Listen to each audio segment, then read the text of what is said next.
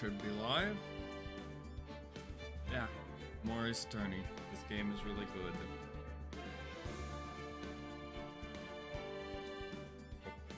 Yeah. Yeah, I really like this game. I am probably just going to be streaming this like every single day until I finish it. Every day I'm not busy because I was busy yesterday. Unless I can pull up Stream Manager.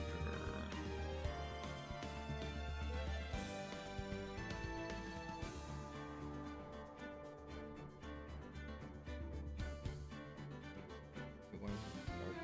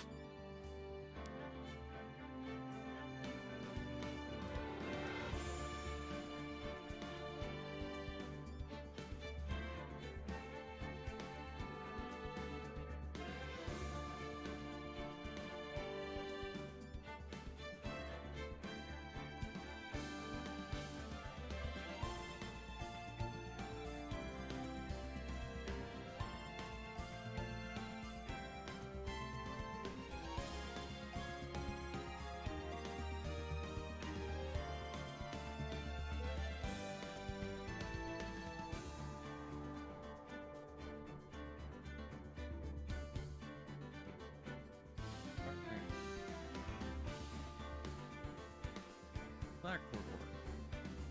Where's the other end of it?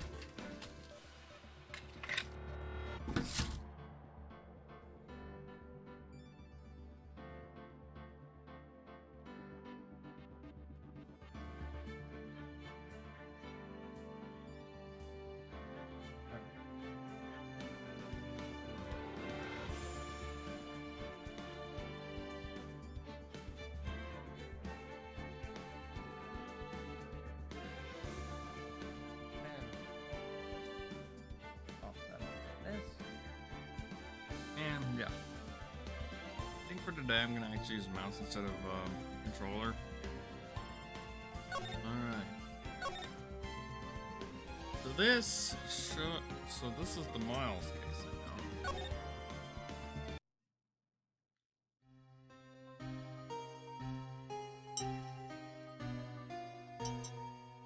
It's been what, 15 years? About that, yes. 15 years is a long time to wait.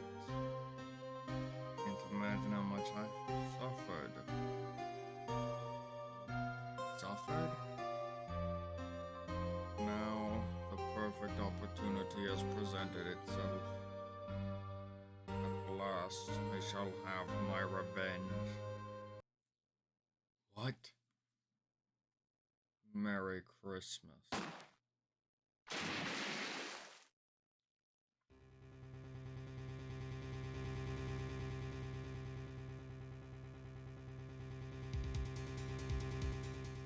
Now,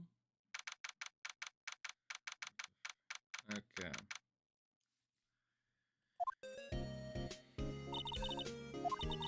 Hey Nick, do you know if there are any good waterfalls around here? Waterfalls? Or I ask why? Done, Nick, isn't it obvious? In a waterfall to stand under, preferably a freezing one. Oh, is that part of your spirit medium training? Of course, except I've been slacking off lately. I need to brave the elements and be forged anew into the rushing spring waters.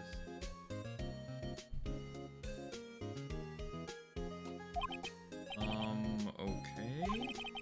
I don't know about any falls per se, but Gourd Lake is pretty close. Oh god, sorry, but them's the breaks. Can you just take a cold shower or something? Good idea! So much for rushing spring waters. Next in the news, a large unidentified animal was sighted at Gourd Lake. The town is buzzing with excitement. They're calling it Gordy, and in tip of that to Nessie, the Loch Ness Monster.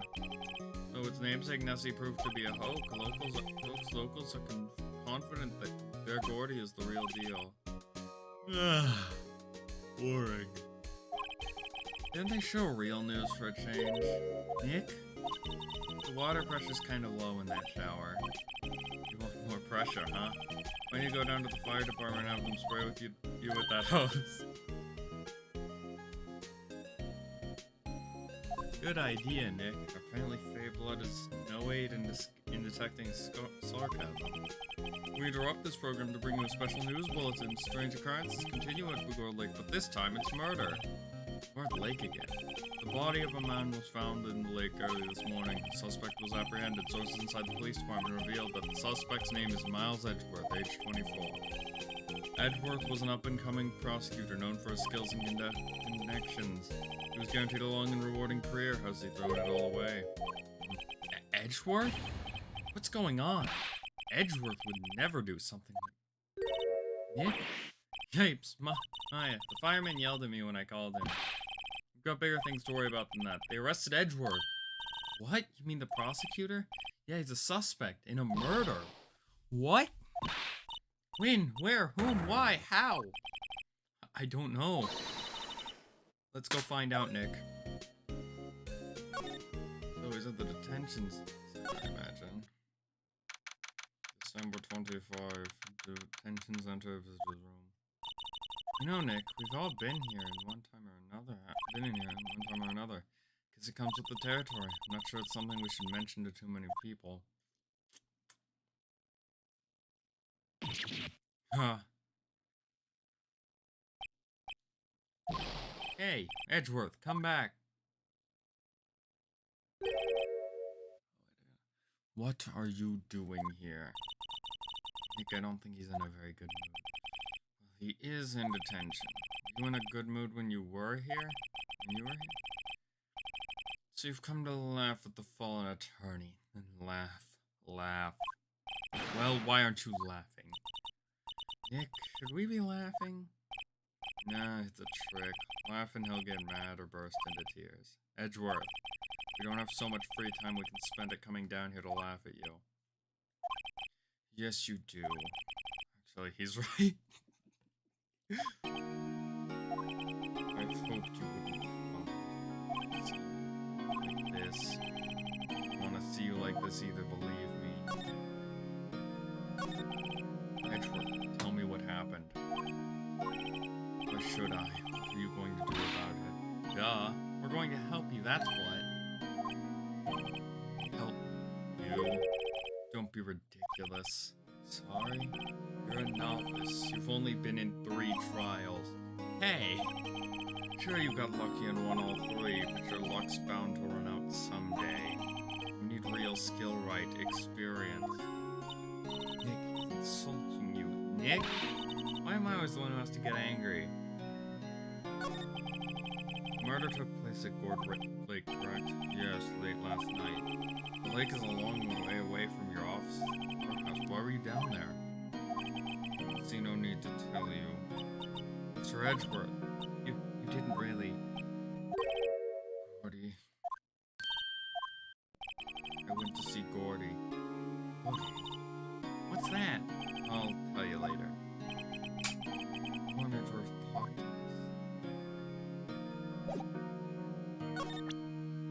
I'm a lawyer.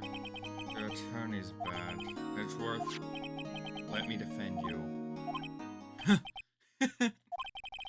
Good one, right? I'm not that hard up, not yet. What do you mean by that? Me, just a wet behind the ears lawyer with only 3 trials under his belt, never... What? The case is near hopeless, right? Every defense attorney I've talked to has turned me down. What? Simply put, they were afraid they'd lose. It occurred to me that it might be my fault that they lacked confidence. After all, I did get every single one of their clients declared guilty. I don't believe it. Regardless, I don't want you involved in this. You in particular cannot ask to do this.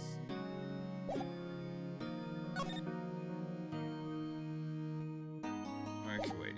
Can I just... Okay, there's no... Edgeworth, this is really hard for me to ask, but you didn't do it, right? Think what you will. I have only one request. Stay out of this case. Why? But Nick is trying to help you. I know that. I don't want your help, okay? just go away and leave me alone.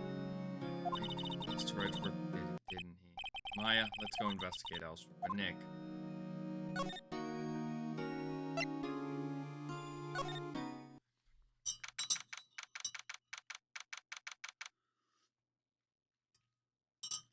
December 25th, Gourd Lake Park entrance. This is where it happened? Yeah, Gourd Lake is in the middle of this park. See some police walking around and they're questioning people, probably.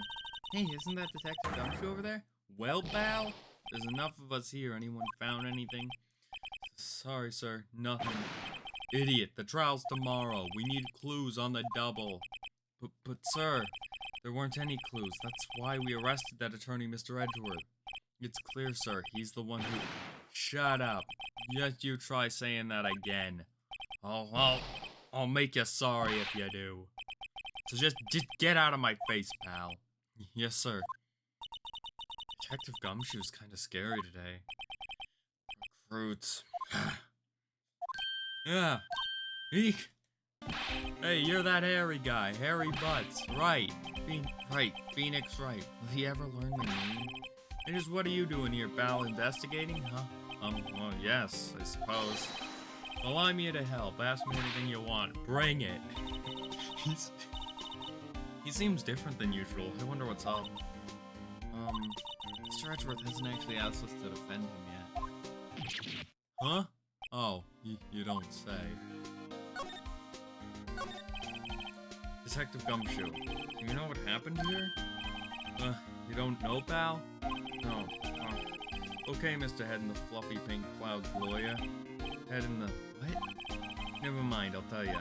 It happened last night, about 15 minutes after midnight. There was a boat out on Gourd Lake. In that boat were two men. One of those went and shot the other with a pistol. And the shooter was Mr. Edgeworth? A cop who arrived on the scene arrested him. How did they get there so fast?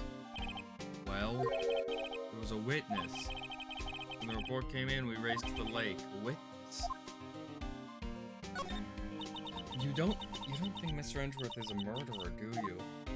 Absolutely not. It's impossible. I don't care if there's a witness either. I don't believe a lick of it. Right, who cares what the witness says? I care. You really believe in him, don't you, Detective? Of course I do, but the police are pretty sure he's the killer. Nobody's even really taking this investigation that seriously. After all the help Mr. Edgeworth has been to us, hard to imagine that no one's standing up to take his side. Well, at least you are, Detective, at least you are. Is it true? No one will take Mr. Edgeworth's case? Yeah, he's a bit of a celebrity. If you defended him and lost, your reputation be sure to suffer. What's more, the case against him is, well, it's pretty solid. I suppose it would be if they have a witness. Hey, pal, don't tell me you're going to turn your back on him, too. Remember the Steel Samurai case? Mr. Edgeworth helped you get your client declared innocent. I know. I went to Edgeworth. Tried. He really doesn't want us to represent. Especially not us, he said. What? Well, that doesn't make any sense, pal. You should have heard him talking about you after that trial. He kept saying, right, over and over. Nick? Not sure that's a good sign, neither am I. Why wouldn't he want your help? Don't get it. Who was the witness? Very sorry, pal, that's confidential. Anyway, the witness saw everything, apparently. I'm sure they'll turn up at the trial tomorrow. Was there only that one witness? Yep, it was pretty cold out on the lake last night, and it was Christmas Eve after all. Still, we're being thorough. You never know when you're going to turn up another witness. That's why we're here today, checking things out. So far, we're coming up empty. Oh, it's Christmas today. I forgot. What are you getting me for Christmas, Nick? Talk to Santa. Detective Gumshoe, sir. What, find something? No, sir, not yet. But there was a call from the precinct. They want to hold an investigation brief. A briefing? Right, I'm off. Oh, sorry, pal. I got you hurt. Gotta go. Any last things you want to ask me before I head back? The autopsy report? Oh yes, do you have any information on the victim? Sorry, I haven't worked up the autopsy report yet. I'm still waiting for it myself. Actually, say, if you get the time, drop by the precinct. You can talk more there, pal. You're not coming back, detective? Probably not, pal. But what should we do if we have something to talk to you about? Alright, here, I'll show you how to get to the precinct. Come down and see me anytime. Now I know how to get to the precinct. Oh, hey, Detective Gumshoe. What? We'd like to take a look around the park. Can we walk around? Yeah, no problem, pal. You got my permission. You know, Nick, I think there's something to be said for talking to people when they're busy. Yeah, they don't have time to think about not giving you information. Right, let's get investigating.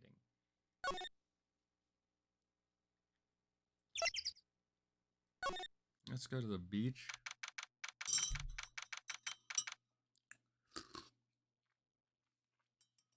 December 25th, Gourd Lake Public Beach.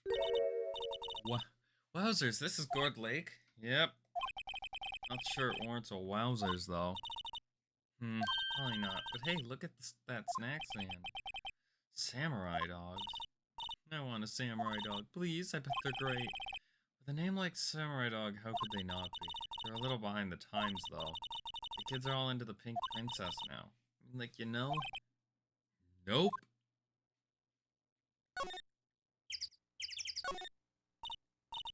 Oh, Gourd Lake is really big. Yeah. Say, Nick, why is it called Gourd Lake? Oh, well, a long time ago, they used to grow gourds here. Whoa, no way? I'm sure it was because the lake looked like a gourd when viewed from above. You know, like an hourglass shape? It's actually shaped like a gourd. Well, it is shaped like a gourd, actually, but that's just a coincidence. Oh, okay. Wait, no.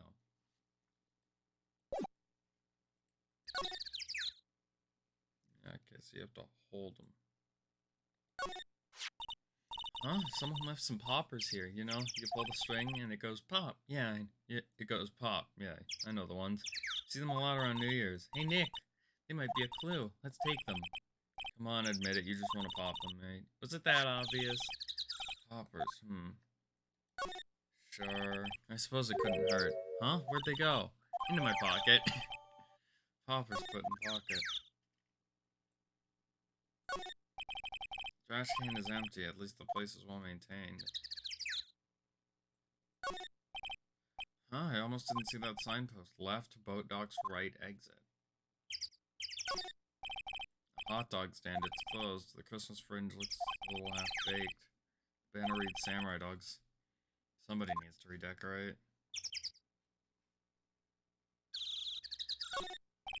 A lineup of plastic benches. I guess the idea is you buy a dog and eat it here. I don't know anyone would sit here and eat on a day like this, except maybe Maya, if she had a samurai dog. Nothing suspicious about the trees. Okay.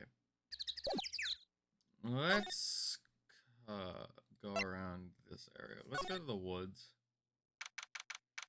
December 25th, Gourd Lake Woods. I like it here, Nick. Look, someone's camping. They've got guts camping at the scene of a murder. Hey, Nick. If they were camping here last night, they might know something about the murder. That's true. Good call, Maya. Let's go talk to them. I want to examine some things first. Like, they clearly can't read. The sign says no camping. Funny place to pick your tent. Wait, what if the sign said no setting tents on fire? I don't think they have signs like that. Oh. I don't think that's illegal in specific spots. I think that's just generally illegal. Well, actually, I think if it's your own tent, you can set it on fire all you want. Maybe not here, though.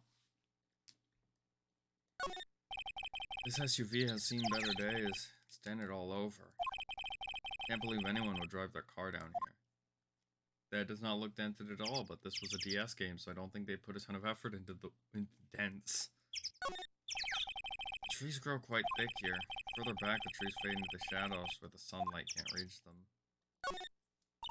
Hey, Nick! What, don't tell me you're hungry again. No, no. I was just wondering, why are camping pots and pans made of aluminum? They didn't talk about that in any of the law books. There's no law saying they have to be made out of aluminum then. I'm not having this conversation. It's because it's lightweight. Oh, that's gonna be a piece of evidence. The fact that they're using aluminum pots So they're going to be too light to be used as a murder weapon or something. Aluminum's lightweight, that's why you use aluminum pots. There's food and some magazines on the sheet. It takes pretty tough skin to camp this cold. Also, a lot of the time camping equipment is made out of not aluminum but cast iron, which is heavy, but it actually is good for fires. Might actually turn on some text box transparency. Actually, that's good. But yeah, typically camping equipment's made out of, I guess it depends on the type of camping trip, but a lot of the time you use cast iron because cast iron's very good with heat. Because, like, if you have a really good fire going, you can actually melt aluminum. Aluminum has a relatively low melting point compared to some other metals. So, it's unlikely that you'll melt it with a fire, but it's possible. But I guess if it's just a small fire like that, and if you're an intense camper, you're gonna know how to make a fire that's not too hot, so makes sense. It takes pretty tough skin to camp in this cold.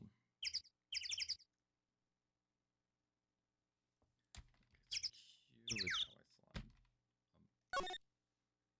Pressing the Q key did not work.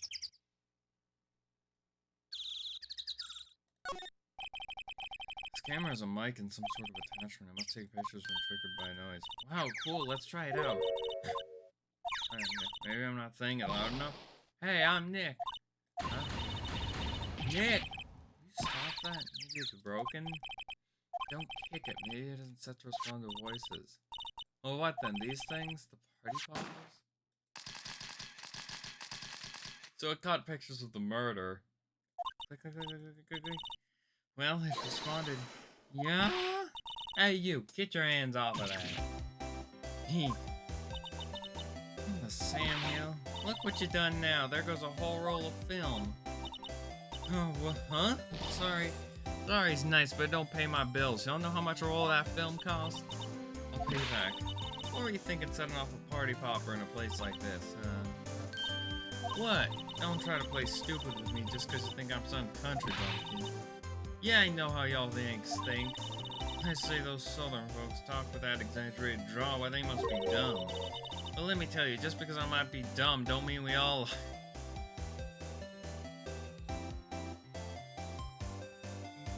I'm not dumb because I'm southern. I'm just dumb. Don't mean we all... Nick Helm? And who are you now, her chaperone? Yeah, no, rather, we're sort of friends. Just figure out what y'all are gonna say and say it for bejesus's sake. God, I'd rather sit through one of Papa's drawls than listen to you stutter all day. Oh boy. Guess we should pay her for that film. Watch it. Yes, ma'am. Second thought I'll pay later. I'm really sorry.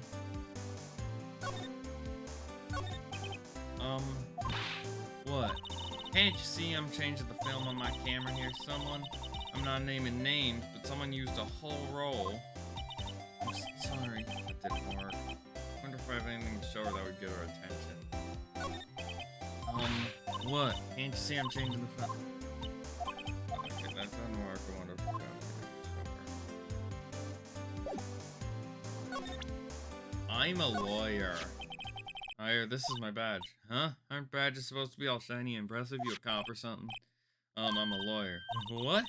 Y'all ain't gonna try and pull one of them lawsuits on me over that film now, because I'll have y'all know I'm a fighter and I wrestle meaner looking things than you. No, that's not it at all. We're here investigating a murder that took place here on the lake. A murder? Sounds cool. Why didn't y'all say that in the first place? Go ahead, ask me anything you like. Finally, some cooperation. You too, y'all can come out of hiding now. I won't bite hard. What to think of it, where did Maya get to? Sorry. I was feeling a little overwhelmed, the culture gap and all. Never you mind, honey. I can talk yank for you if it pleases you. Thanks, I think it'll be okay. Great then, I'm Lotta Hart. But y'all can call me Lotta. I'm here photographing meteor showers for a research project. Mighty pleased to meet y'all. Why do meteors sound like gunshot? Oh yeah, when was that murder anyway? I ain't seen much television lately. It happened late in the night on Christmas Eve. That's so Christmas Eve, man on a boat was shot. Did you see anything? Well, let me see. A boat, you say? I reckon I might have seen one, not sure though. Y'all gotta remember, I've been washing this here lake for a good 3 days now. I've seen enough boats to choke a mule. Kinda hard to remember which I kinda seen. So what is it you do, Lotta? Huh? Me? Y'all don't really want to know that, do you? Actually, I'm a research student at Country U, right in the heart of the heartland. Wow, neat. Nick, she's a research student at a university, Country U. So I hear. So when did you come up here? Huh, let me see. I guess it was about 3 days ago. What are you photographing? Didn't I tell you already? Meteors, yep, meteor showers. Fucking stars. That's quite a camera you have there. Y'all better know it. German made, a genuine soul engine. Isn't that where they make the knives? So what's the device you have stuck to your camera? Huh? Device? I opened settings on accident. Camera went off all by itself. Fired my party popper. No, that mic triggers the shutter whenever it detects certain sounds. It's programmed to pick up loud noises right now. Programmable camera. Neat. Londa's camera added to the court record.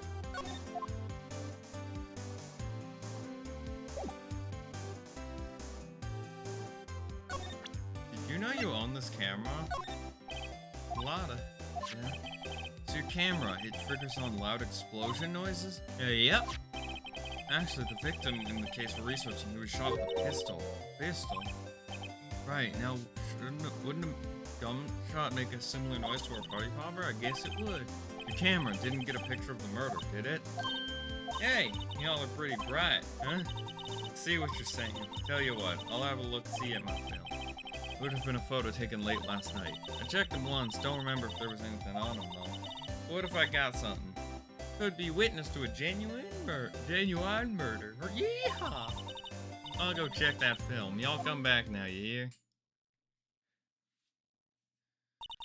She went inside her SUV.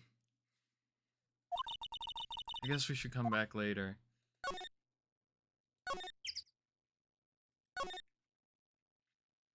Let's go to the boat rental shop. This is where the actual witness is, isn't he? Or she. Nick, what is this place? A boat rental shop. Closed for Christmas, it seems. I guess a murder taking place on one of those boats wouldn't be good for your business either. Boats? I've never ridden on a boat. Really? Well, how about we go on one when this trial is finished? Hey, good idea, you bet. Examine. Oh, there's no slide, so.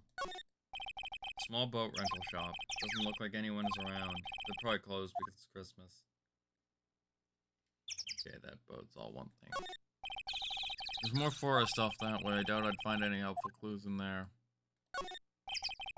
There's some boats floating at the dock. Was one of these boats used in the murder, I wonder? Nick! Huh? I changed my mind. I don't really want to go for a boat ride.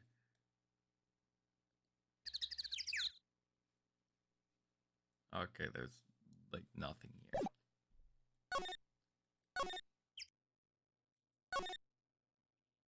I doubt she's done with what she was doing yet. Also, how many pictures do you randomly get of loud explosions? And I guess if the meteor shower is happening, and also how can you hear a meteor shower from here?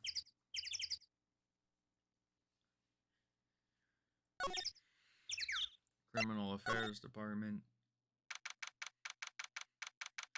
Hey, look. December 25th, Police Department, Criminal Affairs. Guess Detective Gumshoe is still in that meeting. Hey, thanks for coming down, pal. Detective Gumshoe!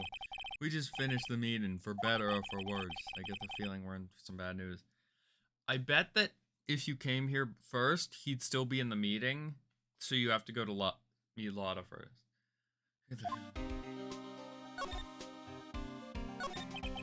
Do you know anything about the victim yet? No, still can't ID him. Mr. Edgeworth said anything? Not a word. How did the meeting go? I can't tell you, pal. You're a lawyer. True. You know, I don't know what to believe anymore. Sure, Mr. Edgeworth's human like you and me. Still, I get the feeling that if he'd done something wrong, he wouldn't go hiding it. It's just the kind of guy he is. Why can't anyone else see that? So they think Mr. Edgeworth did it. Well, the trial's starting tomorrow as scheduled. See. Hey, in the end, you did tell us about the meeting. Don't go telling anyone else about it. Yes, sir. And do me a favor. Stand by Mr. Edgeworth. He needs help and you're the ones to help him. I'm sure he's got some reason why he won't talk to us. Thanks, Detective Gumshoe. Detective Gumshoe, how come you trust Mr. Edgeworth so much? Well, I think that was obvious. We got a strong working relationship, us two. We trust each other and that's how it works. Working relationship? See, Mr. Edgeworth always gets his defendants declared guilty every time. Yeah, his methods might be a little extreme at times, but there's a reason. He trusts our investigation, see? He trusts us to get the right man. That's why I work extra hard, pal. We've got to earn that trust he places in us. I see. Mr. Edgeworth is a man you can trust, and you have my word on that. I was wondering, did you ever get that autopsy report? Oh, that? Yeah, I made a copy for you. Wasn't he shot at 12:15 a.m.? So, thank you. Nick, huh? Can you show me that photo of the victim? That face. Someone you know? I don't know. I just have this feeling that I met him somewhere a long time ago.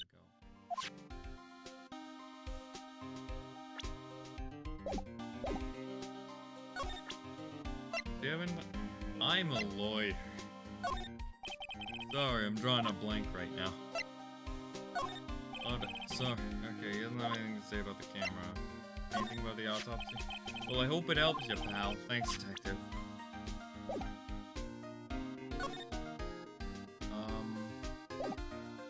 I'm going to examine some things. Hey, is that the police department's mascot? That's the Blue Badger. It was my idea. I made it. It's my mascot. I see. How nice. I'll get him a signed mascot of the Criminal Affairs Department if it's the last thing I do. Good luck. Must be the chief. His glitch was confused. What? Gord Lake? Gord, he said it. I don't believe it. Could be reading something more important. I don't think there's really anything here that's important.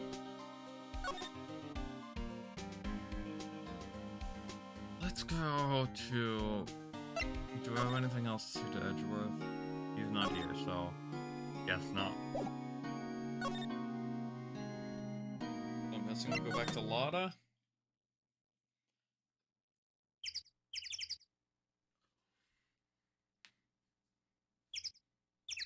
Move. Guard Lake. Public Beach.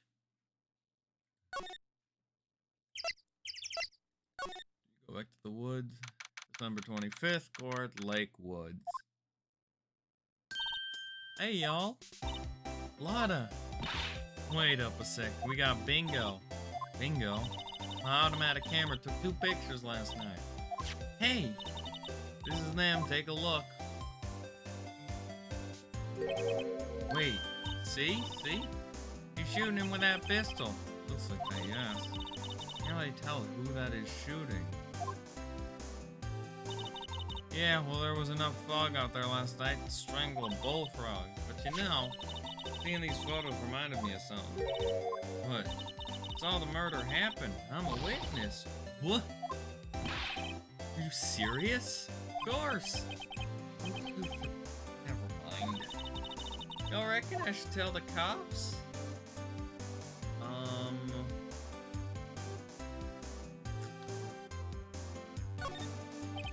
I reckon so.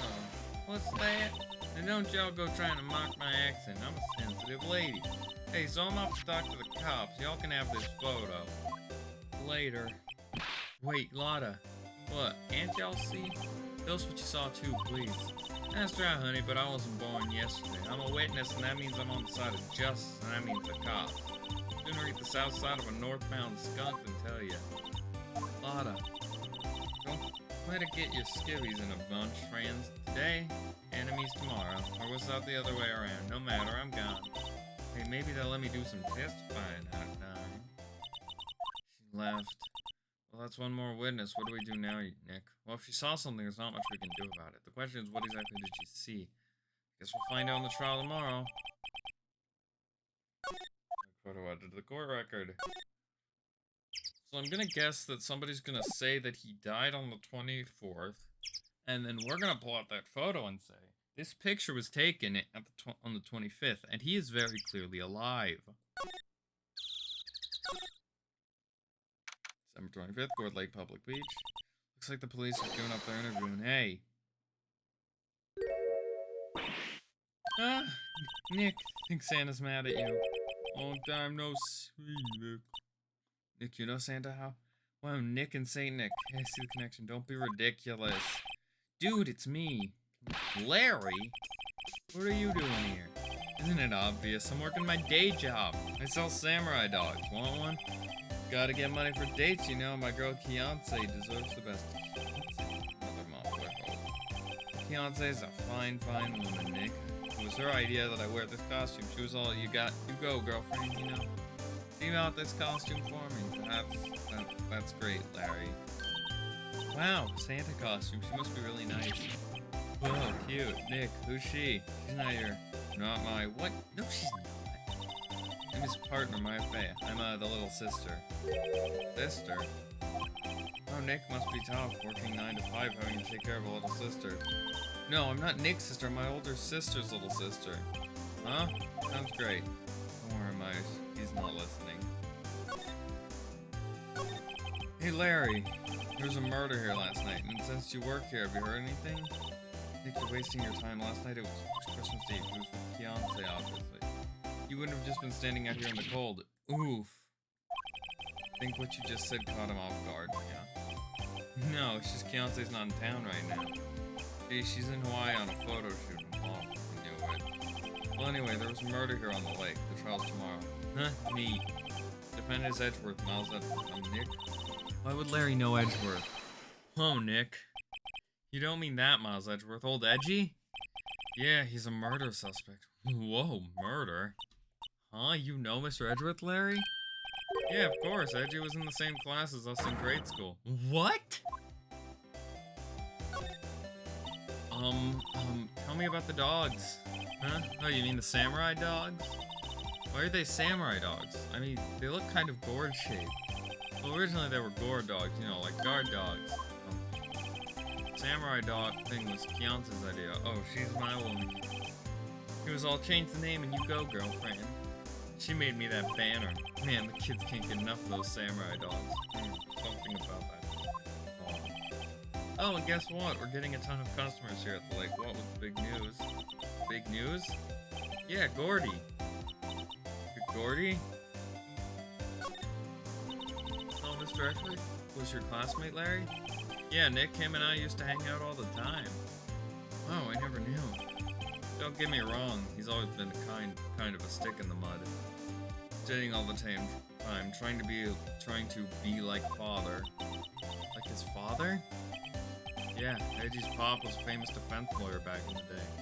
Wow, wait. You said defense lawyer. Yeah? Wait a second, but Mr. Edgeworth is a prosecuting attorney. What? Edgy's got a proboscis on his knee? No, he's a prosecuting attorney. That's like the total opposite of a defense lawyer. Huh? Go figure. He always used to talk about defending the weak who were unable to defend themselves. Man, he used to go on and on about man's duty to society and all that. What a bore. I wonder what changed his mind, though. Do you know, Nick? Nick?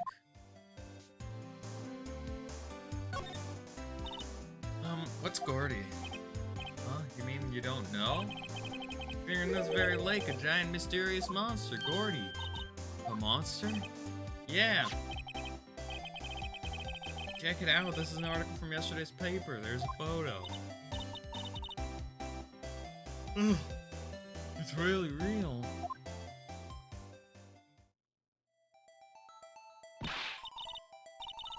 Nick, Nick, a monster, a real monster. That just looks like somebody's hand. Yeah, it's probably just a log or something. Hey, there's a quote here from the person who took the photo. What's this? Set the camera to automatic, and when we got into the frame, I heard a loud bang like an explosion, followed by the sound of something slipping into the water. Wish I could have seen it. Why would there be a sound like an explosion? A gunshot. Larry, can I borrow this article from you? Sure, no problem. That'll be $1 million. $1 million. Grow up, Larry.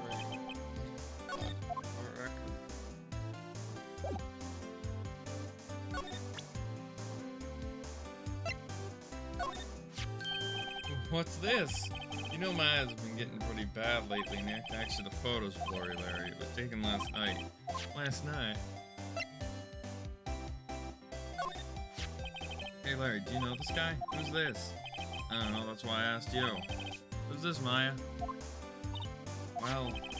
Wait, Maya said she had seen him before, didn't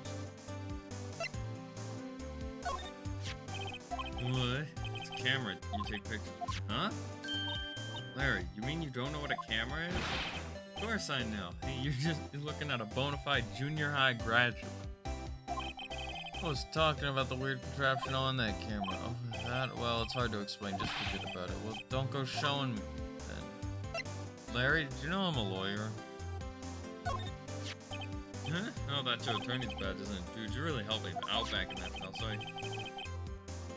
Throw it all in counseling, but you can have all the dogs you want. Really? Larry, if you let her out your dogs, she won't have any left for the other customers. Hey, no problem. That's what makes her happy, you know. How many times do I have to remind you that it was me who got you?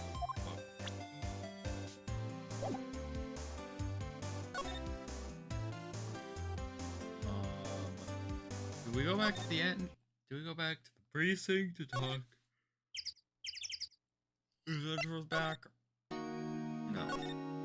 We gotta go see what Lotta did. December 25th, Police Department, Criminal Affairs. Not a gumshoe inside. If you're looking for Detective Gumshoe, he's in the question room. Apparently an important witness turned up. He'll be in there for a while. Lot of heart. It has to be. Uh-oh. Where do we go? The law offices? What is it? Oh, nothing. Just something's been bothering me. Can you show me that autopsy report once more? Hey, I remember now. This guy. He's a lawyer that was at the office Mia worked at. I had him once when I went to hang out with Sis. That office, wait. You mean Grossberg's office? Right, that guy. That was the last name I expected to come up. Maybe I should go talk to him for old time's sake.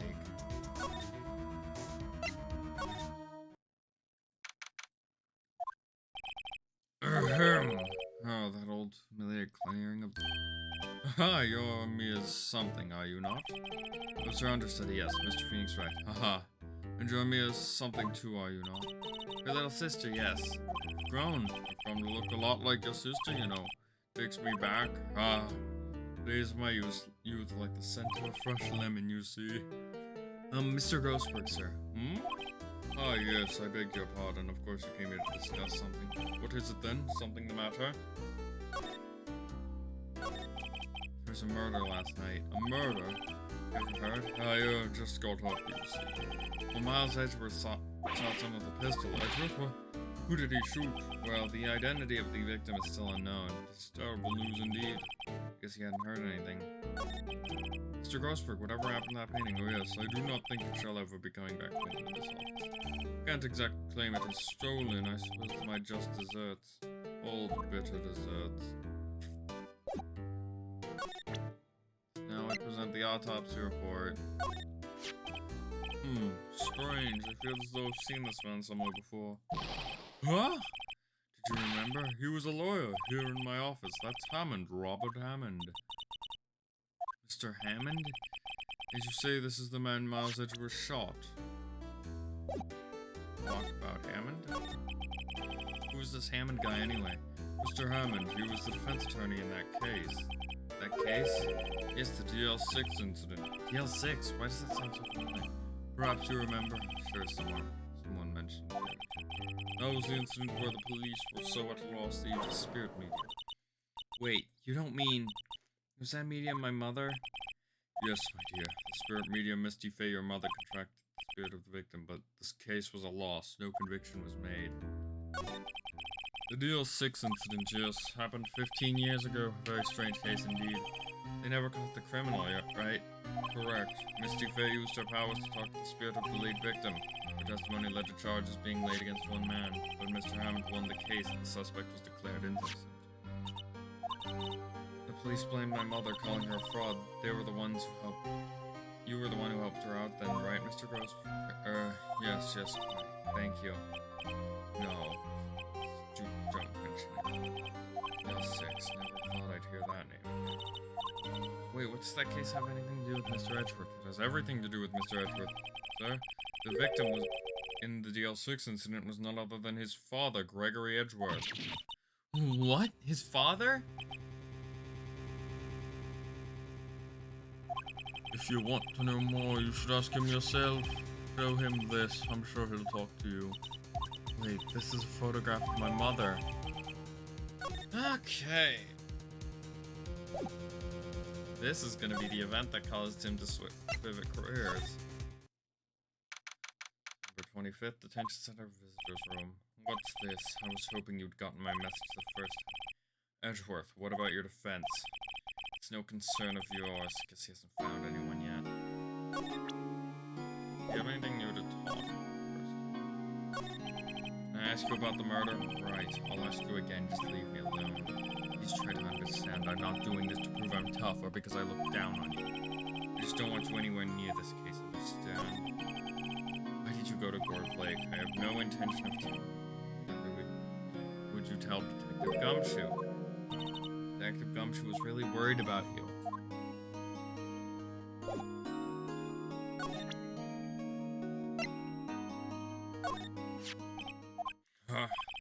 Edgeworth, it's only been a matter of hours since you last visited, but you've made incredible progress in your investigation.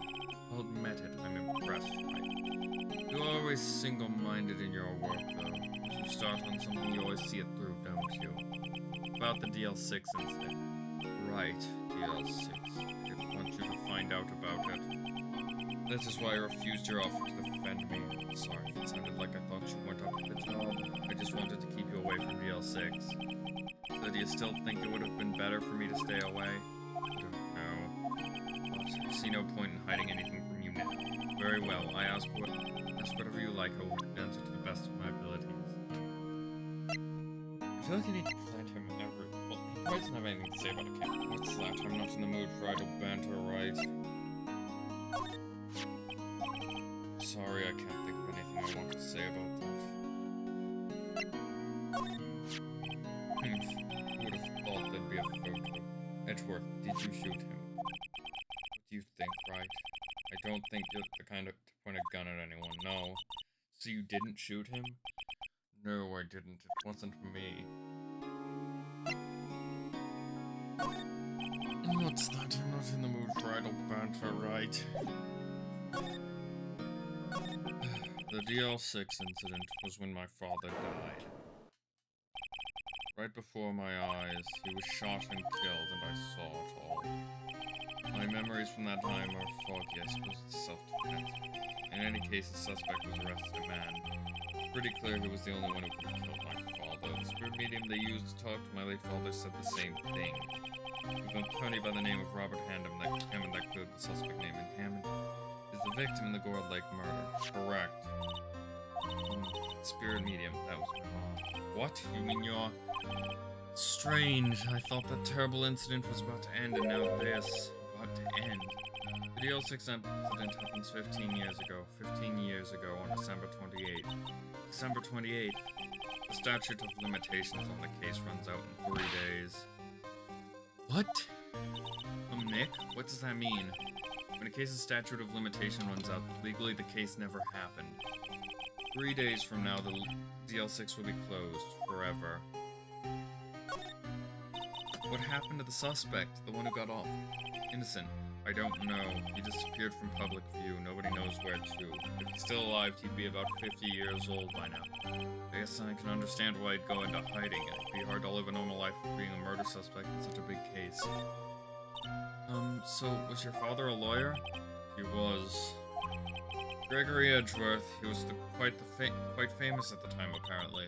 So you were sort of trying to follow in his footsteps? I'd rather not talk about it.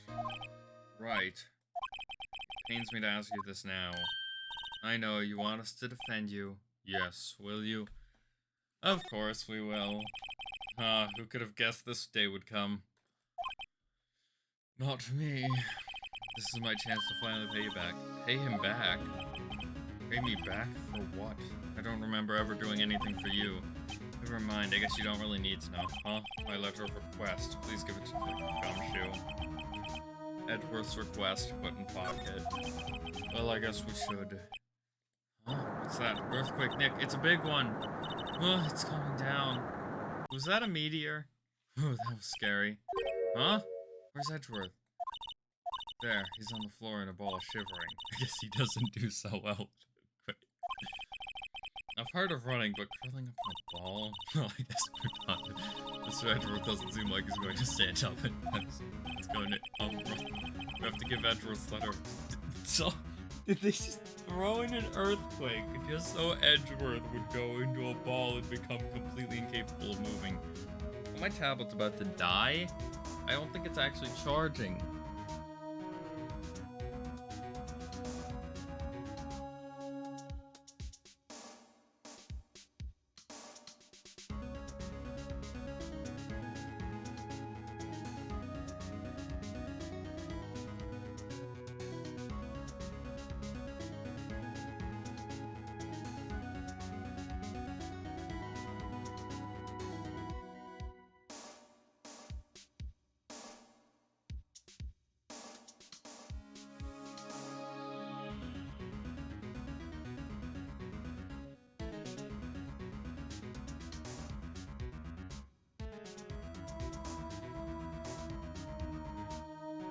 Okay.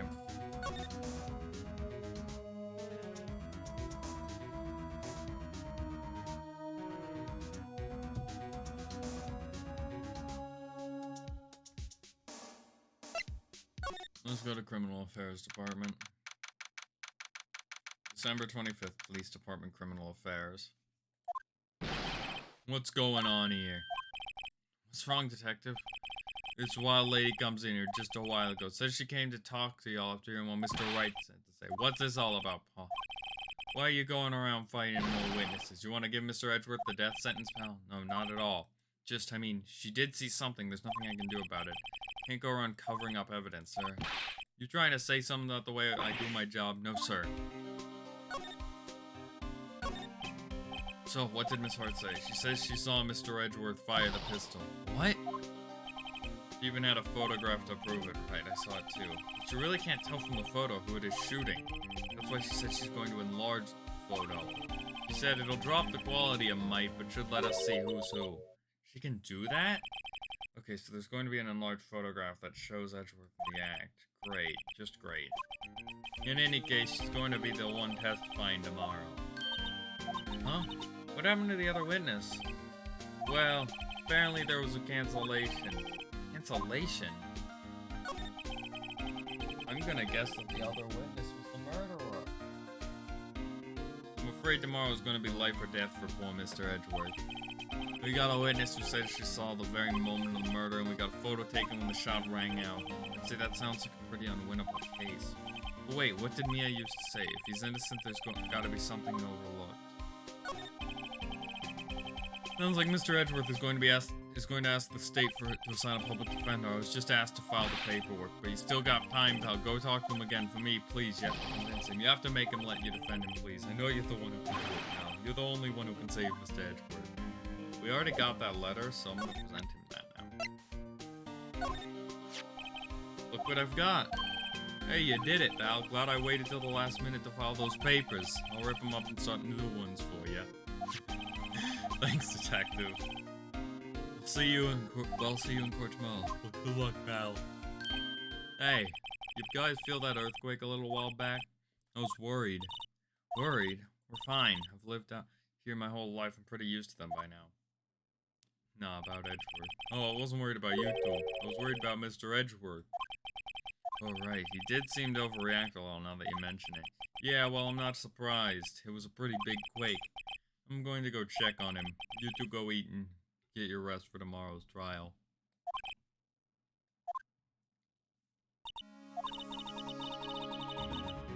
I wonder what it is. I wonder. Was that scared he was in school. And again, I only really got to know him in 4th grade. He transferred to another school after that. I wonder what happened at Edgeworth. Well, his father died. 4th grade would have been... Actually, his father would have died before then. Because that, like, 2nd or 3rd grade kid was 10. It was 15 years ago. He's 24.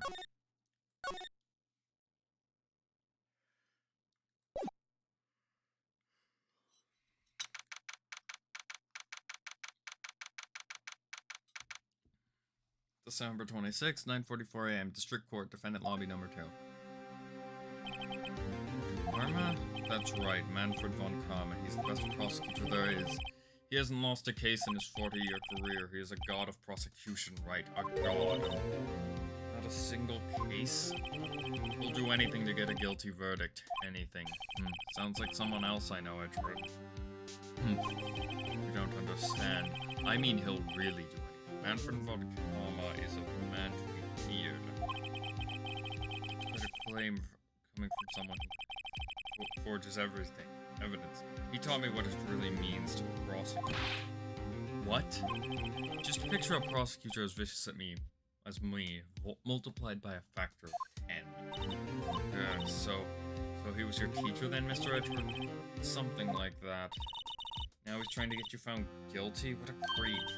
Oh wait, maybe he's planning on losing on purpose to help you out. Not a chance. He hasn't lost once in 40 years. 40 years. He's as ruthless as me times 20. That's pretty ruthless. Like I said, he's a god among prosecutors. I guess that's something like Mia was to me. Speaking of Mia, Maya? You could really be using Mia's help right now, don't you think? Oh, I can't. Sorry, I tried, but I couldn't reach. Couldn't reach? It's because I haven't been training. My powers are weak again. Man, with bad timing. I'm really sorry. I'll try my best. Whispering about... Oh, it's nothing. What's time? Let's head in.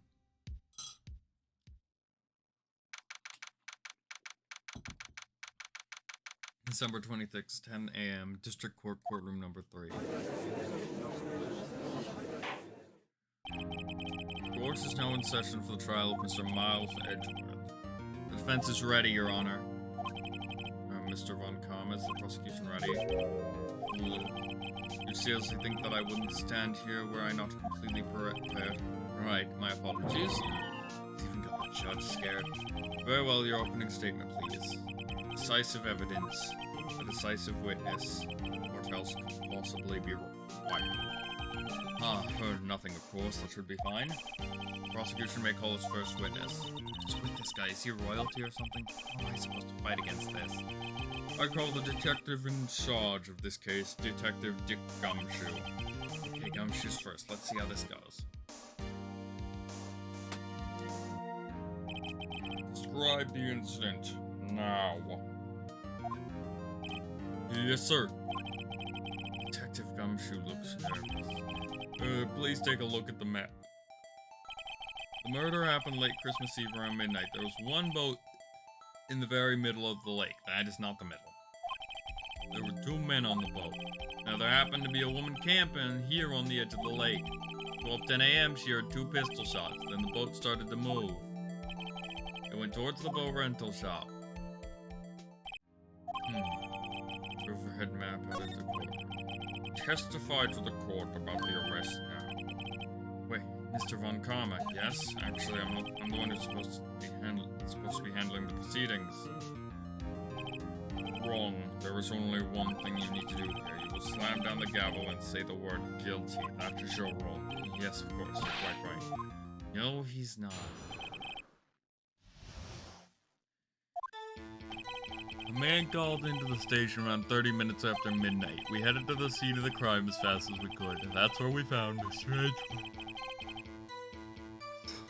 No, I didn't suspect him of anything at all, but the next morning a body was found in the lake, so we had to arrest Mr. Edgeworth.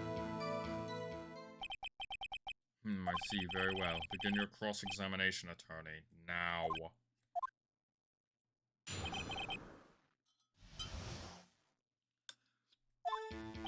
The man called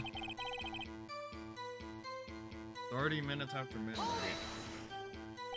You received a call from a man? Yep. You said there was a woman camping there. She was the one who heard the 2 gunshots, right? Correct. That woman and the man who called in the report were 2 different people, obviously. Different people. There were 2 witnesses. Their testimonies were quite similar, however. Today I have summoned the woman who was camping. The woman who was camping bottom. What happened next, detective? We headed to the scene of the crime as fast as we could. How long was it between receiving the report and your arrival at the lake? Well, I'd say it was about 3 minutes. That's pretty fast.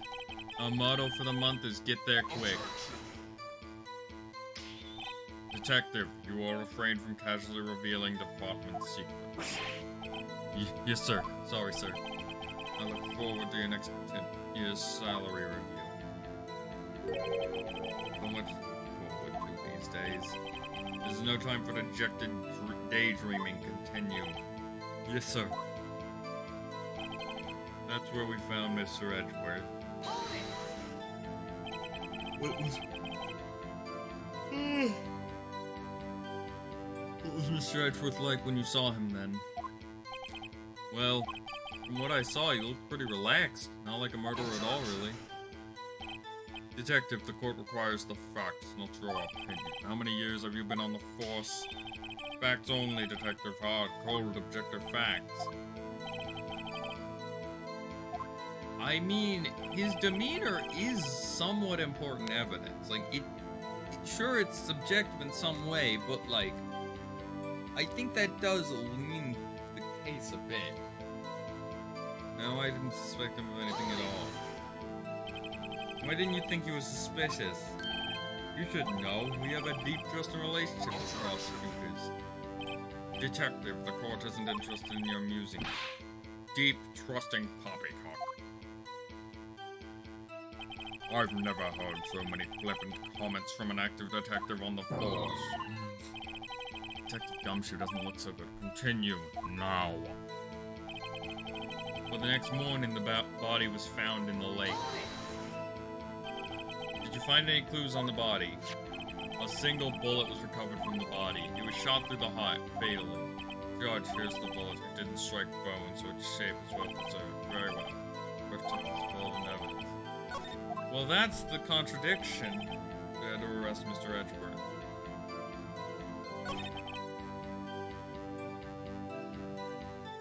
Do I have... Wait.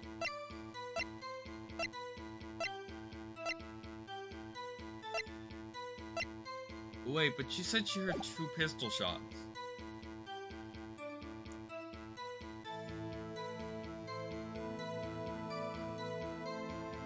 So we had to arrest Mr. Edgeworth. Why is that?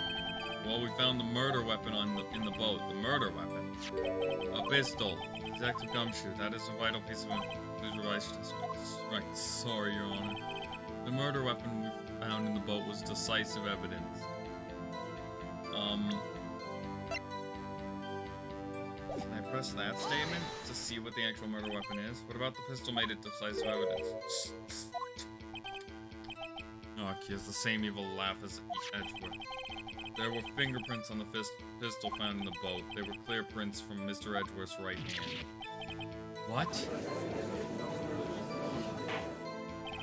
Order. So Mr. Edgeworth's fingerprints were found on the murder weapon? Yes, Your Honor. Judge, this is the weapon in question. Accepted in evidence. Fired 3 shots. We now have the pistol used in the murder, and the bullet found in the body. Detective. Yes, sir? Was the bullet found in the body fired from this pistol? Yes. Ballistic markings on the bullet match the pistol. Hey, Nick, what does he mean, ballistic markings? Shocking to imagine someone here does not know something as basic as ballistic. Nick is glaring at me. Very well, I'll explain. Actually, Judge, you do it. Me.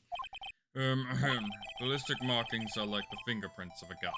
The barrel leaves distinctive marks on each bullet it fires. You can examine these ballistic fingerprints to see which gun fired which shot.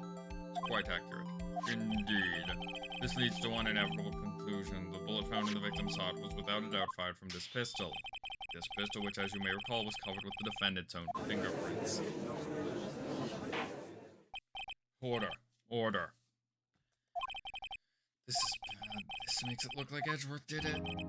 Well, Judge, I'd say it's almost decisive yet. Honestly, I could declare a verdict at this point. However, you wish to hear the witness speak, no doubt. I am somewhat fatigued, so I will take a brief break. I will call my witness after the recess, which will last 10 minutes. Judge, what are you doing? A 10-minute recess now. Wait, just bang your flimsy gavel and get on with it, man. Yes. This court will take a 10-minute recess. Who's running this court anyways? 7:26, 11:09 a.m. District Court. Defendant Lobby number 2. Edgeworth, what's going on here? Your fingerprints were on the murder weapon. And that foggy photo makes one thing clear. The only one who could have shot that man was the person in the photo. True. Was that you in the boat? Yes, it was me. What? But you must believe me, I didn't shoot him. Then who did? I don't know. You don't know, weren't you right there?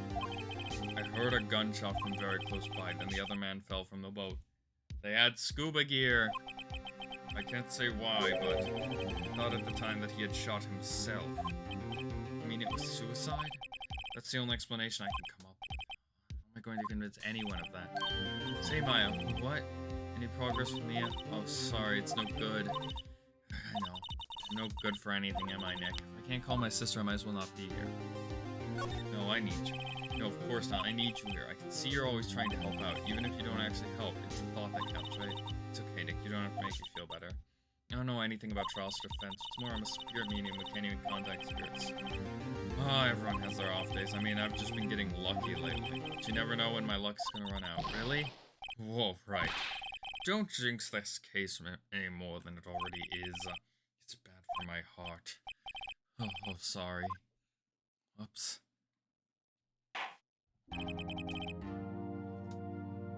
Court is back in session.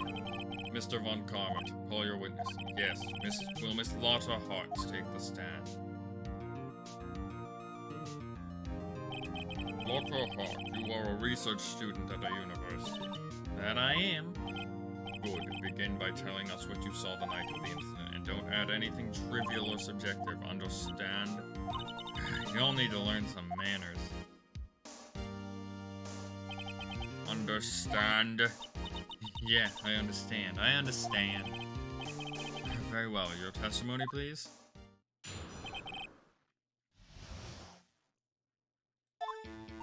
It was Christmas Eve, just after midnight, I reckon. I was in my car. I heard this bang come up from the lake. When I looked out the window, I saw 2 gents in a boat. Then there was another bang. There was nary a thing on the lake but that boat. Enough. Judge, she happened to take a photo of the incident. This is the photo. Very well. This looks like the very moment of the murder. Order. I will remove people from this courtroom if I do not have order immediately. As the witness testified, she looked at the lake when she heard the shot. There were no other boats on that lake, so the man in the boat with the victim must have been the one who shot him. Yes, it was the defendant, Miles Edgeworth. Order. I will have order. Well, Judge. The evidence is decisive. I have very little doubt in this case. Very well, this court has... Wait, Your Honor. I haven't cross-examined the witness yet. Cross-examination. We have photographic proof. This photo's worth 1,000 words, and they all read guilty. You lose. Or you claim to have found a contradiction in her testimony. Very well, if you're off to, you may cross-examine. You will only flounder and ask meaningless questions. You will fail to find anything. And then I will have you held in contempt of court. Nick, contempt of court, you know? I guess I understand. Well, what are you going to do? You really think there was a contradiction? Yeah, the number of shots taken. I think I noticed one little thing. Wow, I'm impressed. Somebody was standing with a sniper rifle at a corner of the lake and shot the trigger to the bullet and made him shoot him. Yeah, bad feeling about this. I understand. I will cross-examine the witness. Very well. I pray for your sake this isn't a waste of time.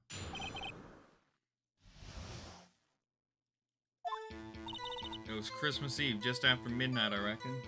That lines up. I was in my car. I heard this bang come up from the lake. When I looked out the window, I saw two gents in a boat. Then there was another bang. I pressed this statement. Were you watching the very moment the shot rang out? Well, yeah, sure. You're asking meaningless questions. Meaningless. Contradictions, Mr. Wright, not meaningless babble. Oh, Karma, I think I hate you. I was trying to keep you from talking to the witness. To what end?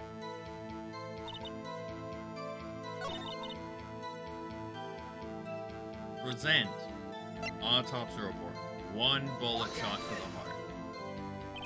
This, okay, wait. There are like 5 things that show that it was 1 bullet or 3 shots were fired.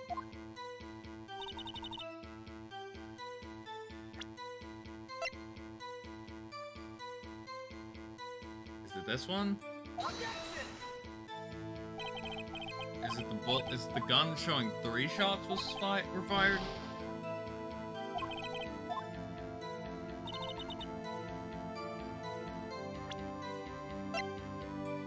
Fired 3 times. Ah, great. It's none of those things. She said there were 2 bangs. Is there anything else that shows this? No. There was an area thing. I'm gonna save that. There weren't any contradictions in there.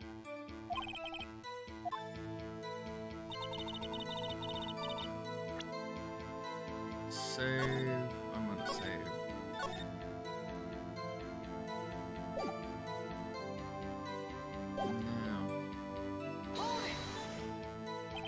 Just after midnight, you say? In other words, it was no longer Christmas Eve, but Christmas Day. Huh? Yeah, well, yes. Here you want to find contradictions, but really, hope our next contradiction is a little more relevant to the trial. I was in my car, I heard this bang come up from the lake.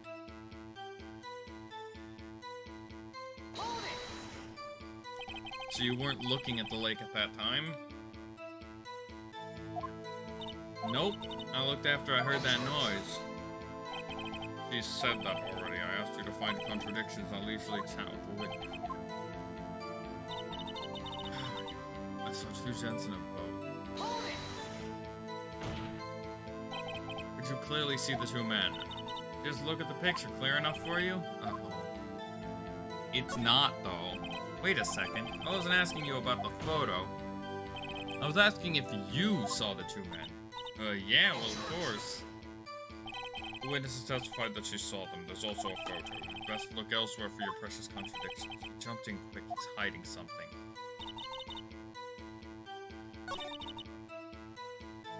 Wait, could I present the photo to show she wouldn't have seen them clearly? Okay, no.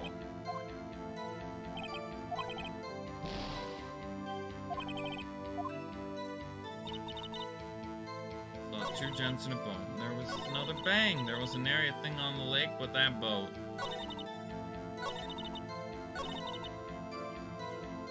Wait, did I present the camera because it would have taken 2 photos and she only gave us 1? Your Honor, what do you think about the... Clearly it contradicts the, I thought. You don't sound right. Is this just one of the ones where I have to just keep pressing until it gives up? Okay. Well. Whoops. The accused will surrender to the court immediately, to be held pending trial at our court within a month from today's date. That is all. This court is adjourned.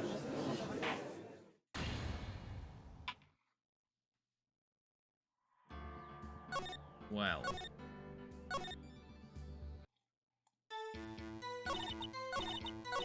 Okay, let's just skip it.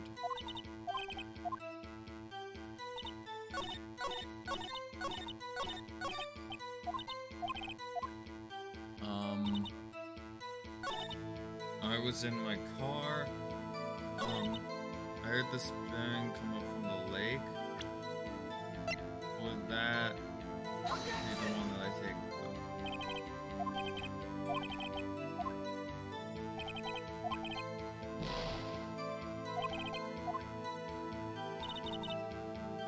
I'm just gonna press every statement.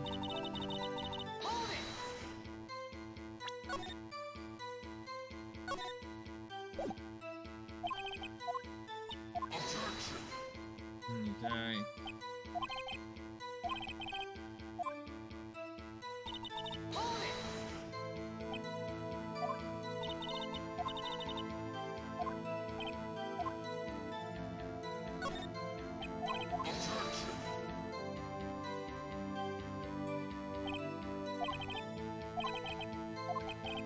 Wait, no, I'm the one. Well, then say it.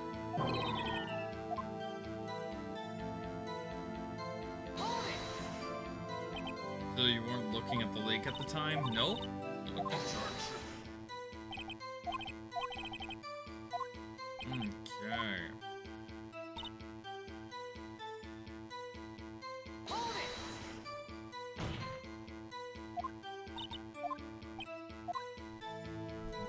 Further. Wait a second, I was asking you about the photo. I was asking you if you saw the photo. The witness testified that she saw blah blah blah. I'm just trying to press everything. I think that's what I need to do. You were asking meaningless questions. Meaningless. Contradictions, Mr. Wright. Not meaningless babble.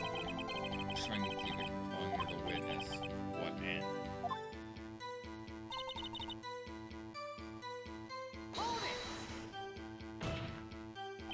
Are you sure about that? Yeah, sure as a country gal can be. That sounds pretty sure.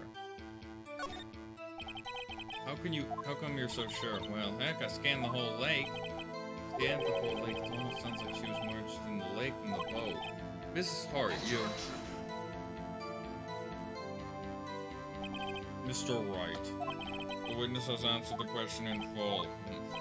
No need for further questions. Objection sustained. Oh, that's what I'm sustained. Yes, of course. Enough. I think we've heard all we need to hear, Mr. Wright. Seems you are unable to find a But, Your Honor, you keep your promise.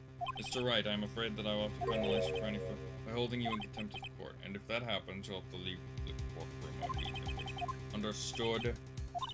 Well, this testimony is fishy, Nick. Real fishy. I know what you mean. If I can't say anything, what can I do? I believe we've covered the evidence system. Then pass your judgment. Very well. Mr. Malzheimer, please take a stand. Whose fault it was that? Who was that? It was me. Something wrong? Do you need to use the facilities? No, I don't. Lotta Hart, your testimony stinks. It's unclear whether you were actually looking at the lake. It's highly doubtful that you actually saw Mr. Edgeworth. Tell us the truth. This is a matter of life or death. Lotta, did you really clearly see Mr. Edgeworth that night? Did you see him fire that pistol? You will stand down. Court does not acknowledge the defense's outburst. Answer me, Lotta. What's the big idea, treating me like some kind of criminal? I saw him, I swear it. I saw Edgeworth. Enough, Rod. Declare the defense in contempt of court. Yes, of course. I'm sorry, but you were warned. Guard, escort Mr. Wright out of the court. He's in court and must leave. No. Wait. I was the one who made the outburst, Your Honor. Nick is innocent. Oh, what's the difference? All that remains is for the guilty verdict to be declared. Isn't that right, Mr. Phoenix Wright? Wrong. Wrong. What? Did you hear what Mrs. Hart just said? She said she clearly saw Mr. Edgeworth. That was not in the testimony. That changes her testimony, and I have a right to cross-examine her again. Order, order, order, order, order, order! You're in contempt of court. It's too late for wild claims. Judge, sustain my objection. I'm sorry, Mr. Von Karma, but I cannot. What? Mrs. Lotta Hart has made a new testimony. Defense does have a right to cross-examine her again, but he's in contempt of court. No, I am. If you're going to arrest someone, arrest me. Very well, Maya Fey, you will leave the courtroom immediately. Nick, I did what I could. You have to do the rest. Good luck. Maya. I care not for this melodrama. Listen well, Mr. Wright. I do not tolerate badgering of my witnesses. I'm running out of time. I'd better find a contradiction here somewhere else. Mr. Wright, begin your cross-examination. Last statement. I saw it clear as day. The man on the boat was Mr. Edgeworth. Press that. Well, what about the other man?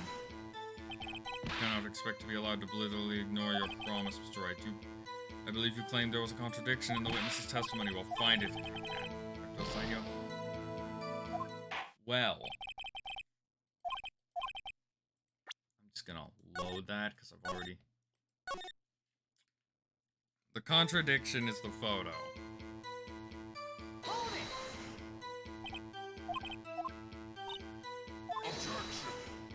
Okay.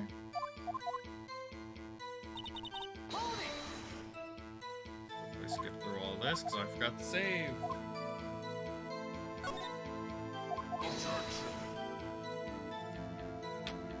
God, I want to punch Von Karma.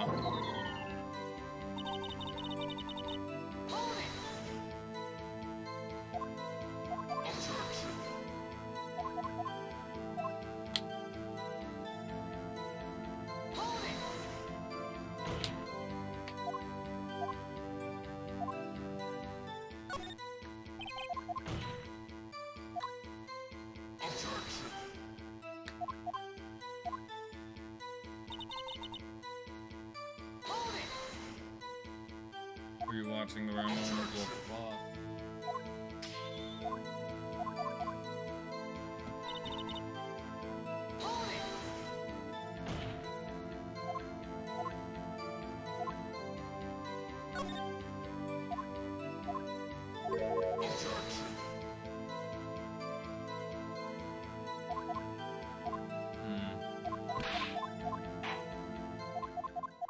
Okay.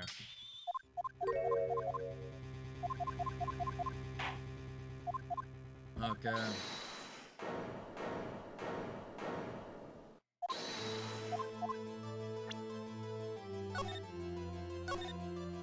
Let's save real quick.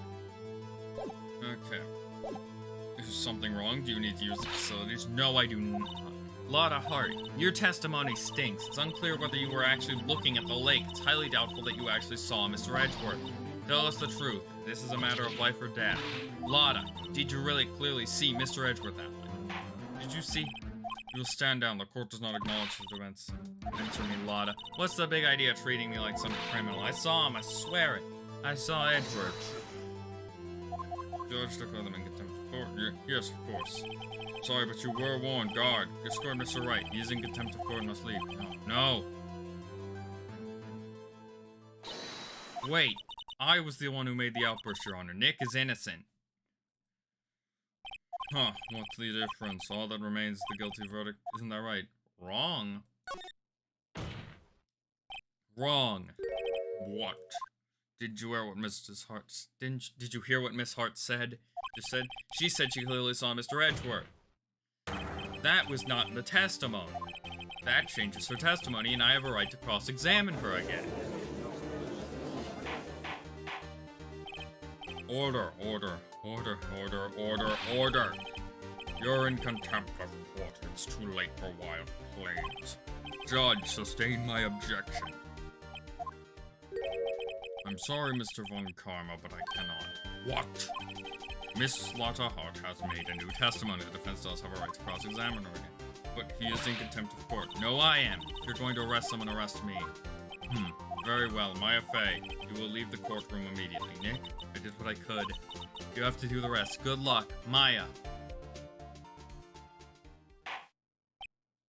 I cannot for this melodrama. Listen well, right. I do not tolerate badgering of my witnesses. I'm running out of time. I'd better find a contradiction in there or somewhere else. Mr. Wright, begin your cross-examination. That last statement. I saw it clear as day. The man on the boat was Mr. Edgeworth. That's not true. You couldn't see it. It was way too foggy. Got you. Got you, Miss Hart, finally. What? You got what? Look at this photo. Look at this photo.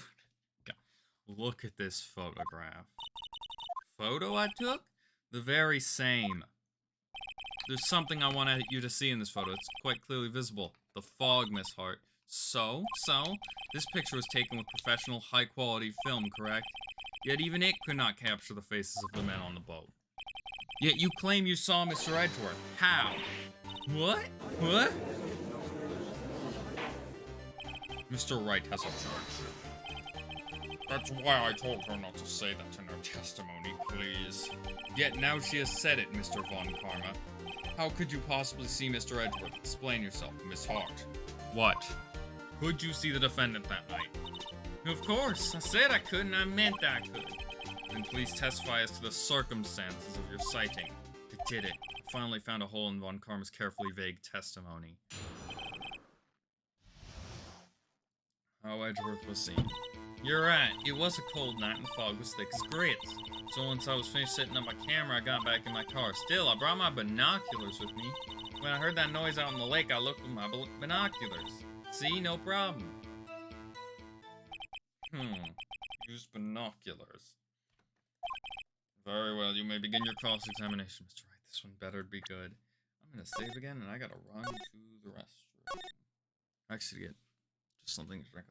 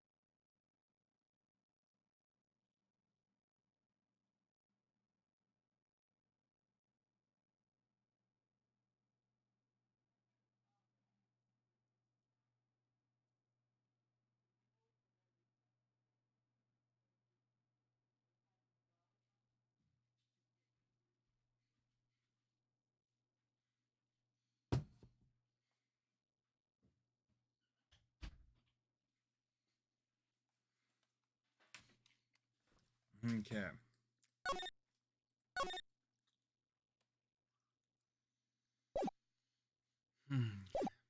This one better be good.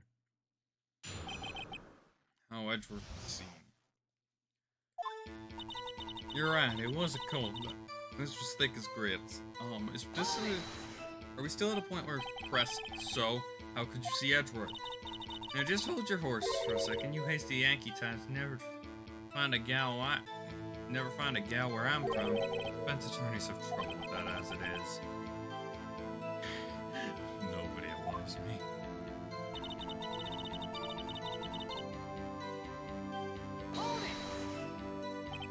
Your camera? Yeah, it's got an automatic.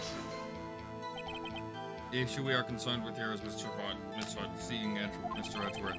The camera has nothing to do with this at all. Projection sustained. Not letting her answer any of my questions. Those binoculars. Yeah, binoculars. Yesterday you mentioned that you were out looking for shooting stars, correct? Well, yeah. Wouldn't you need a telescope, not binoculars for that? Got doubts about your camera too. Was that really to take pictures of meteor showers? Cameras are relevant to this case. You can't say that for certain, Mr. Wright. Is the camera really relevant to this case? If you believe it is, you may continue with this line of questioning. But know this. If you find nothing but this, there will be consequences. Well, Mr. Wright, you wish to press further about the camera? Why was it said to pick up explosion sounds when it's... Make it right. The camera is of utmost importance, Your Honor. It is perhaps the key to this entire case. Therefore, I will continue my line of questioning. Very well, Miss Hart will testify to the court about the camera. Yeah, I hear ya. The camera was set up to take pictures from a meteor shower. Miss Hart, what made you choose that lake to photograph meteors? You know the fog gets thick on that lake. It's not very suited to stargazing. Yeah, well, you see, I guess I wasn't thinking too straight. Mr. Wright, I will not have you badgering my witness because of her challenged intellect. Karma really just said, yeah, my witness stupid as fuck. What you gonna do about it? Now, wait a minute. Continue your testimony. You were saying how it was that you saw Edgeworth. No unnecessary comments, please. When I heard that noise, I looked with my binoculars. If there was a heavy fog, how would binoculars change it at all? What do you mean? Even binoculars can't see through fog, but you say you clearly saw him. I did, yeah. Enough. There is no room for doubt in her testimony. She sounded pretty doubtful. I have to find a clear conscience. I don't care how many von Karmic objections I get. I'm going to find a hole in this testimony for the last thing I do.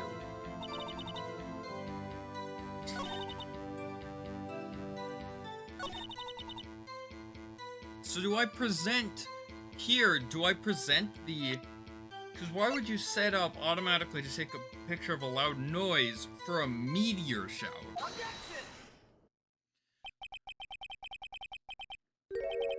You are photographing shooting stars. That's a lie. Say as who? I saw the camera you set up yesterday. It was pointed directly at the lake. You have to point a camera upwards to take photos of the star, Mr. Hart. Mr. Wright, what are you driving? The witness was not at the lake to photograph shooting stars, Your Honor. Well, then what exactly was she photographing?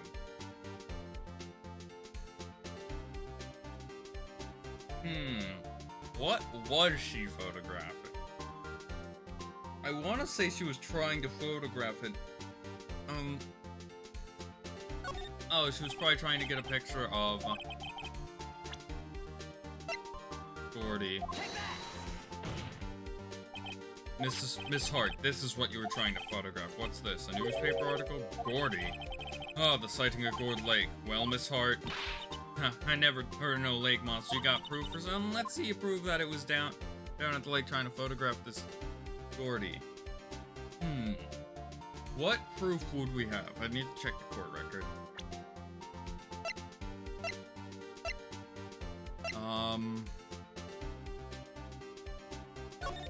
Wait.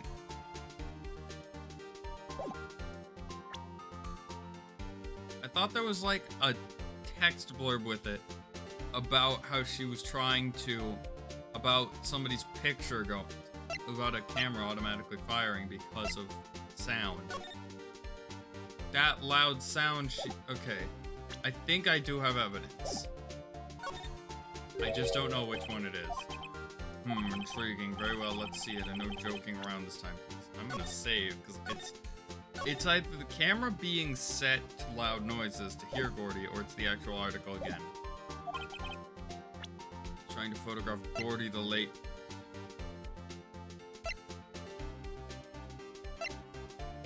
Is it this? The proof, Miss Hart, is your own camera. Your camera was set to take photos in response to loud noises, correct? Thus, this photograph here taken when the gun fired on the lake. And here, this article about Gordy. According to this article, Gordy made a loud noise when it emerged. Well, you were trying to photograph Gordy, weren't you? That's why you had set your camera to respond to loud noises. Order.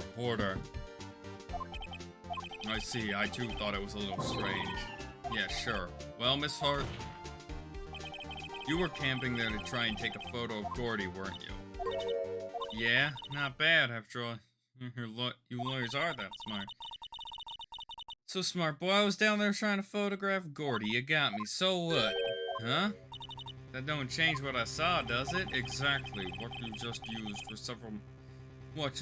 several precious moments of time to prove is nothing more than the witness is an idiot who thinks that monsters exist. Hey! But as she succinctly said, so what? It changes nothing. Not true. You were hiding the whole thing about Gordy for some reason, What could it have been? Whatever, I'm going to... This is Miss Hart. Why did you hide the fact that you were searching for Gordy from the court? Please revise your testimony. Right, fine, I'll testify. I won't change nothing, though. Something will change. It has to, and I'm going to spot it.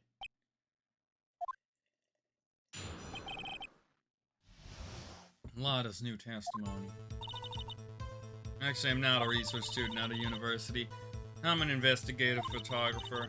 Imagine what scoop I'd get if I got a picture of a monster. That's why I was camping out by the lake. But that's all I was hiding. When I heard the bang, I looked right straight out at the lake. There wasn't much else to look at, so I just watched the boat the whole time.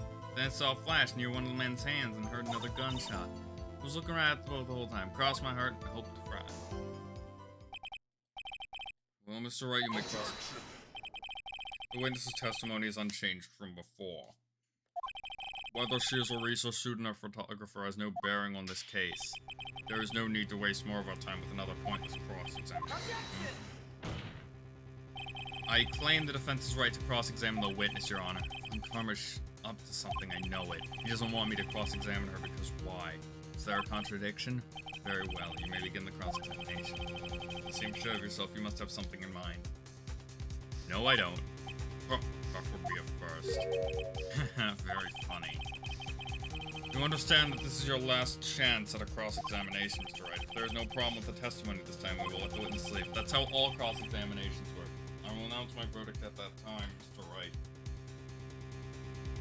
You still could potentially have 2 more days in this case, so I don't think you're announcing just your...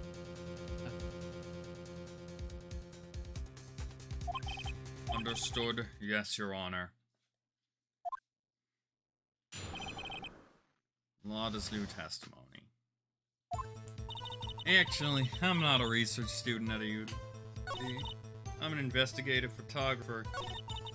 Imagine what scoop it'd be if I got a picture of that monster. That's why I was camping out by the lake. But that's all I was hiding. When I heard the bang, I looked right straight out at that lake.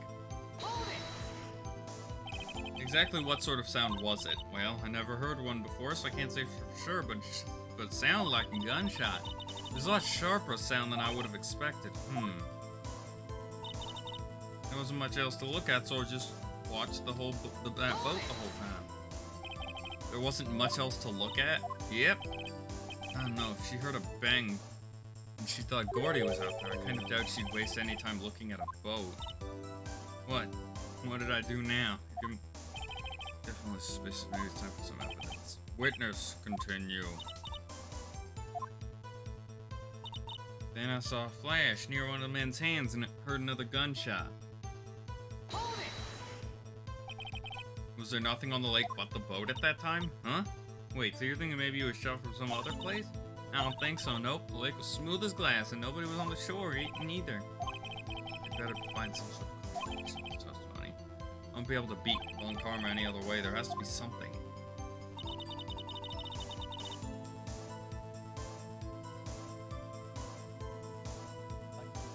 Why isn't this?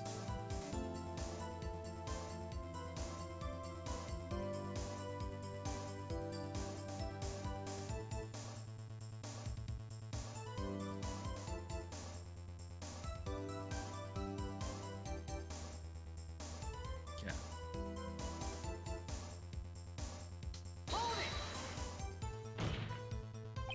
And what manner of person are you? I'm not sure. I'm highfalutin enough to be called a manner of anything. I'm an investigative photographer. An investigative photographer. Yep, you get your photo and sell it to the press. It's that kind of business. Hey, I was taking pictures at my sister's graduation last year. Now guess what? What? There was a UFO just hanging in the sky. A UFO? You know, an unidentified flying object, a UFO? That's when I had sort of a revelation. I knew I should become an investigative photographer. I see, kind of a shaky basis for a career. Imagine what a scoop would be if I got a picture of that monster.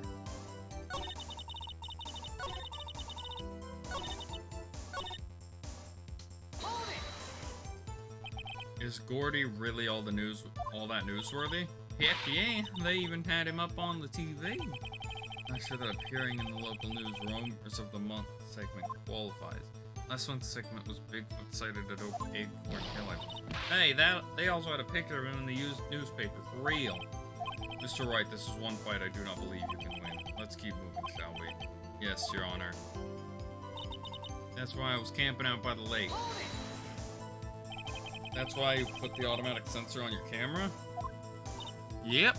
Borrowed it from a university professor. It analyzes every sound it picks up, and when it gets a bang, it snaps a shot. Yep, so how many pictures has it taken so far? The only time the camera triggered was that night. There were 3 shots. Oh. I think it's time you told us why you felt you had to hide your true purpose at the lake. Heck, if word got out what I was up to, the lake could be swarming with competitors. Competitors? Yeah, second-rate shutterbugs trying to steal my scoop. Is that the only reason you were hiding the truth? Well, actually... Mr. Wright, I'll not have you asking questions with no relevance to this case. But if you save one, Carmine, no, you told her to keep quiet. Yeah, she said that out loud. Are we gonna talk about that? When I heard the bang, I looked straight out at the lake. There wasn't much else to look at, so I just wanted to watch that. Wait. When I heard the bang, I looked Exactly what sort of sound was it? I never heard one, but it sounded like a gunshot. It was a lot sharper though.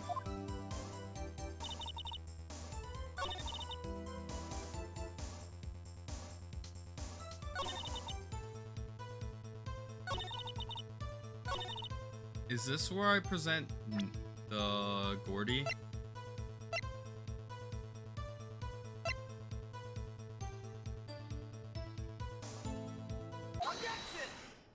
Oh? Miss Hart, were you really looking at that boat? What's with you? Of course I was looking at it. It was the only thing out there. Any normal person would be looking at it.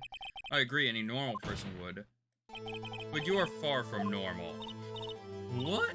You don't want to step over here and say that? You were camping at the lake to take a picture of Gordy.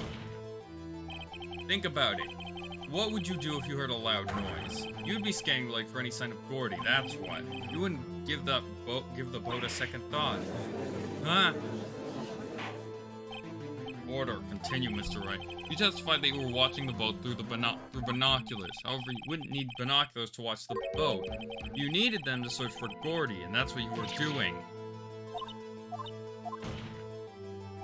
Well, well, now that y'all mention it, I did sort of take my binoculars and kind of scan the lake a bit. I mean, Gordy might be out there and all. Miss Hart, are you saying that you were not watching the boat then? Sorry, y'all. I wasn't fibbing, really. I thought, you know, I could be a witness to a murder and all. I kind of got excited.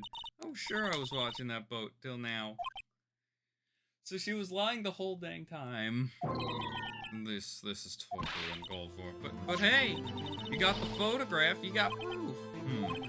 Still, we can't see who was shooting who in this. Right. That's why I took this photo and... Witness, that's enough. You've had a long day. Shut your pie hole. Shut my what? What was she going to say? She took the photo and what? Wait a second. She even had a photograph to prove it. But you really can't tell who from the photo who is shooting. That's why she said she's going to enlarge the photo. She said it'll drop the quality of map, but should let us see who's who.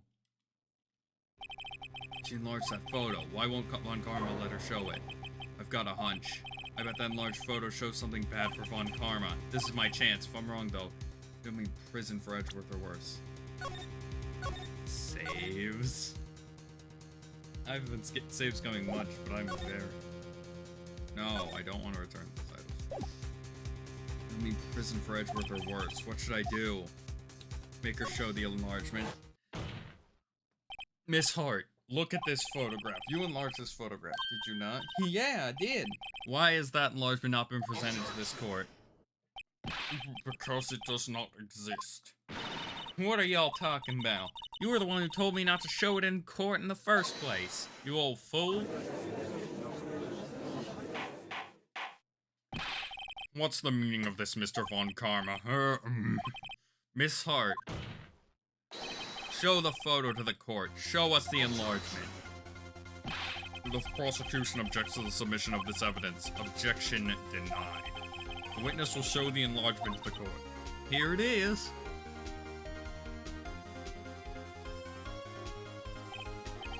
We still cannot see who is quite. Maybe it could be the defendant, or maybe it's not. Regardless, I'll accept this as evidence. Lake photo added to the court record. Happy now, Mr. Wright. There has to be something. You asked for the enlargement, you got the enlargement. And little good has done for any of us. That's why I requested she not show it. I suppose this means that the cross-examination is over, obviously. Then I would like to close the cross-examination of Miss Ladahari, and none too soon. That was a flagrant waste of my time. Mr. Von Karma, do you have anything to add? I stated everything I needed to when this trial began. Decisive evidence, a decisive witness. What else could possibly require? Nothing, of course. And I believe it is time for me to click. Wait, it's not supposed to. There has to be a clue in this photo somewhere. This is bad, real bad. What should I do? Wait, we don't have a decisive witness. He hasn't testified to the court yet. We've already proven that Lotta was lying through her teeth, and we know her photo doesn't show Edgeworth either. We have no proof that Edgeworth was the one on that boat. Let's see, any evidence? I guess maybe... First of all, save, because there's a lot of ways this could go wrong. I feel like I could show the fact the murder weapon was fired 3 times. That contradicts everything we've seen. Wait, Your Honor, this evidence. I believe we haven't spent enough time talking about evidence. Indeed. We've heard opinions on every piece of evidence in the enlargement. I see no point in retracting our steps. This is bad, real bad. What should I do? Object to the enlargement? Your Honor, there is something decidedly strange with this enlargement. What might that be? The fact that Von Karma was so... Mr. Wright, you will show the court what you mean. What is... Okay, here goes nothing. I'll show the judge what's strange about this photo.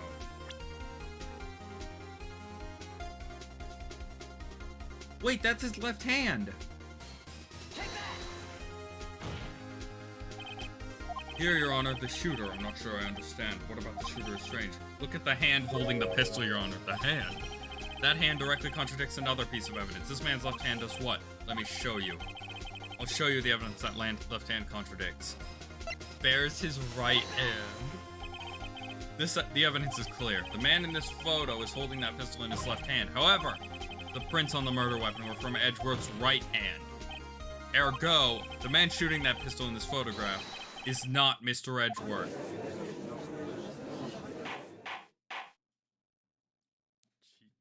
That is a very good point. Now that everyone in the courtroom is quieted down, I would like to reconvene this court of law. Mr. Wright. Yes, Your Honor, you have given us definitive proof today. We now know that it was not Mr. Edgeworth who fired the pistol that night. However, this leaves us with a rather large problem. If Mr. Edgeworth didn't do it, then who shot our victim? Precisely. As we have seen, there were no other people on the lake that night. Who but the defendant could have shot the victim?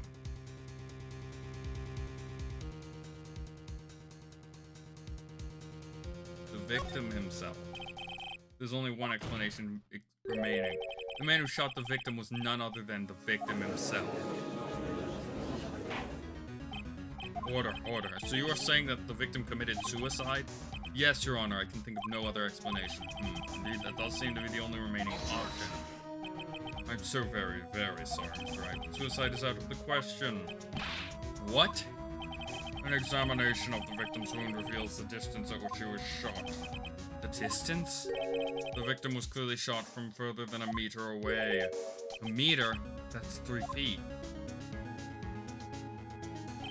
There is no way it could have been suicide. He shot it with his feet. Order. Mr. Von Kamm, are you sure about the accuracy of your data? Of course, I had already considered the possibility of suicide, you see. Updated autopsy report. I see. Very well, allow me to state my opinion. Considering the situation, the shooter had to be the defendant, Mr. Edgeworth. However, the prints on the gun revealed that the shooter was not Mr. Edgeworth. This is a conundrum. Therefore, I would like to suspend proceedings for the trial for the day. The court orders the defense and the prosecution to further investigate this matter. Understood? Yes, Your Honor. That is all. This court is adjourned.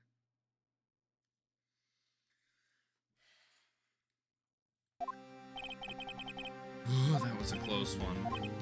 Hey, don't you have anything to say? No, I've not yet to be declared innocent, right? Well, yeah, but what happened out there on that lake anyway? If he didn't commit suicide, then who? The shooter was about a meter away, too. What? Don't give me that look. I did not kill him. I was just kidding around. Look, I'm going to go check on Maya. Oh? Right. What? Tell her something for me.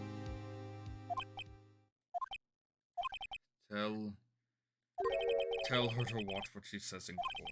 That's all. Tell you to just state how you really feel with it. Thanks, Edward. I requisitioned a transcript of Lada's entire testimony. I thought it might give me some ammunition for the trial tomorrow. Of course, she didn't see the shooter. The only part of her testimony that stood was the bank shirt. That's going to contradict the fact that there was 1 bullet in him and 3 bullets fired. We have a bunch of different numbers that all are supposed to correspond to the same thing. 3 shots were taken from the gun, 2 shots were heard, and 1 bullet was found in the victim.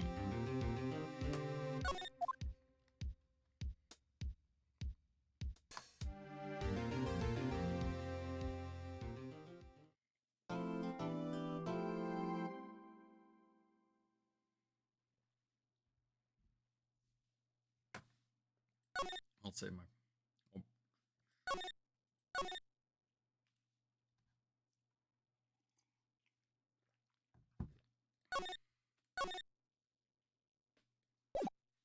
Yeah.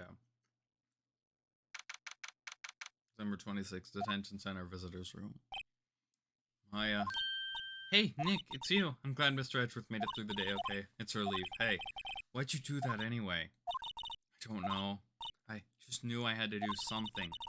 I know I'm not the lawyer my sister was. I'm sorry. Well, you did save the trial. Just behave from now on, okay? Okay. I'm gonna quickly run to the restroom.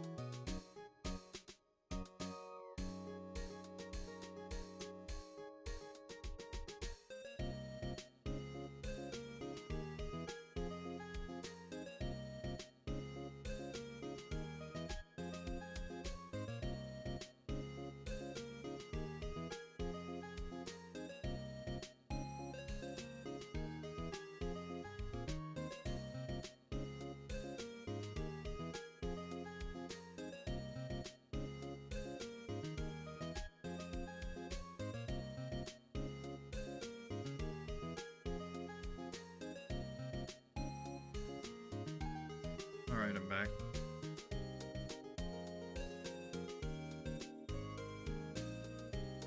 Okay. Have you been questioned yet? No, not yet. Detective Gumshoe was here just now. He said, seeing as this is your first offense, we'll let you go after questioning. Oh, and he wanted me to get bail money ready. You can pay for me, okay? Huh? How much? I don't know. I guess they're sending you a bill or something? Why do I picture giant bales of money every time I hear the word bail? Any luck with Mia? None. I can't get through to her at all. I tried, I really did. I don't know what to do. I think I probably shouldn't have stopped my training. She sounds like she really did her best. I should check and see if there are any waterfalls in the local area. I wonder if I'll ever see my sister again. I'm an attorney. Must be nice, Nick. You can just show that to anyone and say, I'm a lawyer. Sure, you're medium, so I don't know with your clothes, but at least some people would recognize you. But these are medium in training clothes. I wonder if I'll ever be a proper medium.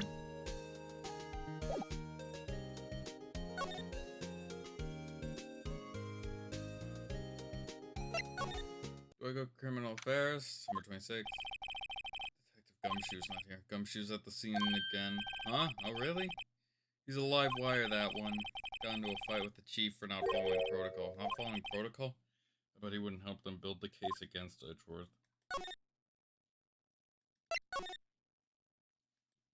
Number 26. Cool. There are fewer here than there were yesterday, but the cops are still around in the park. Wonder if Detective Gumshoe's here today. So, is anybody at the boat rentals place yet? Larry here, or is this gonna be Gumshoe? I haven't seen Larry around today, it'll probably off paying through the nose on a date with the lovely fiance. Is she out of town? Wait. The hot dog stand is closed, the Christmas rooms looks perfect. Spinner reads Samurai Dog, somebody needs to redecorate. Okay, that was their life yesterday. I bet he's at the boat rental shop. There's number 26, boat rental shop. Looks like the boat rental shop is closed today too. Where's Lot? Okay, is nobody here then? Oh, boat rent doesn't look like anyone's around. They're probably off. Move Gourd Lake Public Beach. Move Gourd Lake Woods. December 26th, Gourd Lake Woods. Hey, Detective Gumshoe. Hey, pal. Validator. Yes? What about the trial? Well, I was going to say good show, but it's not really all that. But you did save Mr. Edgeworth, I guess. I just wasn't sure how to thank you, you know? Thanks.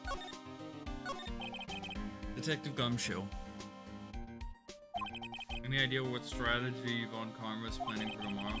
Sounds like he's bringing in another witness. Oh right, he said something about that in the trial today. There were 2 witnesses. I was wondering who that other witness was, or who was it? Sorry, pal. As much as I'd like to, I'm not at liberty to divulge that information, right? Alright, I wanted to ask you something about Edgeworth. Is he afraid of earthquakes? I never heard anything about that before. Mr. Edgeworth doesn't talk about himself too much, see. There's one thing that's clear as day. Him hating crime the way he does, and him becoming a prosecutor, him being scared of earthquakes. It all started with that incident. The L6 incident? Yep, that's the one, 15 years ago. When he saw his father shot before his very eyes, he still feels the pain now. You can see it in his eyes.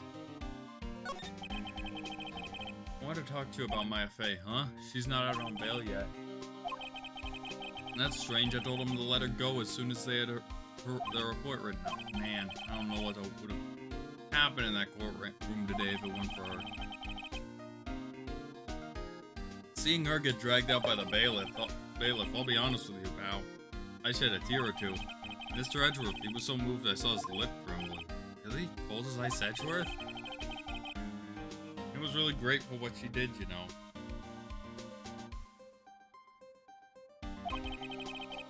I'm going to head back to the station. I'll get the report on Maya and get her out of there as soon as I can. Thank you. Oh, wait. I was wondering, how much is bail going to be? Don't worry about that. Mr. Edgeworth is posting the whole amount. What? Edgeworth? Didn't I tell you he's grateful to her for what she did? Alright, pal. Well, don't forget to go pick her up today. Maybe I can get Edgeworth to pay this month's rent, too.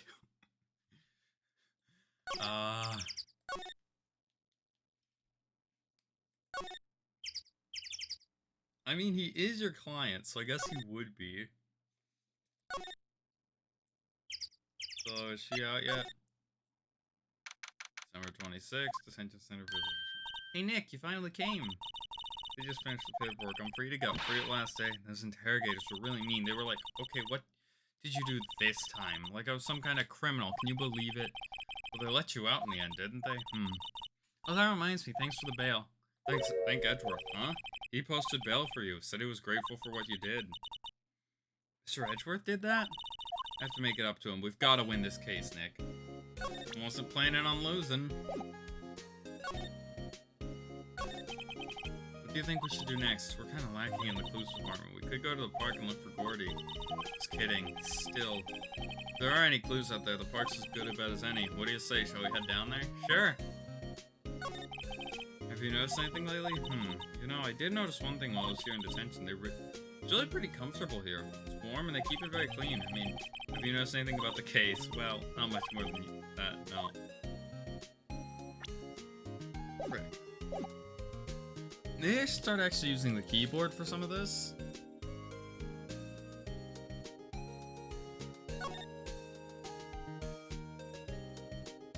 Does Grossberg have anything to say? December 26th, Grossberg Law. Apparently Mr. Grossberg is on vacation. Well, I guess I can come back tomorrow if anything. Move to... Right, go law offices. Fresh air. I gotta say freedom is great. Behave yourself in the courtroom tomorrow, okay? Misbehaving's much more fun. It's not going to be so much fun when Edgeworth refuses to pay your bail again. Right, I'll behave. Oh dear. She's just gonna say the same stuff, ain't she? Anything at the Criminal Affairs Department? No. Gourd Lake entrance? December 26th, Gourd Lake Park entrance? There aren't many cops around today, are there? They're probably back at the precinct working up a case against Edgeworth. Hey, y'all! Hey, it's Lotta! What did we do now? Nah, I'm not complaining. See, I did a little thinking, a little self-reflection, I think. I realized that being a witness might be my big responsibility. But I just went up there and started blabbing any old thing that came to mind. Lotta. See, I want to make it up to y'all. Make it up? What did you think of today's trial? To be honest, I was doing it half just to say I'd been a witness. Even though I didn't really see anything. I kind of convinced myself I had, though. I'm sorry, I knew I caused y'all a lot of trouble. Well, memory is a tricky, vague little thing. Yeah, I sure know that now. I'll be fine the next time I witness a murder. Right? You mean the first time you witness a murder? What about Gordy? Right. Well, the way I figure the trial's only stoking the flames of Gordy fever. I'll get my exclusive photos and rocket stardom. Alright, Lotta, you go, girl. Wish I could be an investigative photographer, too. Finish your spirit medium training first. Lotta, what do you mean by making it up to us? Well, you see, actually I got a bit of information for you. What? That Von Karma didn't want me to say nothing about it. What information? Now we're getting to the heart of it. You see, I reckon we might be able to do ourselves a little exchange. I thought this was to make it up to us. Right, I propose a little exchange to make it up to you. What? Information don't come cheap, my friend. Hey, I see you're thinking how unsophisticated these Southern folks are. It's written all over your face. Let me tell you, most Southerners are way more sophisticated than you. I'm just the exception, okay? Well, what'll it be? We gonna deal or not? What do we do, Nick? Deal. Don't have any other leads, so I don't think we'll go first. Okay, how much? Huh? You completely off your rocker? I may not be sophisticated, but I'm not trying to rob the poor. The only fair exchange for information is information. Listen good. What I need from you is information about Gordy. Oh, Gordy? Gordy doesn't. I mean, Gordy might not exist. Then bring me proof that shows he does. I'll be keeping watch on the car. You see something? Y'all come to me first. Got it. Okay, right. See y'all later. Okay, Nick, let's go. Let's get hunting. Hunting? You don't seriously mean Gordy? I sure do. What about Edgeworth? We're searching for Gordy for him, Nick. Don't you get it? How exactly do we search for a make-believe monster? Maybe we can find a monster myth specialist? We're about to see Larry Button. He is going to be a monster specialist. December 26th, Gord Lake, Public Beach. It's that is Gordy. This arm is Gordy. What's that? The Steel Samurai, Nick. Yo, Maya. Larry, what the heck is that? Oh, it's my girl Kiance's idea. She was all, if you like, put this here, it'd be like, really cool. Dude, she gave it to me along with the banner. Wow, that's really impressive. She could find these for you. Well, she knows a lot of people. That show's finished now, so she got them for free. Right.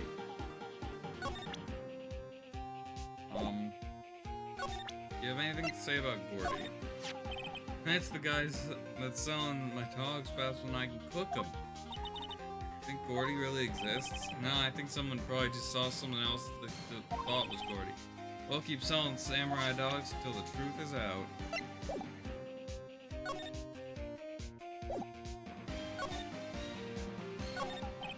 Yo, Nick, what happened with Edgy?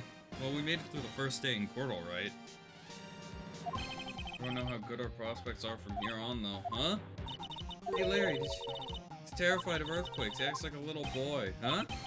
That's weird. I don't think he was ever like that in school. No, really? Well, we were only in the same class for a bit. He transferred schools pretty quick. Transferred? Right, when the DL6 incident happened. Doesn't look like Larry knows about it, though. Hey, Larry. When did you get that big thing, huh? Oh, that big guy? I've had him that for about a month yet. Big hit with... Oh, wasn't it there yesterday, huh? Oh, yeah. The compressor was busted. Compressor? Yeah, it's that little unit by my hot dog stand. That's what I used to put the air in the Steel Samurai. It broke for a little while, so I sent it in for repairs. Oh. Here, I thought you'd inflated it by yourself.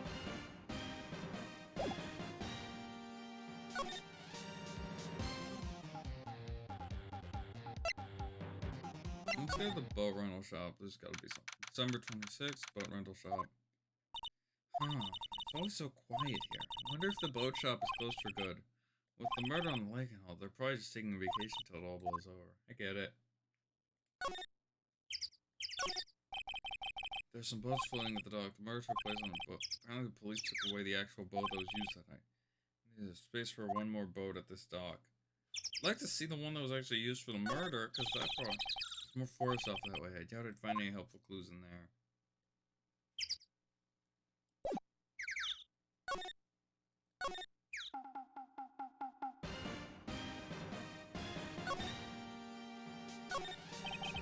Doesn't Steel Samurai look a little out of place? I mean, it's so huge. I guess it's good advertising.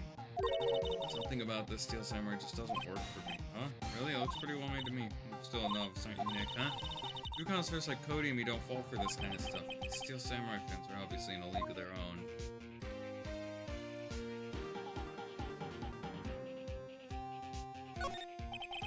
Flags are sadly out of place here, flopping listlessly back and forth in our cold wind and our cold sky. I don't know, I think it gives the place kind of a festival atmosphere. It reminds me of the War of the Eyeglasses. Huh? The War of the what? What? You mean you don't know the War of the Eyeglasses? What the heck is that? Our local fair used to do it every summer. Huh, I guess we were the only ones. I ask again, what the heck is it?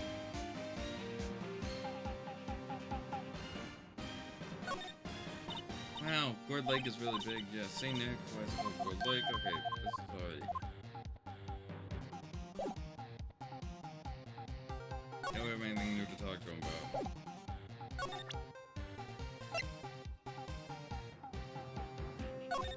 Nobody cares much about stuff. Road map of Gord Lake. Daddy has anything to say about that.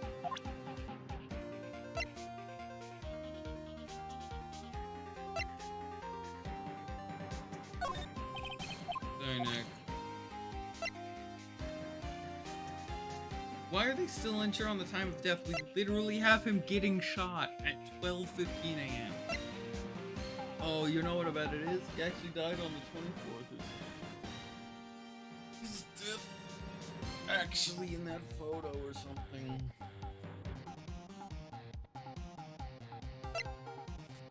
Set to automatically take a picture when a loud noise is detected. Face is delayed.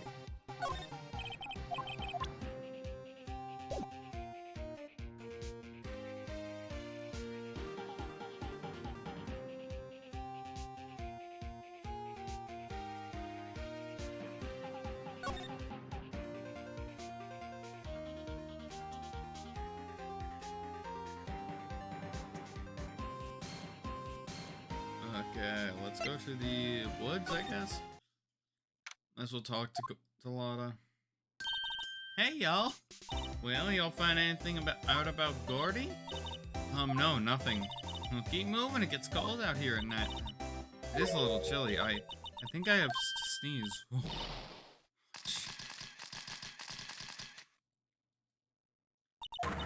Told y'all, no sneezing. See, I set the camera to respond to things a little softer than a bang and trigger one of Von Karma's finger snaps now. Oh, I'm sorry. Yeah, well, sorry's nice, but what about my film? Nick, hey the lady.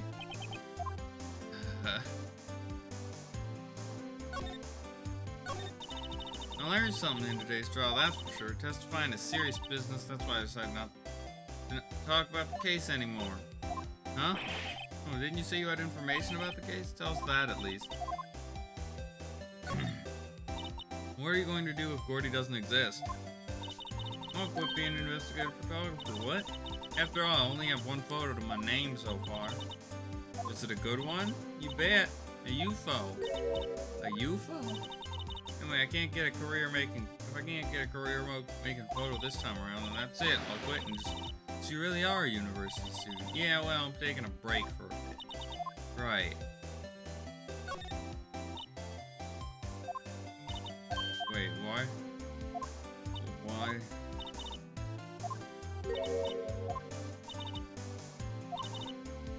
I'll quit and go back to school. Why didn't that get checked off?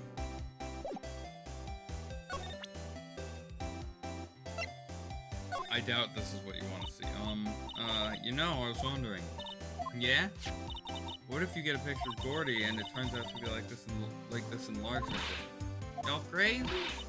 Blurred picture like this doesn't make a story. I need a picture that screams, I'm Gordy, hear me roar.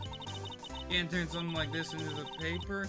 What kind of fool do y'all think I am? What kind of fool to turn a blurry picture into evidence to a murder trial? Not so much because she saw something she didn't see.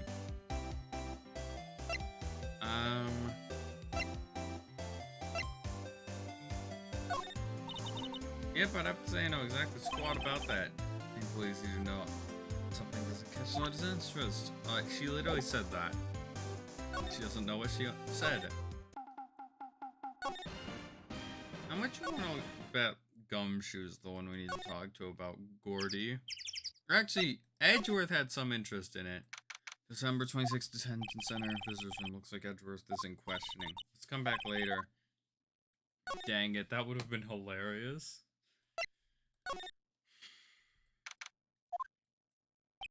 Hey there, pal. What's up? You look out of sorts. Wait, you didn't go and do something that's going to hurt Mr. Edgeworth's case again. What do you mean again? Whatever, have a seat, pal. I'm here for you if you need anything, besides money, that is.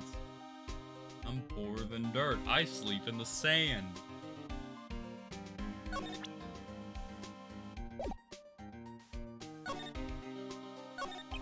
How's the investigation proceeding? It's not really. We have another meeting coming up. We're supposed to talk about Mr. Edgeworth's motive. His motive? See, Mr. Edgeworth's motive. Father died in the DL6 incident. And the guy who got the lone suspect declared innocent was the victim in the case. In this case, Robert Hammond. They're saying that's why Mr. Edgeworth shot him. Edgeworth never talks about his past. I bet they'll drag that out and hit him with it in court tomorrow, too. Poor Mr. Edgeworth. I gotta admit, doesn't look good, pal. Say, Detective Gumshoe, do you know Gordy? The monster down in Gourd Lake? Not personally, no. Well, we were looking for it. Huh? Are you out of your minds? You got time to go wild monster hunting? How about doing a little questioning for me, then? Oh, Detective Gumshoe is scaring me, Nick. I told Detective Gumshoe about the deal with Lotta. Nick, try telling him sooner the next time. Sorry. I see, pal. Sorry for shouting at you. Okay. I, Detective Gumshoe, will aid you in your search for Gordy. Huh? I'll loan you one of our newest secret weapons for finding evidence. A gun. You can take whichever one you like. Okay, give us the goods. Hold on now, everything in due time. First, let me show them to you. These are our best and brightest. Introducing secret weapon number 1, Missile. He's a canine police dog, still in training. Missile, here, boy. Puppy.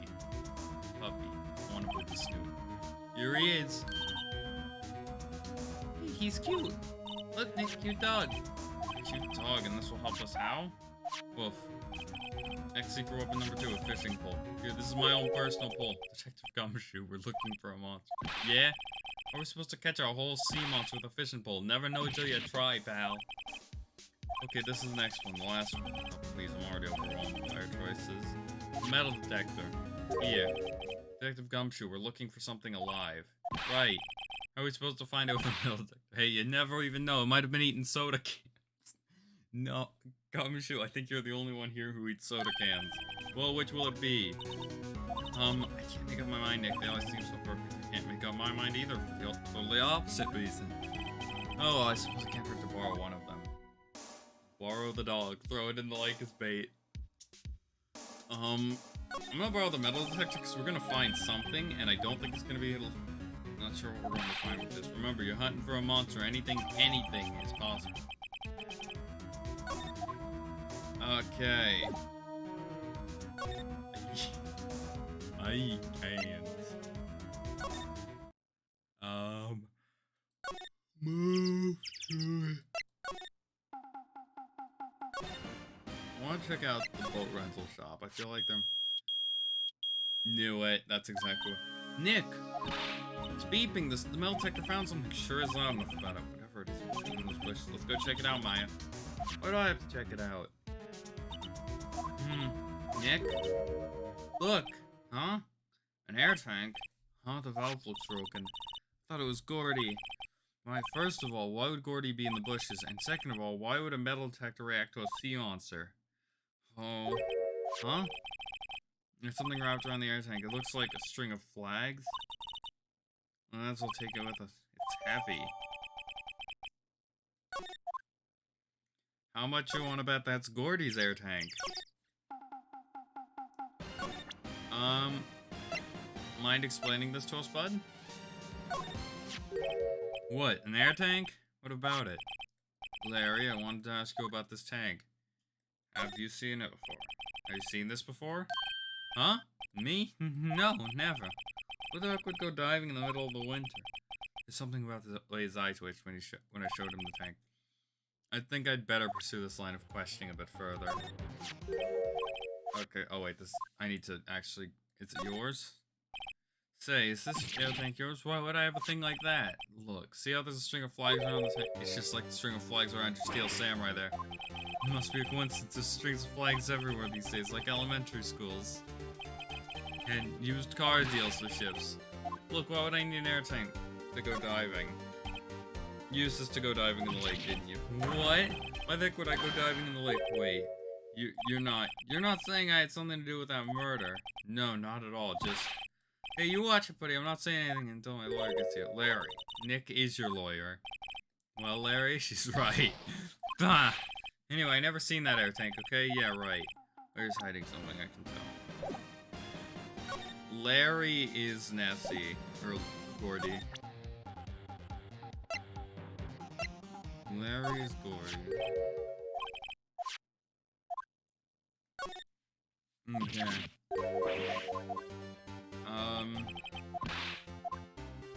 To inflate something.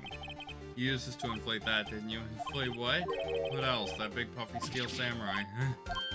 No, well, I wish go asking me a question like that looks like I hit the nail on the head. Right. Actually, see that compressor I always used was on the fritz, so I tried using the tank to inflate it just once, and it didn't go so well, as I suspected. This is how it didn't go so well? Yeah, do you think you could be a little more... Come on. Look, it's embarrassing, so I really don't want to talk about it. Tell us. Fine. Whatever. It's like I said. Oh, you know what I bet it is? That popping sound was the Steel Samurai, that thing. Whatever. It's like I said, the compressor was busted, so I took the tank and tried to fill the samurai, and then blam! The valve busted open and made this incredible noise, and that tank there took off like a rocket. It took my port-of-plated Steel Samurai with it, of course, off into Gourd Lake. I'm sure it sure scared me out of my gourd, that's for sure.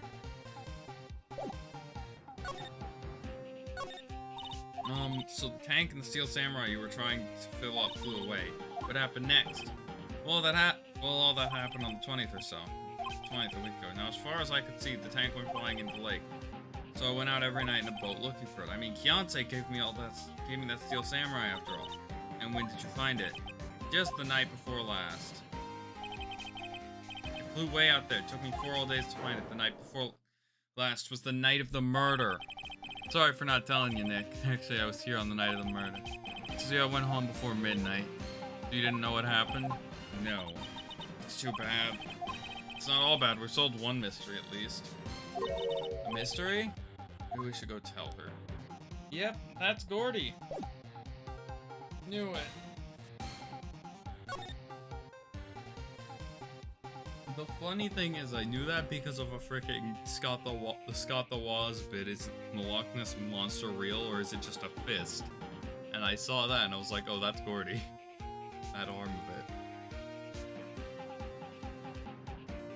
it. Let's go to Gourd Lake Woods. Well, Mr. Lawyer, I got the info y'all need.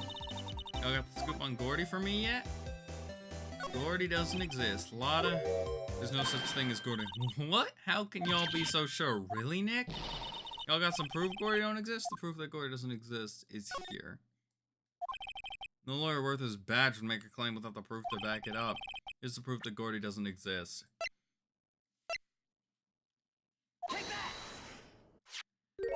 Larry's air tank? What are y'all doing with an air tank? This is Gordy.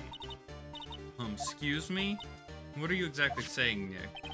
There's a stand near here, a hot dog stand. There's a giant inflatable samurai doll there. About a week ago, an idiot who happens to be a friend of mine tried to fill it.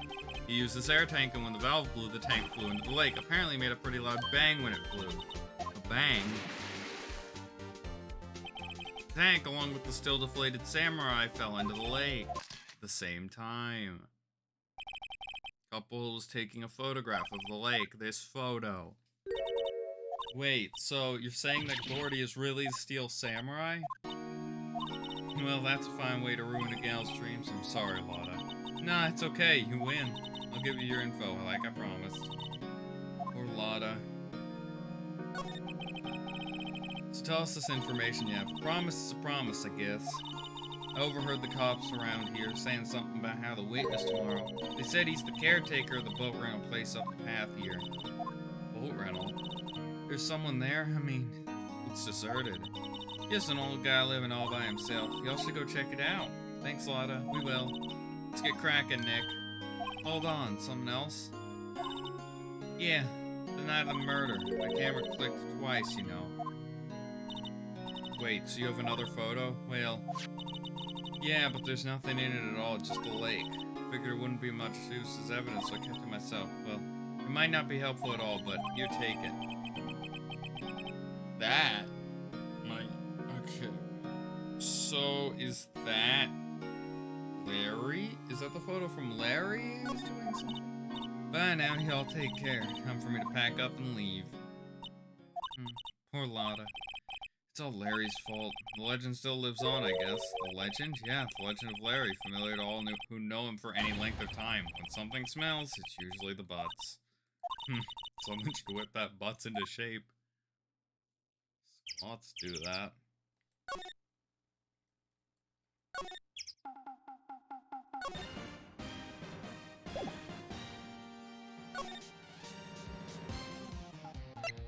Let's go to the boat rental shop. December 26th, boat rental shop. Hey Nick, this is the boat shop that Lotto was talking about. You're right. Doesn't seem to be anyone around here at all. Well, let's go check it out. Doubt I can just... Oh, I can't just go straight in. Is that parrot gonna be a witness? I think I've seen that bit out of context.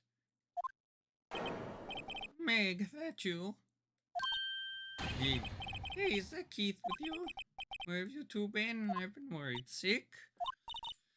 Nick, you handle this. I think I'll leave this one up to you, Maya. Meg, yes? Finally made up your mind, have you? My mind? You'll run the pasta shop when I'm gone. Pasta? Glad to hear it. Glad to hear it. You'll make your old man proud. When you kids left the house, I didn't know what to think. How am I supposed to keep this place running? An old man like me. Polly, the kids are home. Hello, hello. What? Nick, what was that? A parrot, the one on that perch. Keith. Yes? I'll leave the wet noodle in your capable hands, sonny. Nick, what's the wet noodle? Based on the available evidence, I'd say it's the name of his pasta shop. That's a relief, isn't it, Polly? Hello, hello. Yeah? He fell asleep. I guess he's relieved.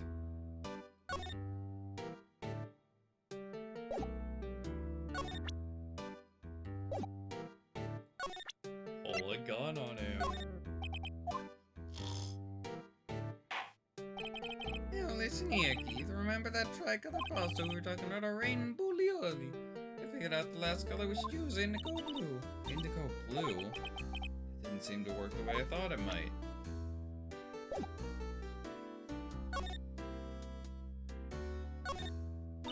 Look, Nick, he has an electric blanket on the table. Looks warm.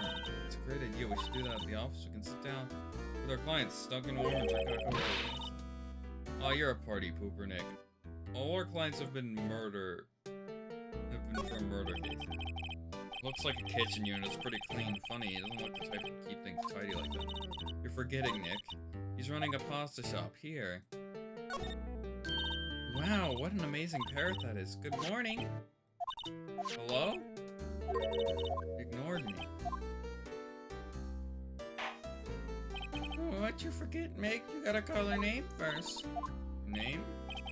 Polly, how you been? Hello, hello. What? See? So the parrot's name is Polly. There's that's his name. Too bad all she can say is hello. Well, Polly can say lots of things. You just need to know the secret words. Secret words? Polly, Polly, what's your name? Polly. I just found a new friend. I just found more bird brain than her. Let's find out. Oh, he has a television in here too.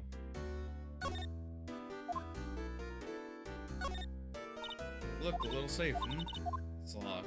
Oh, there's lots of very fish in Gourd Lake, aren't there? Something's funny, Nick. All these fish are saltwater fish. I think this man has a few screws loose.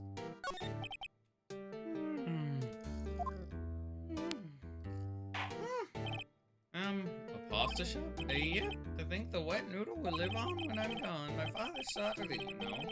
That makes you two the third generation. Meg! Yes?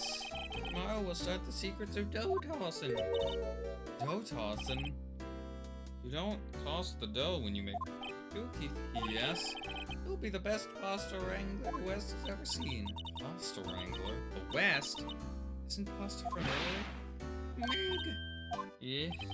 You know the best pasta's always been made west of the Rockies, don't you? Right, of course, everybody knows Nick. How long do you think we can keep up this all in the family shroud? This old man must know something about the murder. We're not leaving until we find out what it is.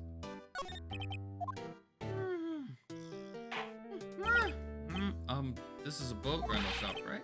What are you talking about? This here's the Palace of Pasta, the wet noodle. So now that you mention it, we haven't gotten many orders for spaghetti lately. Other kids come up and say, yo, dude, we want to ride in one of your boats. That's why I keep them boats up there. Youngsters these days, darned if I understand them. I'm pretty confused myself. Nick, this isn't going anywhere, but this old man is the witness tomorrow, right? We've got to find some way of getting his information out of him. I bet the bird is the actual witness. Heck, my memory's gotten worse of late. I just tell everything important to old Polly here. Everything important? I wonder. Polly, what's the number to the safe? 1228. Squawk! Alright. Hey, Polly, watch it, will ya? See, Nick? All it takes is a little clever thinking and a criminal mind. Quick, Nick, write the number. Hey, don't get me involved in your little heist schemes. So we need to talk to the bird. How much I am betting the bird is going to be the actual witness tomorrow.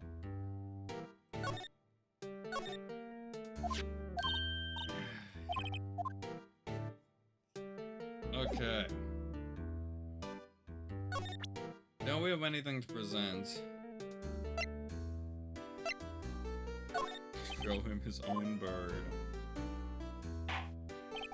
Now listen here, Keith. Remember that trick? Okay.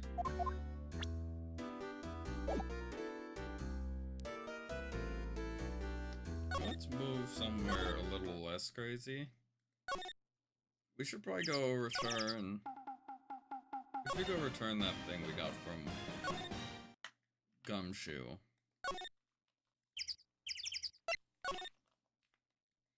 Number 26, Police Department. Detective Gumshoe isn't here. As you mentioned it, didn't he say he had a meeting to go to? Oh, that's right. Let's come back later. So do we go talk to Edgeworth now? No.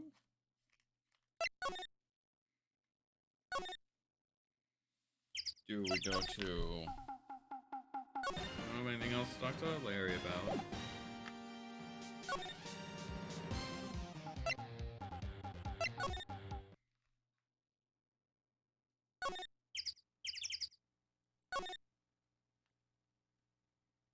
Nothing new here. Do I have to present something to Polly? Or to him and then... Wait, what do I do? What should I present to him? Photo?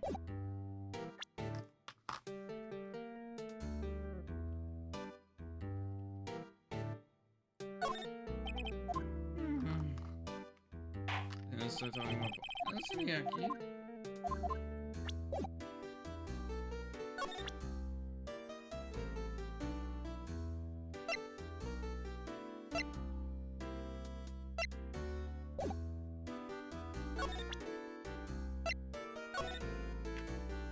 Or do I have to go to the loft?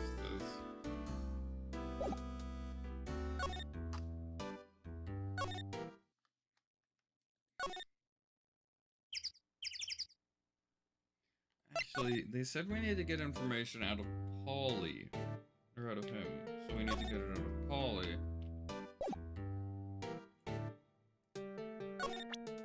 What do we present? Do we present this? Okay, just talking about pasta again.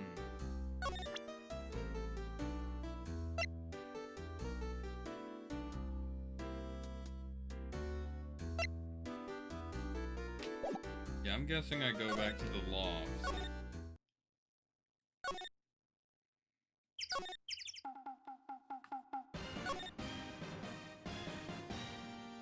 Let's go to Broadway entrance. And let's go. Right in front offices. What should we do? I don't know. I've been in detention this whole time. What do we do to deal? sure. Well, I was in his hands. Like more changes. Probably thought about me the whole time.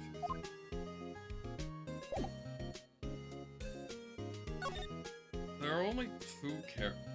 Do I have to present? There are only 3 characters we can talk to. Maya's one of them, and she typically doesn't have anything. You actually have to present her. So I'm gonna present Larry up here. Sorry, Nick. Wow, the metal detector. Sorry, Nick. I don't know much about that.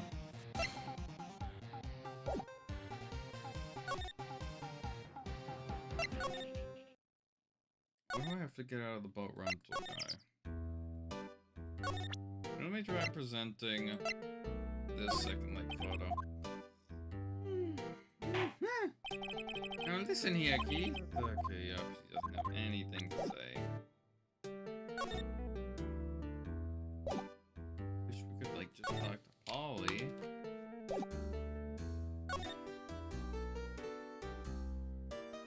Anything in this room we have not examined thoroughly. This fishing pole looks expensive.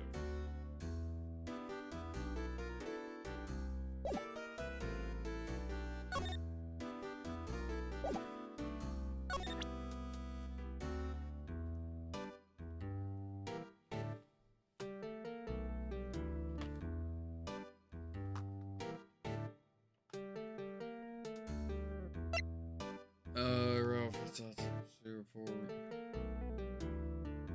Present. Now listen here, Keith. Okay.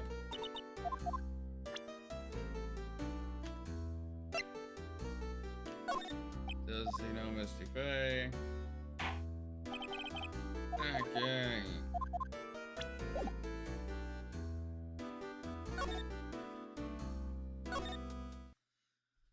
Do I have to examine something? Probably.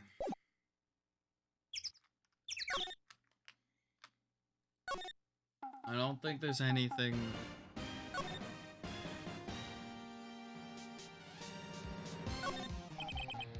It's empty. This place is only day.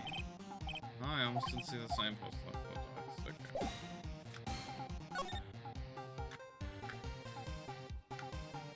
I've never examined the entrance. Bill Winter's children bare leaf trees stay. There's a lot of trees here. I guess that's why they call it a nature park. If it's pretty when the cherry trees along the lakeside blossom in spring. Today it's just cold. The sign says Gourd Lake Nature Park. This place is full of families picnicking on the weekends. It's a little cold for picnicking these days, though.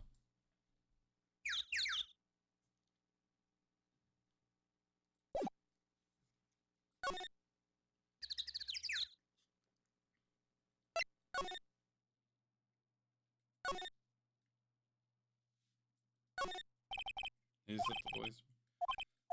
It's my idea. I have no clue where to go.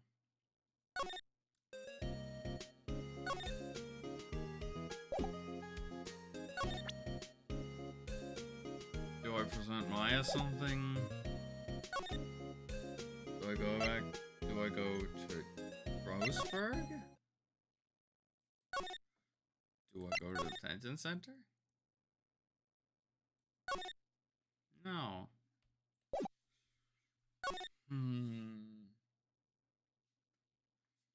Where do I go? Criminal affair? No, I just went there. Maybe I go. I'm just gonna present everything I have to Maya.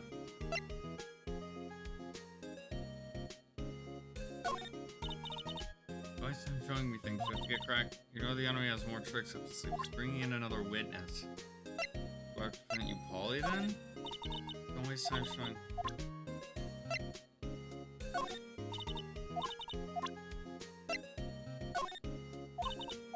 Okay.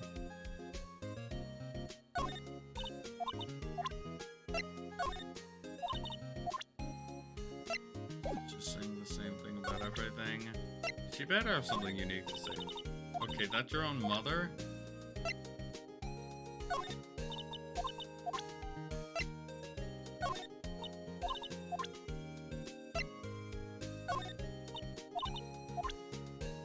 And where do I go? How much you wanna... Oh god, do I have to... Okay.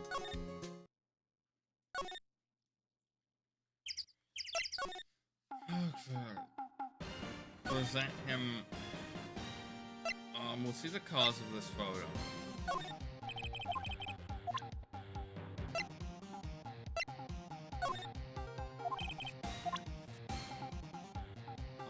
I'm going to guess that I have to show Holly, or well, just show the guy. Present this. Don't double click to present.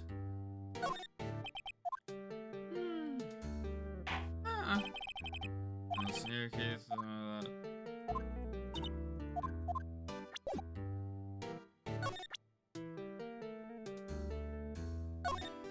Sir, I'm a lawyer. Huh? That's a lawyer badge. Yes, it is. I believe it. This old guy's the first person to recognize my badge. I get it. Huh? Yep, I got you figured out now. You're not Keith. Nick, here's your chance to clear things up. Sir. No, I'm not Keith. I'm not Meg either. We're here investigating a murder that took place on this lake the other night. Please help us. A lawyer, huh? Please, mister. Alright, I'll help, but on what condition? What's that? When this case is over and done, you'll run the wet noodle. We can't promise that. I can't make that promise. Is that the only way to treat your old man? Bye. Uh-oh. Not to mention he still thinks we're his kids. Maybe we should just say in Lions. Okay, we promise. Nick, are you sure about this? Hey, anything to get this case solved. Also, wouldn't want to eat Phoenix noodles. Guess so. That's my boy. Good for you, Keith. Wait, didn't I just say you two? Yes? Bring it to your old man's eye. Now, what was that you wanted to know? Speak up, Polly. Hello, Squawk. Oh, he's talking to his bird again. How do we get him to talk to us? We don't have anything to show him. Present this. Frick. Double clicking. Hey, yep, I've seen this. You know something about this, sir? Keith. Yes? It's okay. You can call me Dad. Dad, you know something? Hey, yep, the other night I was on the lake. Yes? I know all about that. I seen it. What?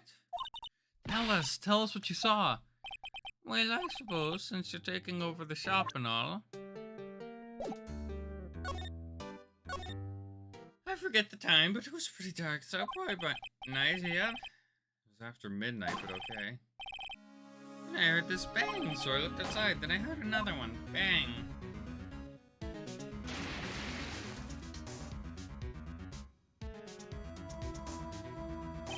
A little while later, this boat comes back. Then a young man walked by my window here. He was muttering something to himself. Yep. What did he say? Yep. I forgot. I'll remember tomorrow by court time. We need to know earlier than that. You know what? Little Terry was just here. Terry? Yep, the kid next door. You always used to make him cry, remember? He was wearing this tattered old coat. Got himself some whiskers growing out his face. He must be talking about Gumshoe. He comes up and tells me to come down to court tomorrow. Really? Somehow I don't think we're going to get much useful information. Oh yeah, maybe we should be leaving. I think you're right. No, wait, I had one more question, huh? Polly, have we forgotten something? Don't forget DL6, Squawk. What did she just say, Nick? One more time, Polly. Don't forget DL6, Squawk. What? The DL6 accident? Hey, Dad. It's getting weird. Who is this old guy? What did that bird know about DL6? We have to figure out who that old man is. Oh, what? He locked the door from the other side. Who could that old man be? I think I need to do a little more research on the steals. Maybe I should ask Detective Gumshoe. Okay.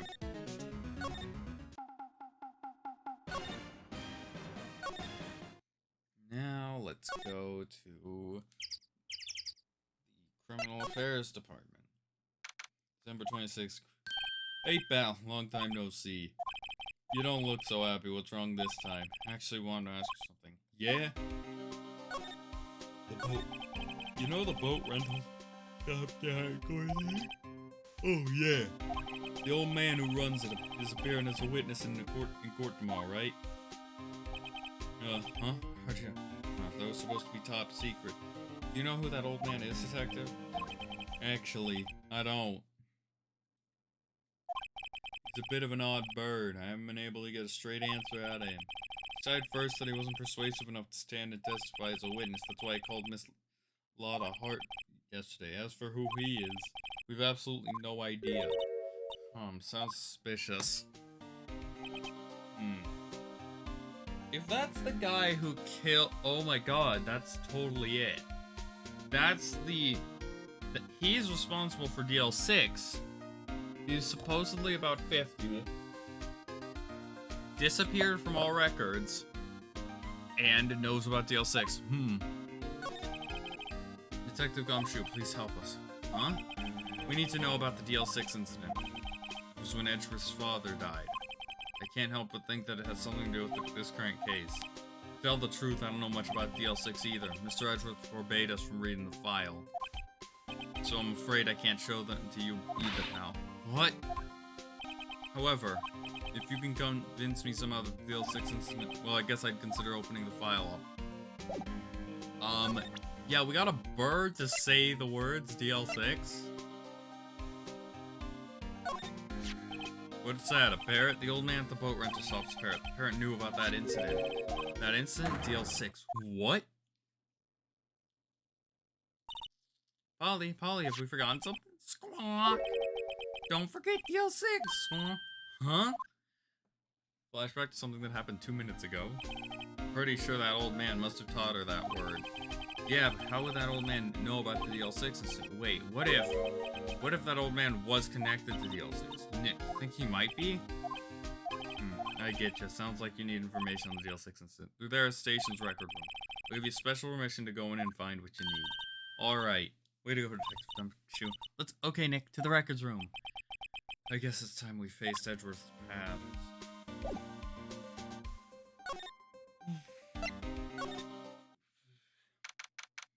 December 26th, Police Department, Records Room. Wow, it's amazingly dusty. 10 years of files and 10 years of dust, I guess. Let's find that DL6 stuff quiz. 15 years ago. Both me and Edgeworth were 9 years old. We were almost through with 4th grade when he suddenly transferred to DL6. Found out where the file is. Oh, thanks. Just let me know what you want to know about the DL6 incident. I'll go get the right file. The case summary. Well, first we have to get a handle on the main facts, like a summary. Right. Summary. Found it. Here you go. December 28th, 2001. It's exactly 15 years ago from the day after tomorrow. So in 2 days the case is closed. The incident took place in the elevator of the district courthouse. What? Is this the same district courthouse where we're holding the trial now? Looks like it. There was a large earthquake at 2 p.m. on that day. Part of the court building collapsed and all of the lights went out. Wow, that was some earthquake. At the time, 3 people were trapped in the elevator. It took 5 hours for them to be rescued. 5 hours! That would be scary like that in the dark. There was a lack of oxygen in the elevator and the survivors were unconscious. The survivors? One of the 3 in the elevator had been shot in the heart. That was Mr. Edgeworth's father, wasn't it? He said that his father was shot before his very eyes. So Miles Edgeworth was one of the other passengers in the elevator. And we know all 3 then. Well, we know that one was the shooter. Do you have any data on the victim, Edgeworth's father? Yeah, hold on. Victim, here, found it. Gregory Edgeworth, 35, defense attorney. If he was still alive, he'd be 50. He had lost that day's case in court and got in the elevator with his son Miles. Miles? Miles Edgeworth, of course. So he was in the elevator with his father? From the angle of the bullet and other evidence, it could not have been a suicide. The murder weapon was a pistol, found in the elevator. The pistol had been fired 2 times. Where have I heard that before? Huh? It sounds like the current case. What's going on here? Got any data on the suspect in there? The guy that my mom got arrested. Hold on, this is it. The man arrested was in DL6 was Yanni Yoki. He was a clerk in the court apparently. So he must have been the 3rd person in the elevator. Well, then he had to have done it, but he was found innocent thanks to his defense lawyer, Robert Hammond. Hammond, the victim in our case. Right. The suspect, Mr. Yoki, was oxygen deprived so much so he had brain damage. He lost all memory of being in the elevator. After he was declared innocent, he disappeared. Yeah, that's Mr. Yogi. Maybe closer than I think. I guess I know generally what happened in DL6 now. Still don't know what sort of impact the whole thing had on Edgeworth. Nick, are we going to take the whole file? There's too much. We'll never get it out. You're right. How we just take what we think we'll need.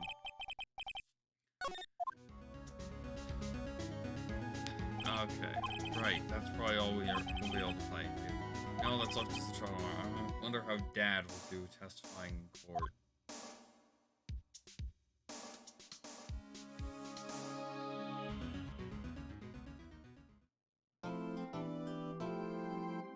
Save your progress up to this point, yes.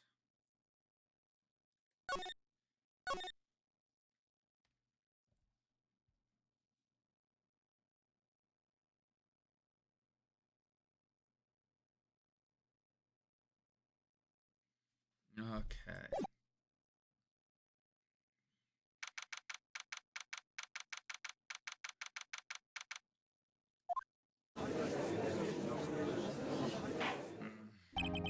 Court is now in session for the trial of Mr. Miles Edgeworth. The defense is ready, Your Honor. Very well, apparently the prosecution is also ready. Who's the judge here? Mr. Von Karma, your opening statement. You're very well known statement, so. Not so fast, Judge. I was taking a meaningful pause before speaking. Right, of course. A prediction. Today's trial will end 3 minutes from now. Order, Mr. Von Karma, what is the meaning of your statement just now? Oh, must you question everything? It will be over in 3 minutes, we have no time to waste. I'll call my witness now. Right, I call my witness, my decisive witness to the stand. Is that mysterious boat shop owner? Witness, state your profession.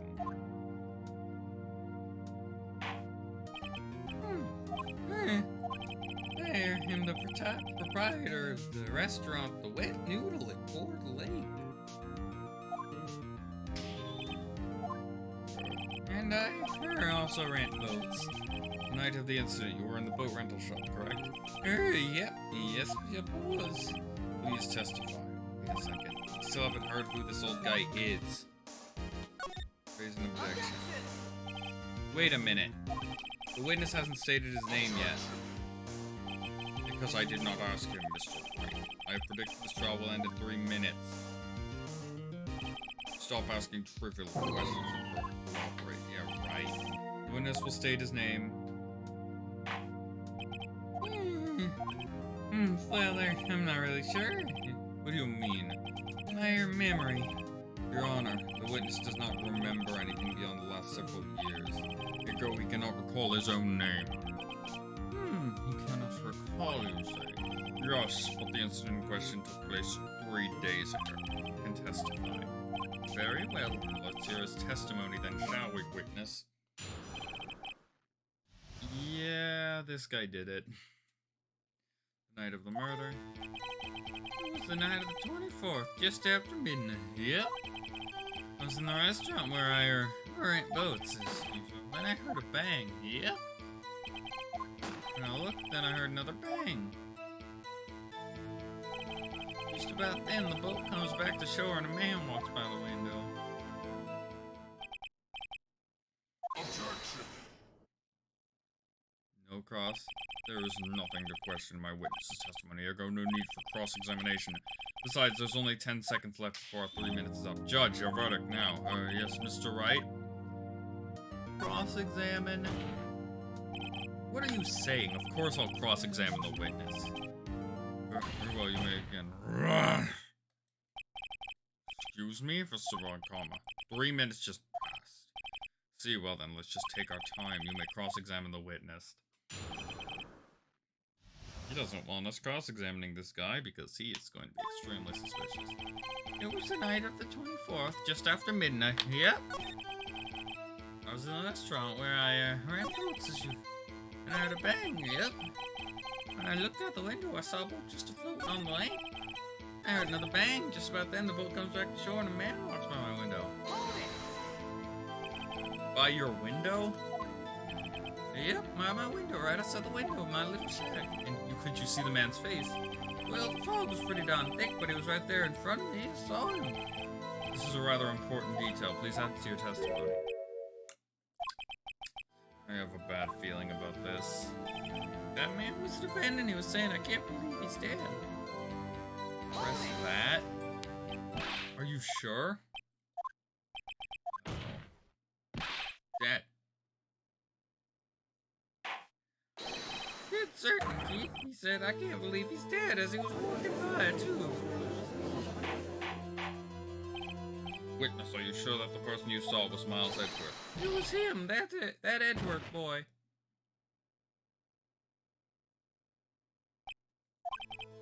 This sounds like the device of it. I see no room for doubt. He lured me into cross-examining so he could set me up for a fall. Nick, I don't like the way things are going here. Everyone in the courtroom is glaring at us. Alright, quicker, this true. Raise an objection? Your Honor, we proved in yesterday's trial that it could not have been Edgeworth who fired that gun. Mr. Wright, are you referring to the fingerprints from Edgeworth's right hand found on the gun? Photograph showing the man firing with his left hand. Exactly. That is easily explainable. He could have wiped his prints after he fired. But you are ignoring the truth of the matter here. Everything in the witness's testimony is true. The judge has lost a thought. What should I do? Raise an objection. Your Honor, this witness claims that Edgeworth said, I can't believe he does, but his word is all we have. If you were telling a lie, Mr. Wright, in a court of law, the evidence tells all. Apparently, you've yet to realize this is the basic fact. If you say his testimony is a lie, show us proof. Nick, do we have evidence? Oh, good, there's nothing I can do. Are you sure? I don't know what to do anymore. Please, can you hear me, sis? Please, we need your help. Nick needs you. 3 minutes was perhaps too high an expectation. However, 15 minutes isn't bad. This must be a new record. Enough. The witness may leave the stand. Can we call a witness? This court sees no reason to further prolong the trial, and nor is there any need for more time to decide this case. This case is extremely clear. I see no room for misinterpretation. Wait, no. This court finds the defendant, Mr. Miles Edgeworth, guilty. Did I just lose? The accused will surrender to the court immediately. That is all. Court is adjourned. Oh, frick. Wait!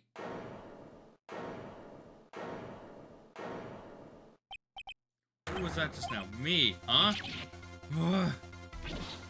Larry? What are you doing here? Listen, you gotta listen to me. I was there in the park the night of the murder. I wasn't sure about it until just yesterday, but today I remembered it. Remembered what? The gunshot. I heard it too. Order. What is the meaning of this? The verdict has been decided. I call for adjournment. One moment, Chris. You say you heard a gunshot. Yeah, I did. A gunshot that night. I was sitting here in the audience listening to the testimony. Then I realized something he said was different from what I remember anyhow. Can't just sit here and let you call Edgy a murderer. It's just not right. I'll testify. Let me testify. Order, order. Well, this is the first time something has happened like this in my court. I'm not quite sure how to proceed. Judge, you've already given your decision. The trial is over. Nick, This is it. Larry's given us one final chance at this. She's right. If only it wasn't Larry. Could make things even worse. Mr. Edgeworth was just declared guilty, Nick. It doesn't get any worse. You're right. Okay. Your Honor, there is another witness. It is our distant duty to hear him speak. Right there, right now. A waste of time. The verdict cannot be overturned. Allow me to speak my opinion. In all court proceedings, it is our duty to prevent an inaccurate verdict. In order to make sure no mistake has been made, every witness should be heard. What is this? I withdraw my previous verdict of guilty. Mr. Von Karma, I order you to call this new witness to testify now. What? The court will adjourn for a 5-minute recess. Court is adjourned.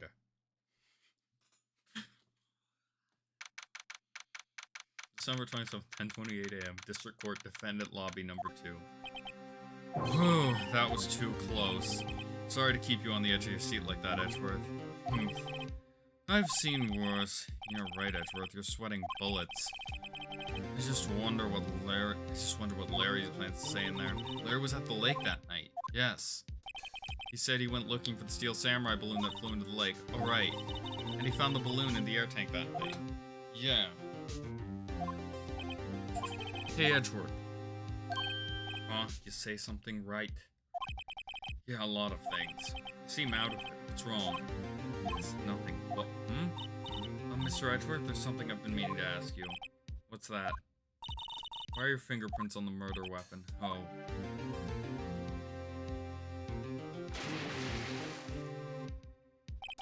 When he fell into the lake, I went into a daze. I couldn't understand what happened. Then I saw his pistol lying on the floor of the boat in front of me and picked it up without thinking. I didn't have a reason, really. I see. Right. Yeah? This might be our chance. Our chance? Von Karma has only ever run perfect trials. Perfect trials. Perfectly prepared witnesses. Perfectly complete evidence. That's the secret to his success. This is the first time he's ever had to deal with something unexpected. He has to let someone who hasn't even talked to testify before the court. And that someone is Larry. What are you getting at? It's likely his testimony will be full of holes, right? That's right, Nick. No 10-minute trial this time. We'll milk this one for all it's worth. Hey, it was 15 minutes. 15. Everything's on Larry now.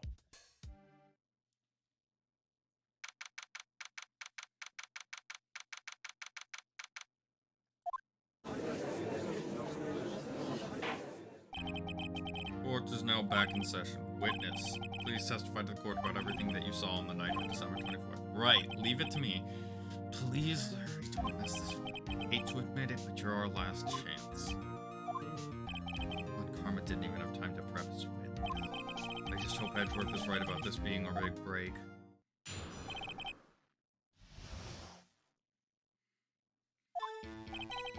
That night I was out in a boat on the lake. I was looking for something and I found it, so I quietly slipped the boat back at the rental shop dock. Then just as I was thinking about going home, I heard this bang. I looked out over the lake, but I didn't see a boat, so after I heard that single gunshot, I went home. That was an unusually vague testimony, even for this court. In any case, Mr. Wright, you may begin your cross-examination. Yes, Your Honor. What's wrong, Nick? It's Larry. I have no idea what he's going to say if I press him. I'm a little scared. I've come this far. There's no way to go forward. I need to press that statement about hearing one bang.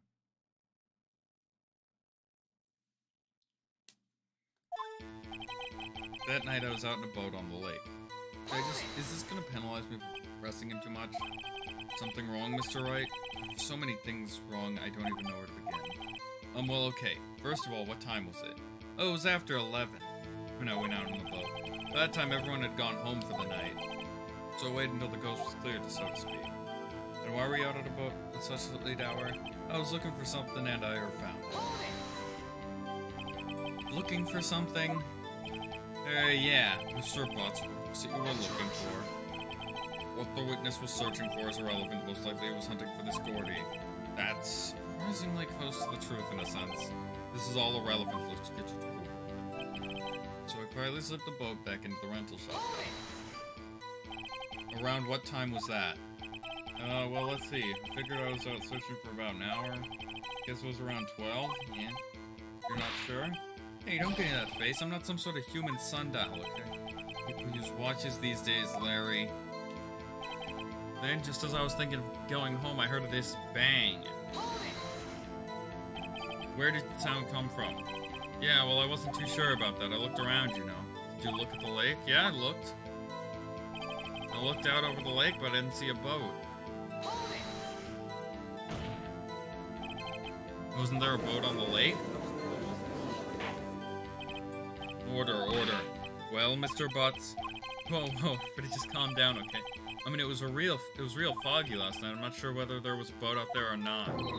Oh, okay, no problem. That's just the most important part of this case. So after I heard that single gunshot, I went home. So you only heard one bang, correct? Yeah? Huh, well, Nick? It was a pretty wishy-washy testimony. I guess I should start working on those contradictions, which could be more helpful for my sister.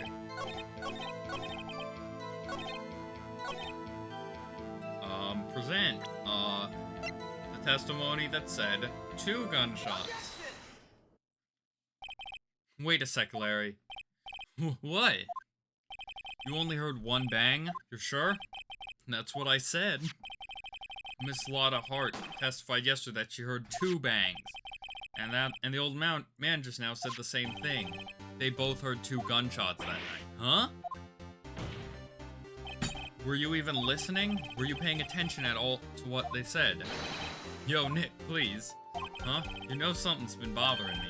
I'm a witness, see? I'm like a customer here, so you gotta treat me nice. Mr. Butts, what? You only heard 1 gunshot, are you sure? Well, to tell you the truth, I'm not sure. Not sure? How could you not be sure? Yeah, well, I might have missed the other gunshot.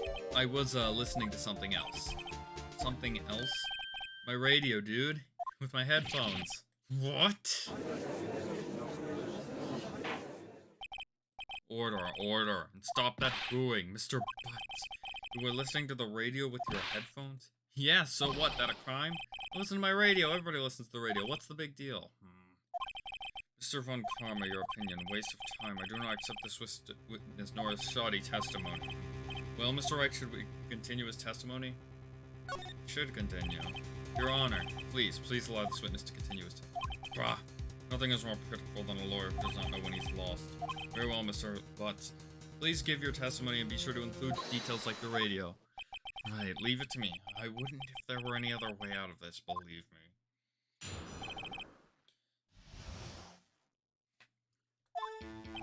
It's lonely being alone on Christmas Eve. That's why I was listening to an All Request show on the radio, see? I was into it real booming loud, right?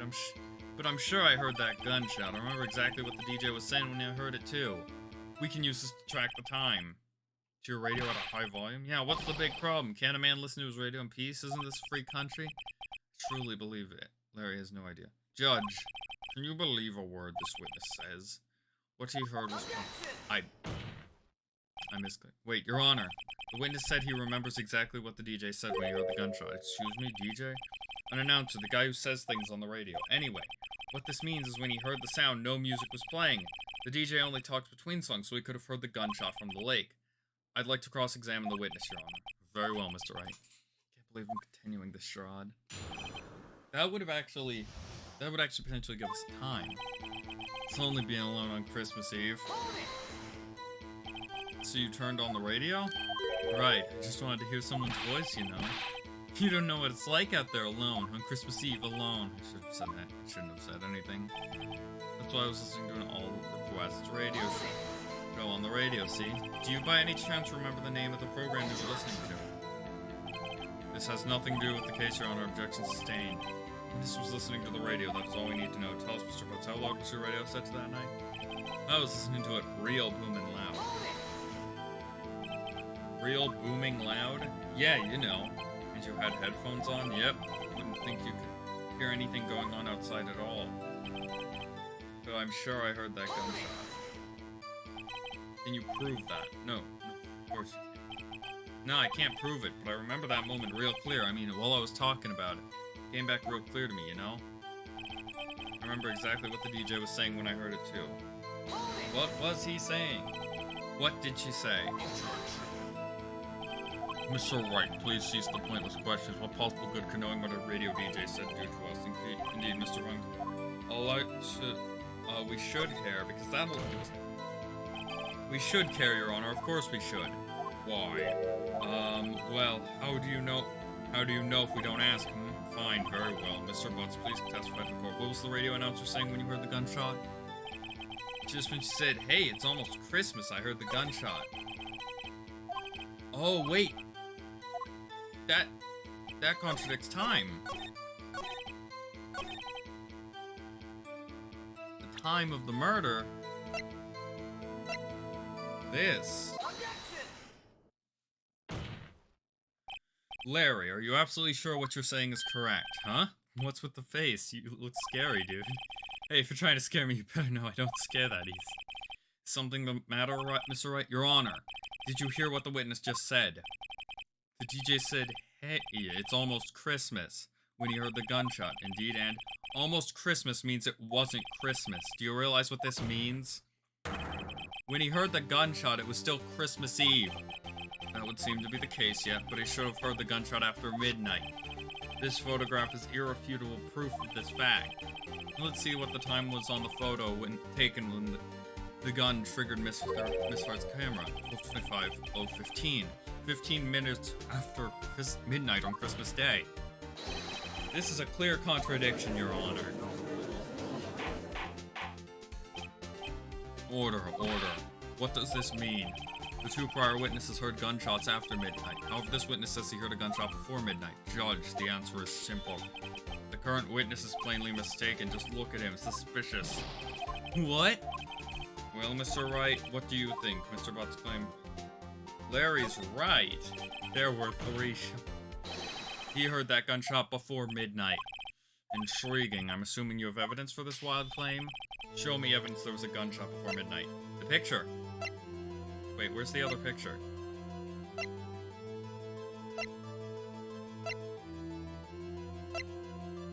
Where did that second lake photo?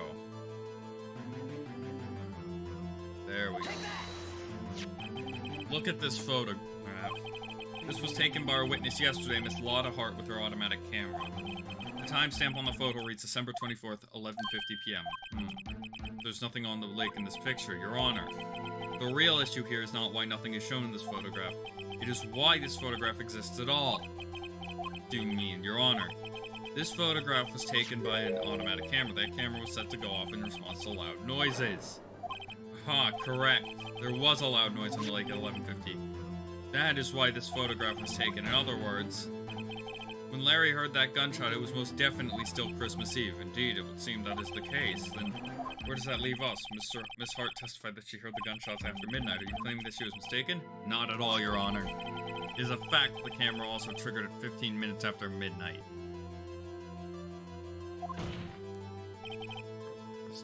Your Honor, that night there were 2 sets of gunshots with a 25-minute pause between them. Why would this be? Don't be fooled, Judge. That camera was set to respond to loud noises, yes? There is no proof that the loud noise at 11:50 was a gunshot, why the witness could have sneezed, triggering the camera. Hey, my nose was clear that night, man, clear. Well, Mr. Wright, there's no turning back now. Can you prove that the loud noise at 11:50 p.m. was a... yeah, it's the gun saying that it was fired 3 times.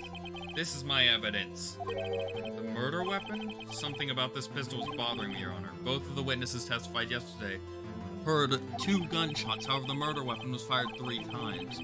When, then, was the last shot fired? Only now have I realized the truth. That 3rd shot was the shot Larry heard just before midnight. Order. That would make sense of the events seen so far. However, this leaves me wondering exactly what did happen that night on the lake. Exactly. If this is true, there were 2 sets of gunshots separated by 25 minutes. One at 11:50, another at 15 minutes after midnight. Why, I ask you, why? Oh, I'd better think of something. Wait a second. Gunshots separated by 25 minutes. Ugh! What's wrong, Nick? I have it. Huh? Remember the case with the Steel Samurai? Huh? Yeah, of course I remember. The murderer in this case had the same idea as the murderer in that case. What do you mean? Maya? Yes? If we don't figure this out now, we'll never overturn Edgeworth's guilty verdict. I've got a hunch and I'm going to run with it. Right, I mean, is it safe? Safe. We've already gotten a guilty verdict. We've got nothing to lose. You just watch and let me know if I say anything that sounds fishy, okay? Your Honor. Testimony just now has cleared up this entire case. They were killed somewhere else, and that second set of gunshots was framing. What do you mean, Mr. Wright? So you finally realized the truth. There can be no other murderer here than the Miles Edgeworth himself? Wrong, Von Karma. A man was shot that night, but it wasn't Edgeworth who did the shooting. Listen, rookie, take a deep breath and consider the facts. At the time of the murder, one boat was on that lake. That was shown by the witness's photograph. The defendant Edgeworth and the victim Robert Hammond were on that boat.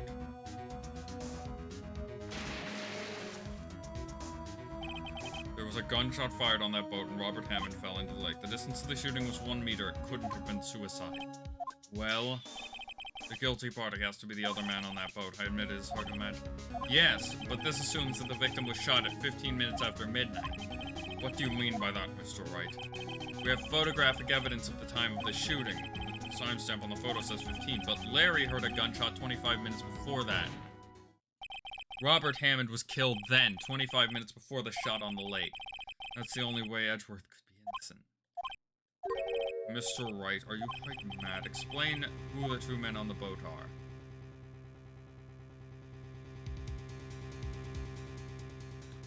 Who would it be? Is it the murderer and Hammond, and he's just being... Except that man looks very alive. Is it Edgeworth and the murderer? Of course, it was the Edgeworth and the murderer. After the murderer killed Robert Hammond at 11:50, he assumed the guise of Mr. Hammond and met Edgeworth. What? Are you serious? Yes, Edgeworth won't tell us why he went to the lake that night. However, I have a hunch. That night, Robert Hammond called Edgeworth to the lake. Now, Edgeworth didn't know Robert Hammond's face that well. That's why he didn't suspect anything when the murder took Robert Hammond's place. I'm not sure what to make of this. Ludicrous. Mr. Wright, tell us the name of the murderer then. The murderer's name? Right. It's... Actually, I don't know the murderer's name. You don't know? Bruh! Again, you waste my time. I don't know because he never told us. The murderer is the caretaker of the boat shop, that old man. At 11:50, he was the one who killed Robert Hammond. The caretaker of the boat shop? Where did he do all this? There weren't any other boats on the lake then. Why would he have to go all the way out on the lake just to shoot someone? May I suggest that the real scene of the crime was not on a boat? What? Well then, where did the murder take place? Because the murder really took place. This is tricky. Murder took... It wouldn't have been Lotta's place. It wouldn't have been over by the boat. It would... So this is where Larry was. It would have been around here. Around here, maybe? Maybe Mr. Wright, and does this maybe include the reason why the killer would choose that spot? Yes, well, maybe, because there is no good reason. Maybe you should try again. Surprised I goofed up.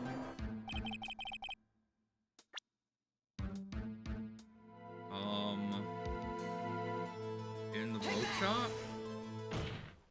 Oh, here, of course, the boat shop where he lives. That way he could meet with the victim without anyone seeing. You have proof that the boat shop was the scene of the crime. Recall Larry's testimony, if you will. That night he was out. He finds it and returns to the boat. Then, just as he's starting to head home, he hears a gunshot. He heard a gunshot, Your Honor, even though he was wearing headphones at the time. In other words, the gunshot was very, very close by. And where would that be if he had just returned a boat? The boat shop. Mr. Wright, what happened that night on Gourd Lake? Please tell the court from the beginning. Yes, Your Honor. Nick, are you sure about this? I'm not really, but I think if I start from at the very beginning and I take it slow, I might just be able to figure this out. That night, the caretaker of the boat shop called Robert Hammond to his shop.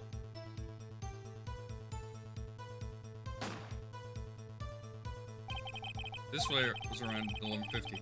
That was when the gunshot that Larry heard was fired. After that, the caretaker put on Robert Hammond's coat. He became Robert Hammond. Then he got in the boat with Edgeworth and went out in the middle of the lake. Then who fired the pistol on the boat, Mr. Wright? The boat shop caretaker, and he had... Of course, it was the murderer who shot the pistol. He shot twice. Both missed Edgeworth on purpose. Wait a minute, yes? Why would he shoot twice if he didn't mean to hit anyone? Details. Know this, Mr. Wright. The moment you run out of explanations is the moment you lose. Tell us why the murderer had to fire twice. To create a witness. I believe he shot twice to create a witness, Your Honor. Create a witness? The murderer lifts his pistol and fires one shot. That ensures that anyone who heard the shot would look at the lake. Indeed, Miss Hart did exactly that after hearing the first gunshot. Next, the murderer waits a bit and he fires again. Then, the murderer jumps from the boat himself, leaving the pistol in the boat behind him. I see. To someone looking from the edge of the lake, it would appear that one of the men on the boat had shot the other. The murderer didn't know about the automatic camera, of course. That's why he shot twice to draw the attention of the boat. Once you realize that, everything else falls into place. The boat shop caretaker swam back to his shop, and then he put Mr. Hammond's wet coat back on the body, and threw the body into the lake. This is what happened, Your Honor. These are the events that transpired that night on Gourd Lake.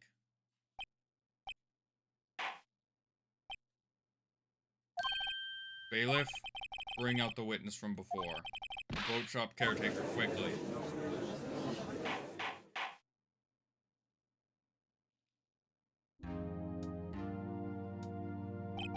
Very well. While we are waiting for the caretaker, I would like to ask the defendant, Miles Edgeworth, two questions. Mr. Edgeworth, please take the stand.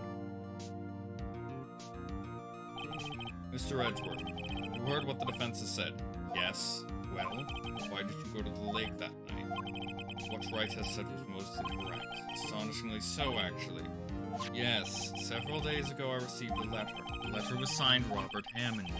He asked me to come to the boat shop by the lake at midnight on Christmas Eve. He said he has something very important to discuss with me.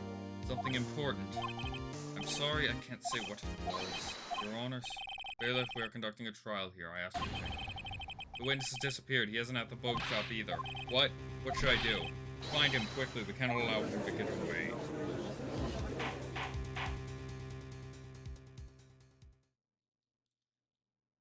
Mr. Von Karma, your witness has disappeared. A search warrant has already been issued. It goes without saying that I cannot declare a verdict under these circumstances. I will extend the trial until tomorrow, the final day allowed. I request the police department utilize all its forces to find that witness. Am I understood? One more thing. Just who is that boat shop caretaker? I think his identity has become very important to this trial. I want him. I want to know who he is. Very well. Court is adjourned. December 27th, 1:22 p.m. District Court, Defendant Lobby number 2. Yay, Nick! Yeah. Well, at least we got out from under that guilty verdict. And what about Larry? That was something else. Even Von Karma didn't know what to do with his testimony. Larry really helped us out, sure, once I sifted through his unique testimony. Still, he did save us. I just wish our cases weren't so down to the wire all the time. I know what you mean. Sometimes I feel like it's us on trial instead of our clients. Hey, Edgeworth. Mr. Edgeworth? Did you say something? Don't look so pained. I mean, it looks like you're probably going to get off the hook. You could try to just a little relax. I'm sorry. But I fear it's not over for me yet. What do you mean? Right. There's something that's been troubling me for a long time now. I don't know whether or not to tell you. Edgeworth? No, there's so little time left. I want to tell you to get it off my chest, but... I can't make up my mind. What is this about, Edgeworth? It's a nightmare I've had. A memory of a crime that I committed. A crime you committed? A memory of a murder.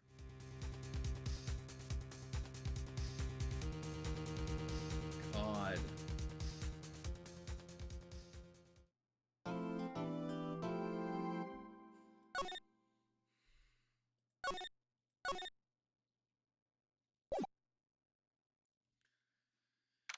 December 27th, 2:11 p.m. Right in Cola offices.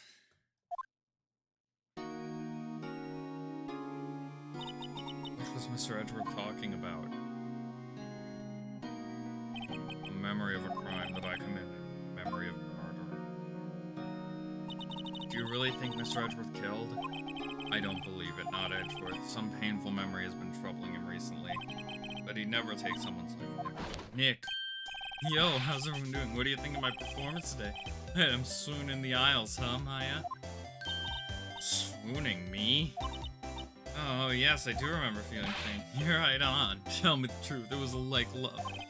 Right, Nick, huh? Me? Oh, maybe my heart skipped a beat or two. Think you can do better than that. Come on, I saved Edgeworth in there, dude. Edgy. You guys should be bowing before me. Yeah, bow before your hero. Larry, you really helped out in the trial today.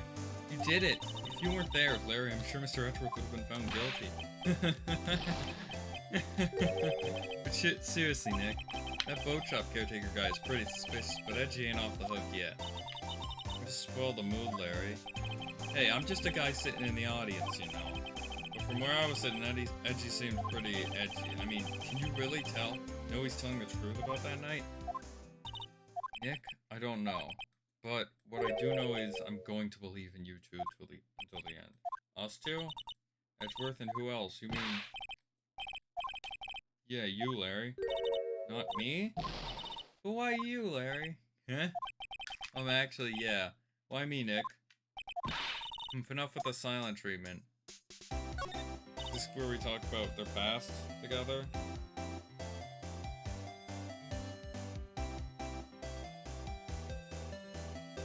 Nick, why do you trust Mr. Edgeworth so much? I mean, he's changed recently, true.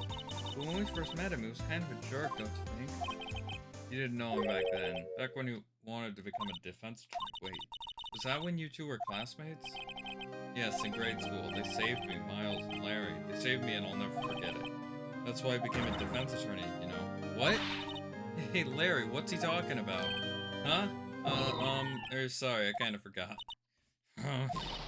Okay, Nick, out with it. I'm going to hear the story today, and it's fine. Okay. It's kind of a long story, so hang in there. It was the very end of 3rd grade. I was on trial. A class trial.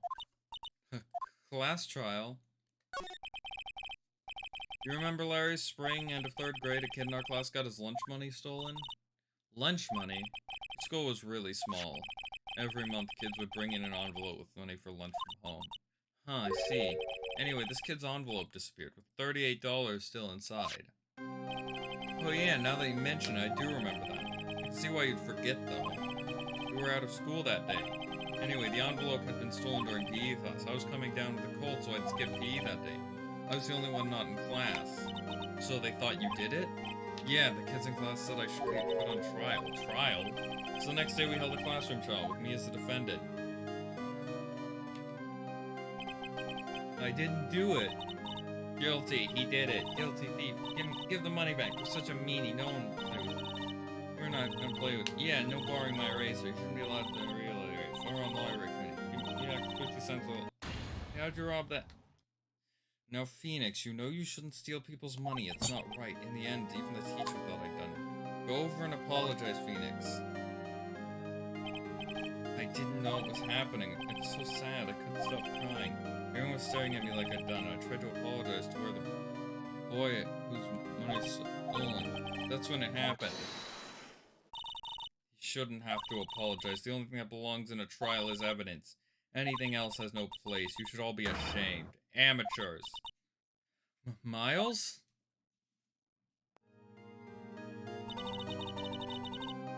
It wasn't you who stole my money, was it? No. Then you shouldn't apologize. Everyone's been shouting you did it, but no one has any proof. That is why, Your Honor, this boy is innocent. Miles, it was your money that was stolen. Yeah. He did it. He's the one. We don't need proof. Make him sorry. Why don't you all just shut up? This is always how it is. Everybody's ganging up and picking on one person. Just think how he feels. He said he didn't do it, so he didn't do it. Very well. I will replace the money myself. This class trial is over. That's how it happened. After that, the three of us were the best of friends. The caretaker stole Edgeworth's money.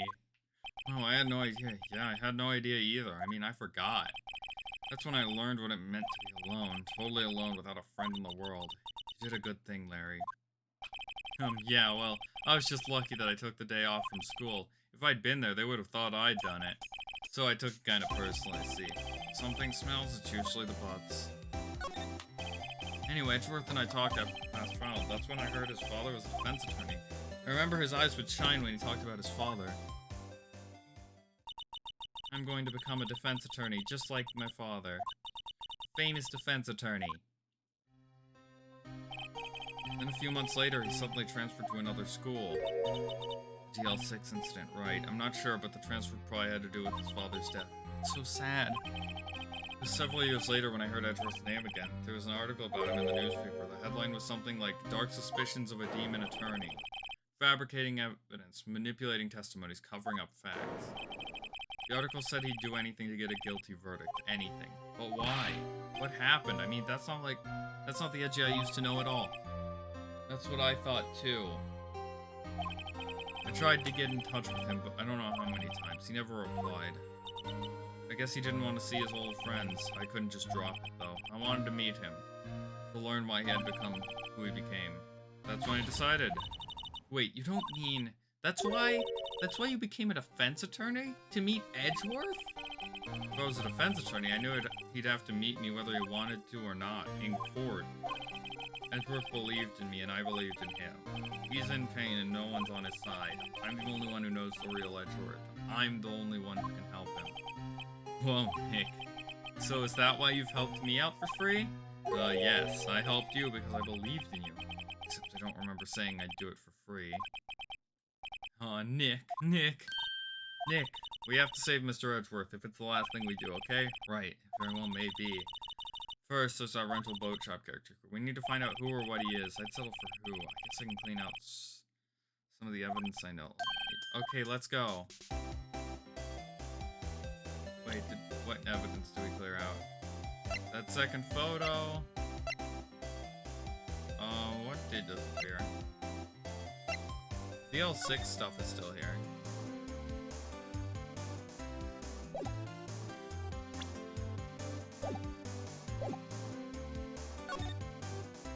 Let's go check out the detention center. Edgeworth here. November 27th, detention center, visitor's room. You look as grim as always. Mr. Edgeworth, I heard the story about the class trial. Class trial? What do you mean? You don't remember? No, I don't. His lunch money was stolen, wasn't it, in first grade? Lunch money, oh, right, yes, I seem to remember something like that. Nick, I think you're the only one who really remembers. Well, it probably only really mattered to me anyway. Mr. Edgeworth, didn't you know? That trial was the reason Nick became a defense attorney. Ridiculous. Gee, thanks. That said, it does sound like the kind of thing you do. You haven't changed a bit, have you, right? So simple. To a fault, even. Well, maybe, yeah, but I think you changed too much, Edgeworth. Perhaps.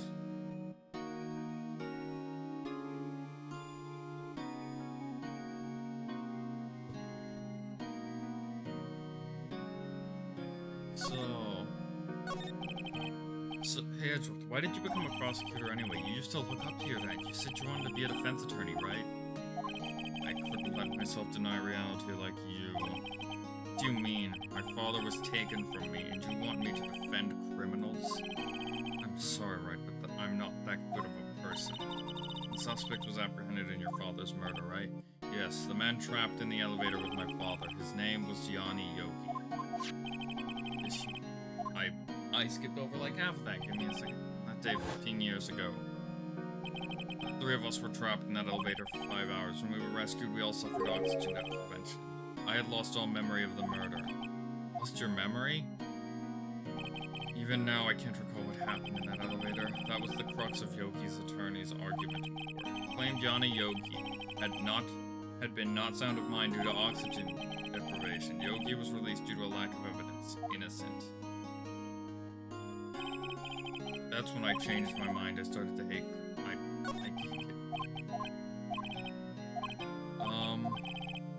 But I'm not that good of a person. Yes, that meant his name was Yana Yogi. He had to be the shooter, any way you look at it. Yet he was found innocent. That defense attorney got him off the hook. Would be Robert Hammond. Alright, I've seen that. I've seen the rest of this.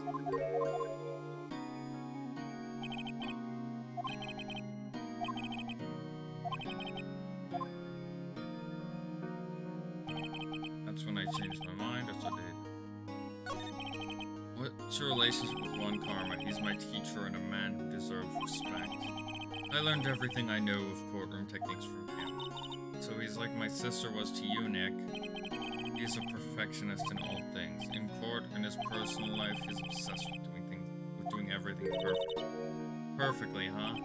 In all the cases he has taken on, none were left unsolved, and not one suspect was declared innocent ever. But that's... I know it's possible some of the suspects were indeed innocent. However, it is impossible for us to accurately determine that in every case. All Von Karma does is his job to find the suspect guilty perfectly. In any case, it's nigh well impossible to find a weakness in him. Should a weakness appear, he would do everything in his power to make it go away. Edgeworth? If what you're saying is true, you're headed for a guilty sentence tomorrow. He's right. Now's no time for praising the enemy. To praise the enemy, Mr. Edgeworth. It's a strange situation in which I find myself, I'll admit. No kidding.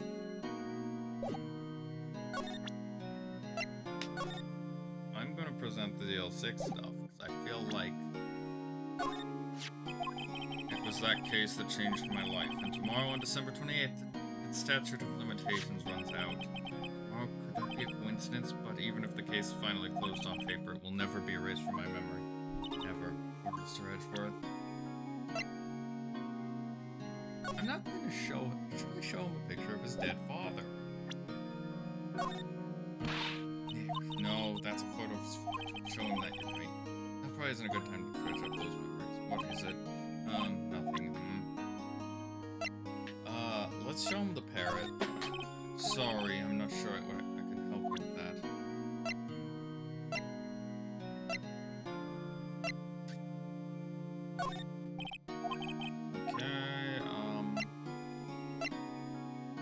Wait, can you tell us about what our theory was? What are you showing me this picture for? Oh, no reason. You know, I was impressed by your deduction in the trial tonight. Granted, you were at the end of your rope. Still, Nick, he noticed. Okay. So, I should go to... should I go talk to Gumshoe? Looks like Detective Gumshoe hasn't gone back yet. Gumshoe won't be coming back today. Oh, really? He said there was some guy he has to arrest by tomorrow, the boat shop caretaker. He said something about catching him if it's the last thing I do, pal. Good luck, Gumshoe.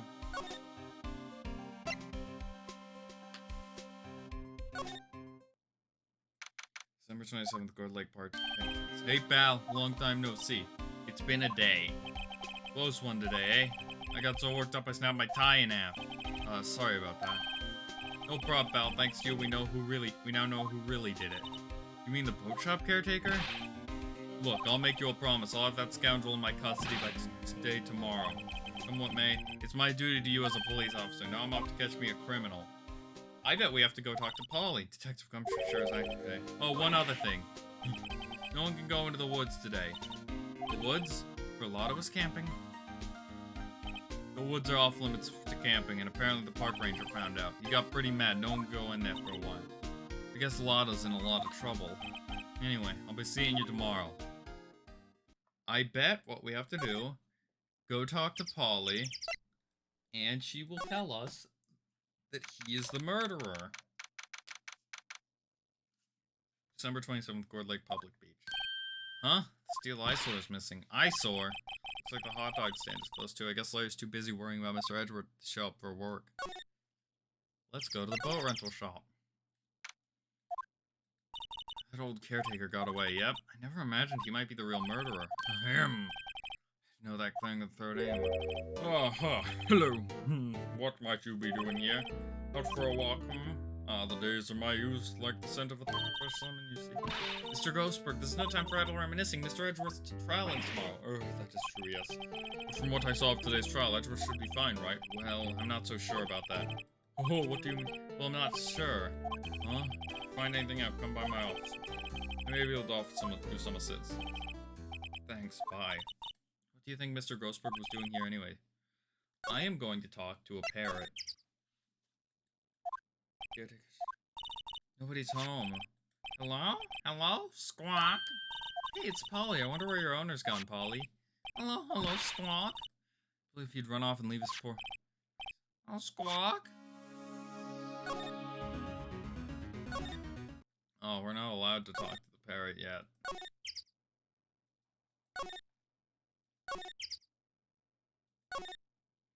Let's talk to... Okay, do we have to go to Raincoat Law offices before we can talk? Before we can go to Grossberg? He's out again.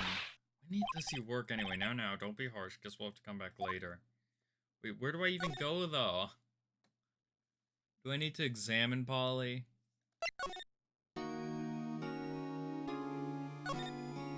I'm gonna guess that's what I have to do.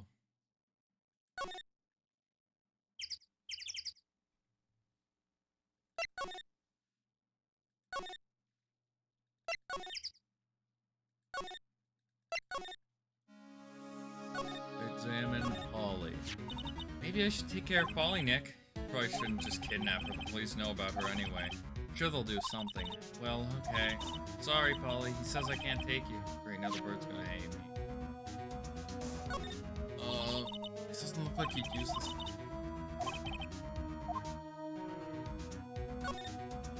That reminds me, Nick. Polly here knows the number to... Yeah, that's right. Polly, what's the number to the safe? 1228, Squawk? Let's open it, Nick. Come on. I'm sure there isn't any money in there. Aw.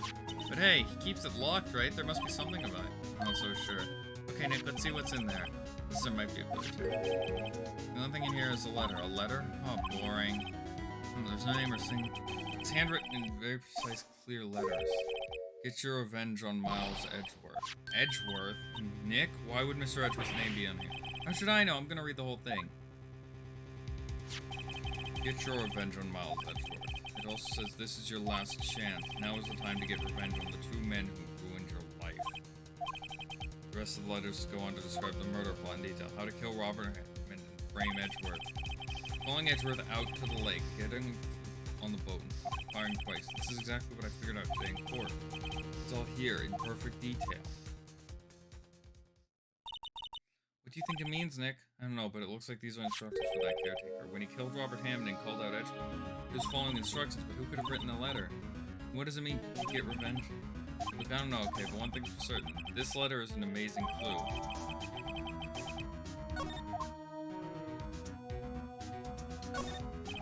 There's nothing left in the safe. I wonder why the caretaker didn't take the letter with him. He left in a hurry, right? I don't think he even came back here after that trial.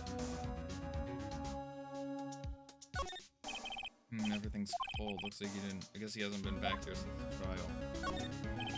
Fishing pole looks expensive. Maybe we should bring it to Detective Gumshoe. Don't you think the caretaker would mind? But we can just leave them in the metal detector in exchange. Maybe we'd better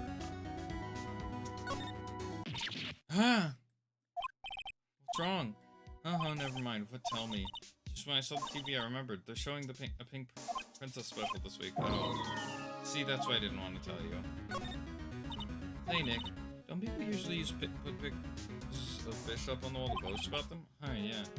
I mean, the pictures of the fish they caught, right? Yeah, right. But I don't see... But all the fish on the wall here don't look really puny to you, don't they? Well, you know what they say. You should have seen the one that got away. But the one that got away from us was the caretaker, and we didn't see him. Why do you feel like we're having 2 different conversations here? So that parrot's gonna have something important about it, because it is a witness.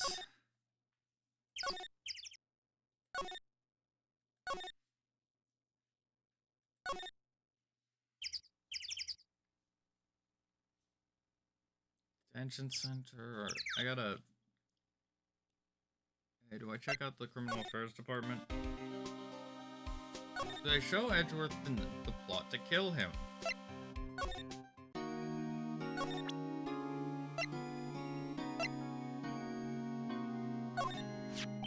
Edgeworth, see this letter? This came out of the safe in the shack where that boat rental caretaker lives. I see. Revenge on me. Who's that old guy anyway? I don't know. Could he be an innocent defendant you got declared guilty or something? Nice, right, but I don't remember that old man, not at all. So he's following this letter then. I mean, there was someone else behind it. Now's the time to get revenge on the two men who ruined your life. Two men, meaning myself. Also says this is your last chance. Last chance? Wait, maybe. Maybe he's talking about the statute of limitations on the Dale 6 incident. Wait, that old man. What is it? Do you think you know who he is? Yogi. Could he be Yogi? Yogi? The suspect in the DL6 incident, the one who was found innocent.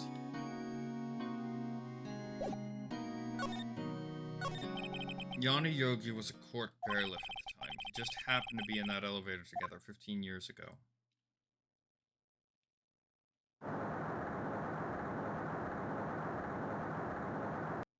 Wait, the quake was incredibly strong. Oh, I think I have a theory. What if it's Karma that actually did that murder 15 years ago? And actually, it was one Karma who did that, and Yogi was framed for it. Before I knew it, everything was dark. We were there for so long it felt like forever. The air thinned and the darkness closed in on us, and then we lost. We became unsettled. Help, I can't breathe. Quiet, I said quiet. You're not making this any easier. I want to get out. Help, get us out. Don't shout, you'll just use up more oxygen. That's all I remember. When I came to, I was in a hospital bed staring up at the ceiling. In court, Yanni Yogi's mental condition was called into question. They claimed the oxygen deprivation was just called temporary insanity. In the end, the claim passed the court and Yogi was found innocent. Huh, but isn't that strange? This letter tells him to get revenge on Edgeworth. Why would he want to take revenge on you? Right? Yeah. There's something that's been troubling me the last few days. I didn't know whether or not I should tell you. You mean the nightmare? It's a nightmare I've had. A memory of a crime that I committed. You committed a memory of murder. I think the time has come to tell all. For the last 15 years I've had the same dream almost every night. I wake up in a fearful sweat every time. What kind of dream? It's a dream about my father's killing in the dark. Help, I can't breathe. Quiet, I said quiet, you're not making this any easier. I want to get out. Help, get us out. Don't shout, you'll just use up more oxygen. I can't breathe, you're using my air. What? Stop breathing my air. I'll stop you. Oh, what? What are you? Stop breathing my air. Oh, Father. He's attacking Father. Then I see the pistol lying by my feet. I don't know if it was evidence from that day in court or the bailiffs. In a daze, I pick up the pistol. Get away. Get away from my father.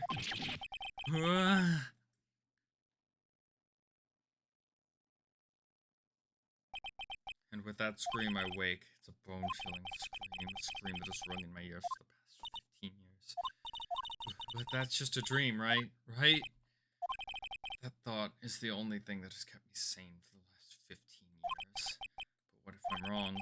What if it's real? They say that sometimes people shut out memories in self-defense. Maybe it was I who killed my father. What? If you think about it that way, this letter makes sense. Get your revenge on Miles Edgeworth. Think about it. Yogi was really innocent. That's why he wanted revenge against me. Wait, Edgeworth, you mean... It was me. It was the true criminal of DL6. This is bad. What are we going to do, Nick? What can we do? I don't know. I don't think there is anything we can do, like it or not. If there's someone else who knows a lot about DL6 and stuff, maybe. Wait, there is, Nick. There is someone else who knows.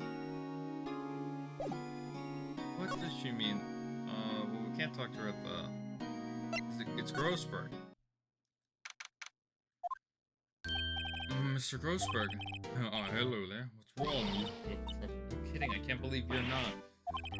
Just calm down and tell me what happened. Mr. Edgeworth,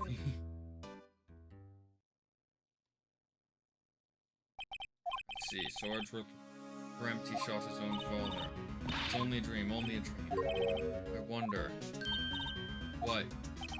If that's the case, then why do you two look so troubled?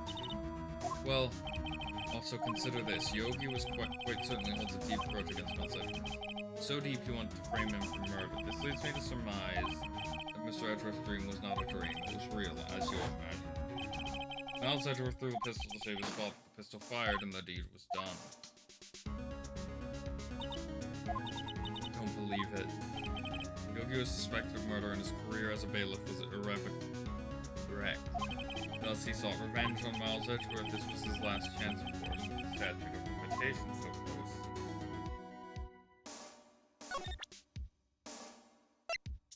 Polly? Quite sorry, I have nothing to say concerning that. What do you know about Edgeworth's father? He was a defense attorney without peer. Sounds trite, but true. Well, he may have had one peer now that I think about it. Your mentor, Mia Fey. My sister? Gregory Edgeworth was very disapproving of Mr. Von Karma's techniques. It's no surprise. Von Karma is an extreme man. Forged testimonies and evidence are nothing to him. The result, he has a perfect win record in court.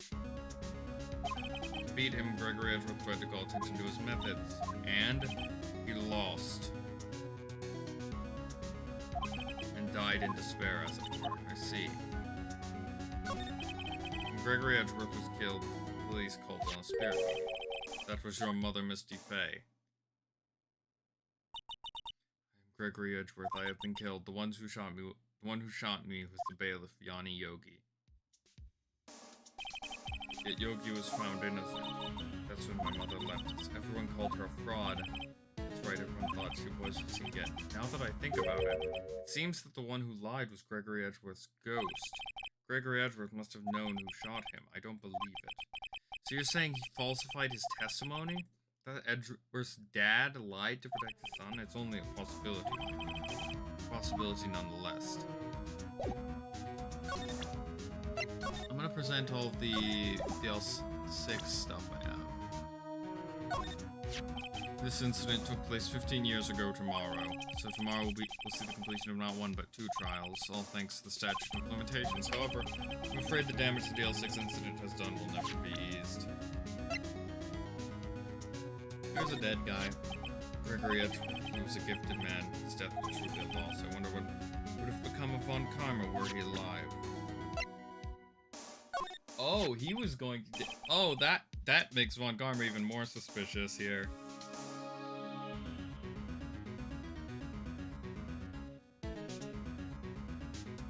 Oh, so this is the letter. It does seem that Yogi was following this letter.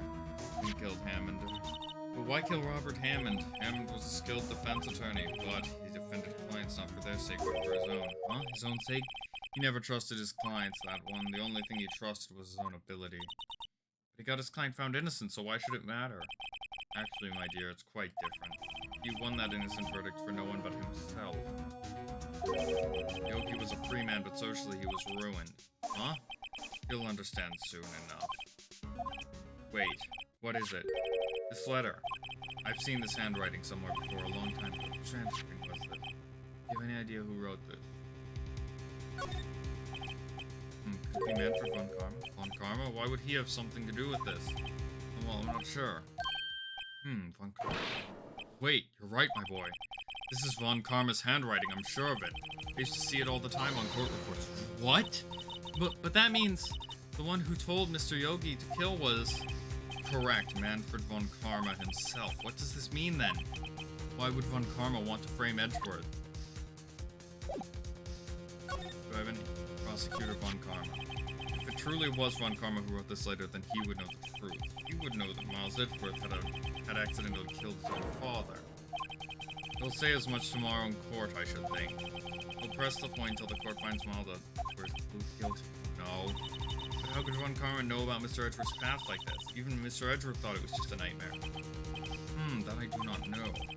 Yet I do know that Von Karma is both persistent and a perfectionist. He may be seeking to satisfy a grudge against Gregory Edgeworth by hurting his son. What do you mean? It was 15 years ago. Von Karma met Gregory Edgeworth in court, and Von Karma did win, but he didn't make it through the trial unscarred. What happened in the trial between Edgeworth's dad and Von Karma? Von Karma got the guilty verdict he wanted. He won the trial, but Gregory Edgeworth accused Von Karma of faulty evidence, and though he lost the trial, Mr. Edgeworth's accusation stood. Faulty evidence? It was the only penalty Von Karma has ever received in his career as a prosecutor. Gregory Edgeworth dealt a blow to his perfect trial record. Wow. It must have been quite a shock for Von Karma. He took a vacation for several months after that scene. Vacation?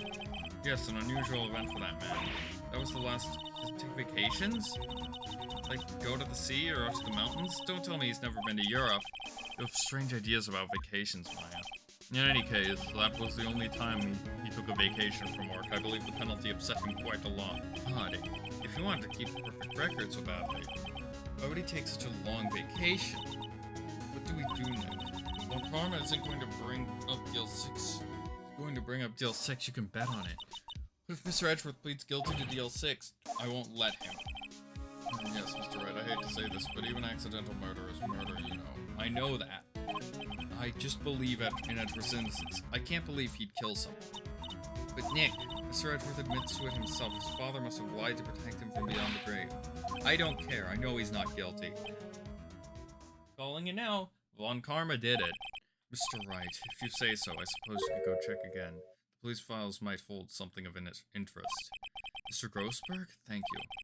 I can't promise anything. In fact, I think the chances of finding something are slim. I understand. Police materials. I'm gonna run the rest of the way.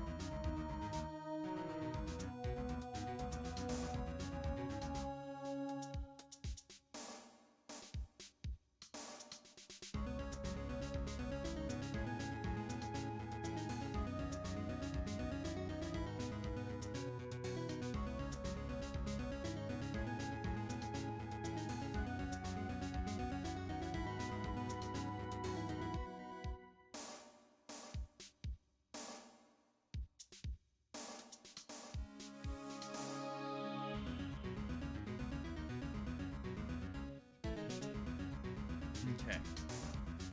So, police records. That's where we go. Should I present that note that we know has Von Karma's...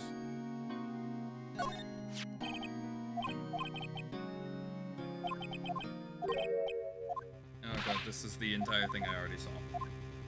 It doesn't update now that we know it's got... This is the last chance.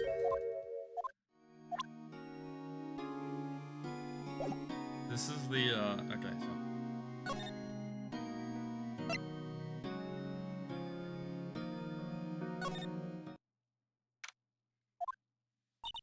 There's hardly anyone here. Everyone must be out looking for the old guy Yoki. Ah, it's you. I don't think Gumshoe will be coming back. So it's like it's pounding the pavement for real. I wonder if we could check out the wreck. Well, now that I just have... But I guess Mr. Von Karma is in there now anyway. You can go in as long as he's there. Von Karma? Yes, he just arrived actually. Von Karma's in the records room. Nick, let's hurry. Is this when we... Is this the near-death encounter for this case?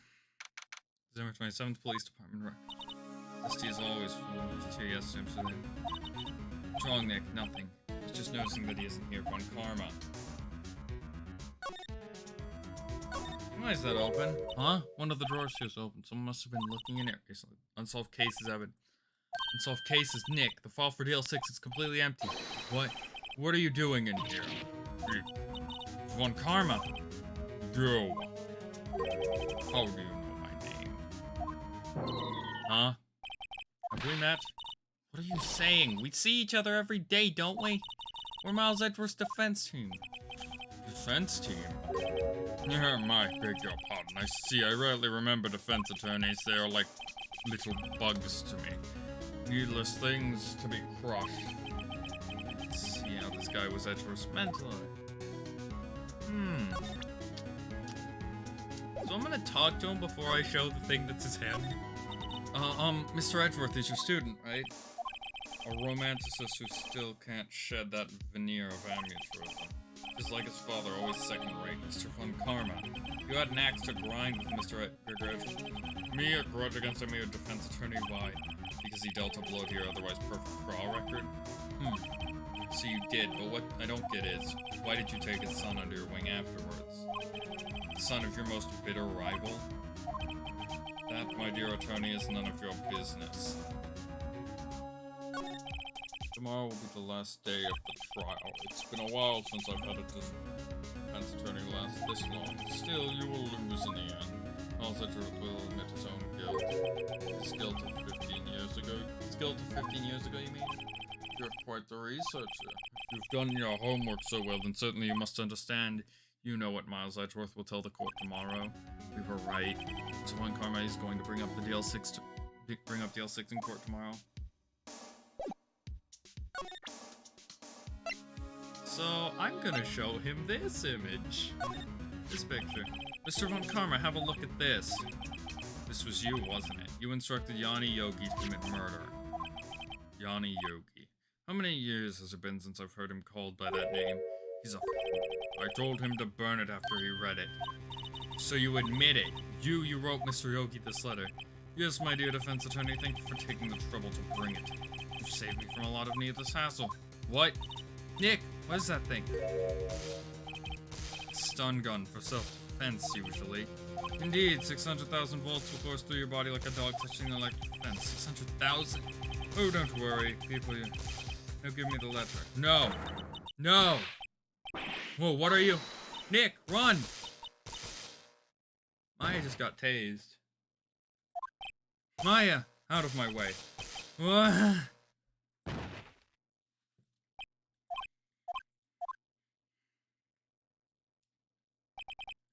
He got us. The letter's gone, of course, and he took the DL6 evidence, all of it. Back to having no clues. Wait, Maya jumped first. Maya, is she okay? Maya! Maya, open your eyes. Is this gonna be Mia? Because she endured elements? The letter! Did he take it? Huh? Oh yeah, are you okay? I couldn't stop him. I jumped as fast as I could, but one shot from that thing knocked me out cold. I'm useless. I'm no good as a lawyer or a medium. I can't even call my sister, and even now when we need her the most. Wish I hadn't woken up at all. Maya! There has to be some way I can help her. I'd better do something about her self-confidence first. Huh? Maya! She's holding something. What is that? A bullet? DL6 incident Evans number 7, taken from the heart of Gregory Edgeworth. I remember Von Karma was holding that when Maya jumped. When Maya jumped him. I bet they're the same bullet. I'll see you in court tomorrow. They are the same. It's the same bullet. It's the same type of bullet with the same ballistic markings.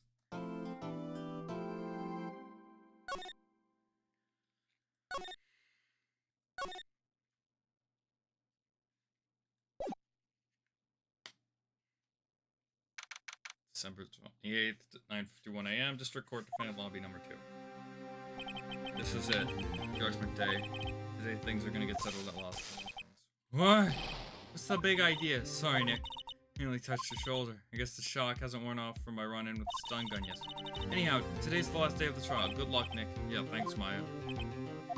Edgeworth is looking glum as always. I hope Von Karma doesn't push him too hard. Whoa! What are you doing? Sorry. Just like G up with a pat on the back. Maya, maybe you should go outside and discharge. Right. Good idea. Try not to electrocute anyone on your way out. Hurry up, Belle.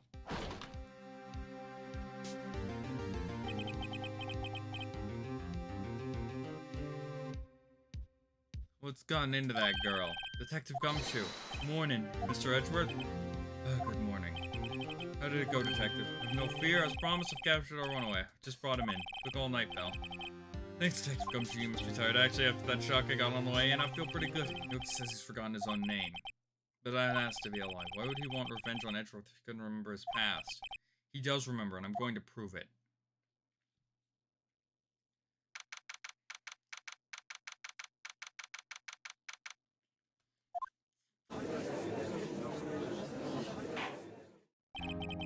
Court is now in session. For the defense is ready, Your Honor. Prosecution is ready. Alright, very well. We've reached the final day of our proceedings, trial. As the prosecution submit devices. Understood. Come on, don't be out of silence. By every single thing he says. Very well, Mr. Von Karma, your opening statement. Right. Thanks to Detective Gumshoe's effort. Holt's rental shop caretaker has been arrested. In yesterday's trial, the defense asserted that the caretaker was the murderer. However, the caretaker has yet to confirm this. I'd like to ask the defense to cross-examine him as much as necessary. Very well. Please bring the witness into the courtroom.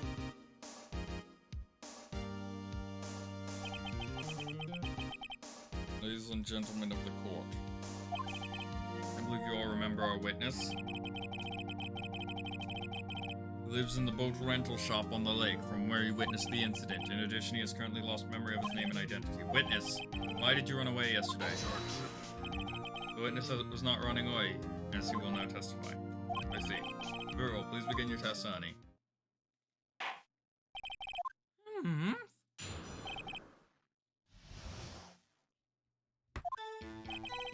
I'm really sorry. I'm just leaving yesterday like I did. But I wasn't running away or nothing. I went to buy some food for policy. I figured it had nothing to do with this incident anyway. I need one of those motive things, right? And I don't got one. So my testimony yesterday stands as is. We've got several things.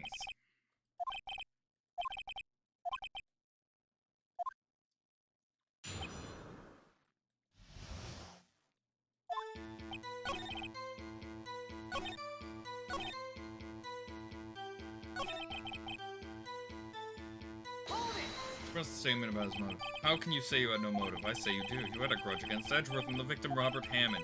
That's why you took revenge on them, right? Please don't make me repeat this. This witness has no memory of anything beyond several years ago. He can't hold a grudge. It's impossible. To prove he's lying about his memory. The problem is, we don't have that piece of paper anymore. First things first, I'll have to prove this man is who he is. Do that and the motive will prove itself.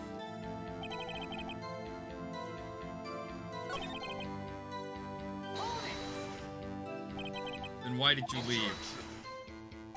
It's just about to say why. Is it so hard to find yourself? I sat quietly. Edgeworth would be guilty in 3 minutes. Food. Papa, June eats these high-quality bird bellies from France. They only have them in the big pet shop downtown. But you weren't arrested until this morning. Why didn't you go back to the caretaker's shop? Oh, well, I kinda got lost, you see. The witness has trouble remembering things sometimes. When the police apprehended him, he was on his way back to the shack. You're right. Nice try, Von Karma. No one's going to believe that. I see, so he was lost. Please, you're to your senses.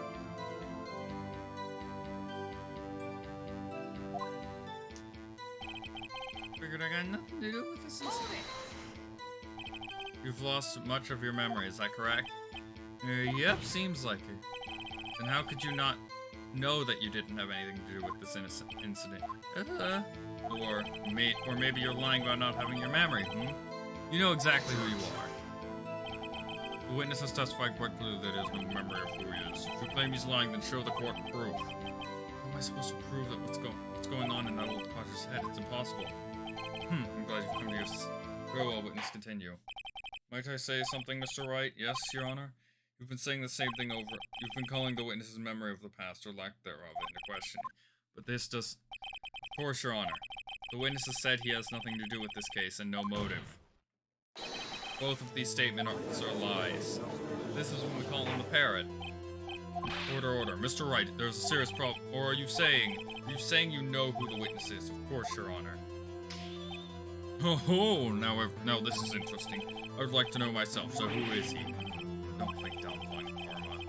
Mr. Wright, please tell us your witness's name. Yanni Yogi. His name is Yanni Yogi, a former court bailiff. Yogi? That name seems familiar. Oh! Yanni Yogi from the DL6 incident. It figures the judge would have heard of it. It was such a famous case. But what does this mean? Your Honor, if this man is Mr. Yogi, he has a clear motive.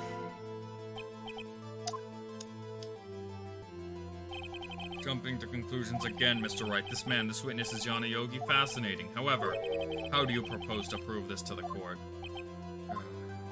This is a court of law, as you may recall. You need no... Okay, this is it. I have to do this now. Can't prove he's Yogi. Nick, how are you going to prove it? Your Honor? Please take this man's fingerprints. Then we'll compare them to the fingerprints on file for Yanni Yogi 15 years ago. I see, that makes sense. Huh? I'm so very, very sorry, Mr. Wright. Why? The witness has no fingerprints. What? What? No fingerprints? Here, you see, before I worked as a caretaker, I worked at a chemical plant. Burned my fingers working with that stuff, yep. What, Yogi, you sneak? You burned your fingerprints off to hide your pants? Well, if the witness has no fingerprints, I guess we will not be able to prove his identity. Well, what will you do, Mr. Wright? Seems that the case has been decided, no? No, I know what happened. I know everything. I just can't prove it. But no, I can't let it end like this. I can't lose. There has to be another way. There is no one who can testify as to the witnesses. No one. Hey, what are you going to do? I didn't even consider that he might erase his fingerprints. What do I do? Well, Mr. Wright, perhaps you'd like to cross-examine his parrot for a little comic relief? Yeah, very funny. You're sword winner. Wait a second. Cross-examine his parrot? What is it, Nick? No, you're not going to. Your Honor! The defense would like to take Mr. Von Karma up on his proposal. Take Mr. Von Karma up on my proposal? Exactly, Your Honor. I would like to cross-examine the witness's pet parrot. Order. Oh, well, what do you think, Mr. Von Karma? Need you even ask? This is a farce. I object. Wait a second. You were the one who suggested I cross-examine the parrot, Von Karma. I have a right to do so, as you suggested. Well, if you're so desperate, then please be my guest. And of course, should you go through with this and nothing comes of it, then I hope you're ready for the consequences. Nick, this is crazy. Well, still want to go through with your little game? Yes. Let the parrot take the stand. I will cross-examine her and blah, blah, blah. This is the most ridiculous thing I have ever heard. Karma's rigged every person's testimony, every piece of evidence, except the parrot. She's my last chance. At least, I think so. Bailiff, bring in the parrot.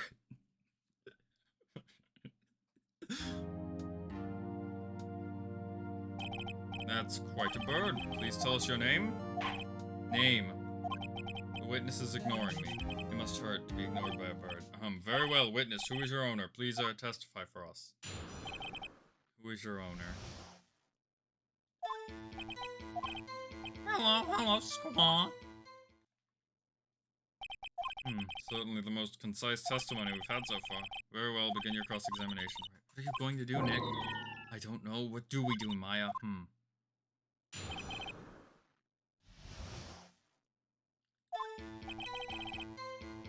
Press. Witness, you can't just say hello and expect us to get anyone. I want you to testify. Maya, you talk to her. Right, what do I say? Have we forgotten something? Circled. Polly, have we forgotten something?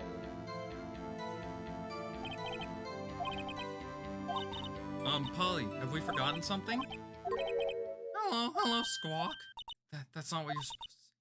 Forgot something. Forgot.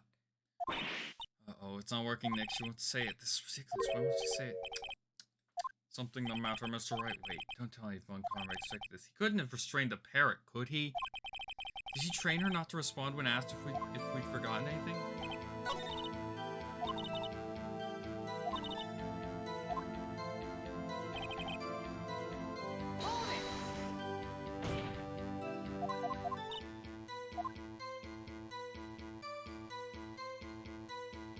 What's your name? This will update the testimony.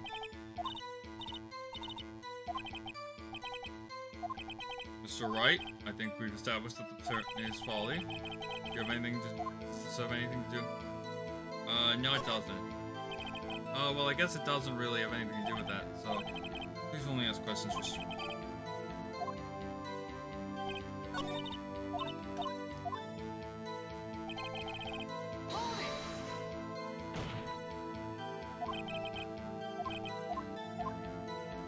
What's the safe number? Maybe I'll give her safe? Let's just try and get her. Polly, what's the number to the safe in the shack? 1228, 1228. Oh, what a reckless ferret. Well, Mr. Wright, you aren't claiming that this number has something to do with the caretaker. Actually, it does. That's why I had her say it. Huh, ridiculous. Hooking the number to a safe tells who the caretaker is. Show us your proof.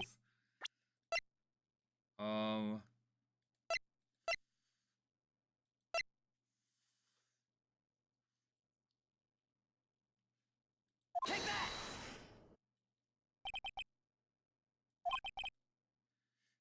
Who could have saved? Oh no.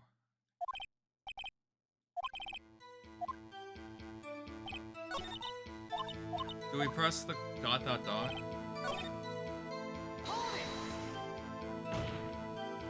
Witness, you're here to speak. You must speak to me. Can't believe that you're speaking to her. Well, I guess I should try to get that. So we've got to press this statement.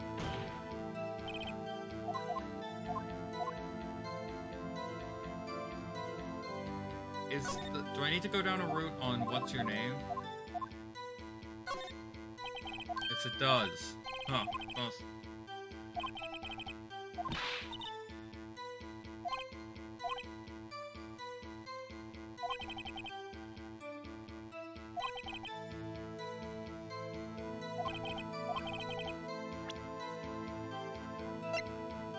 hi, Polly to Yogi.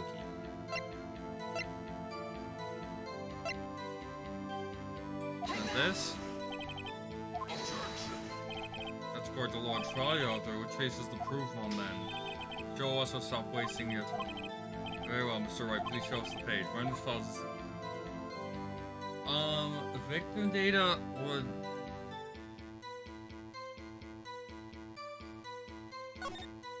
Suspect data?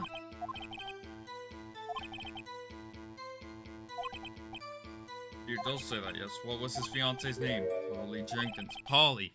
Exactly, Your Honor. He wanted to remember the name of his fiancée who had committed suicide. That's why he named his parrot after her. I see, I guess that is possible. A mere coincidence, that's all. My granddaughter has a dog she calls Phoenix. Well, Mr. Phoenix Wright, does this make you my granddaughter's fiancé? She's only 7 years old. Indeed. Alone is just a little weak for evidence and murder. Nick, we're getting closer. One more. If we can just get one more piece of evidence. Right. But what? Very well, witness, you may continue. So I need to do something for the safe thing.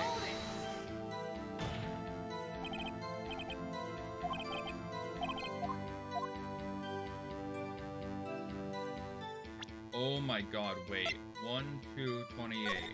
1228! 1228! Wait. 1228.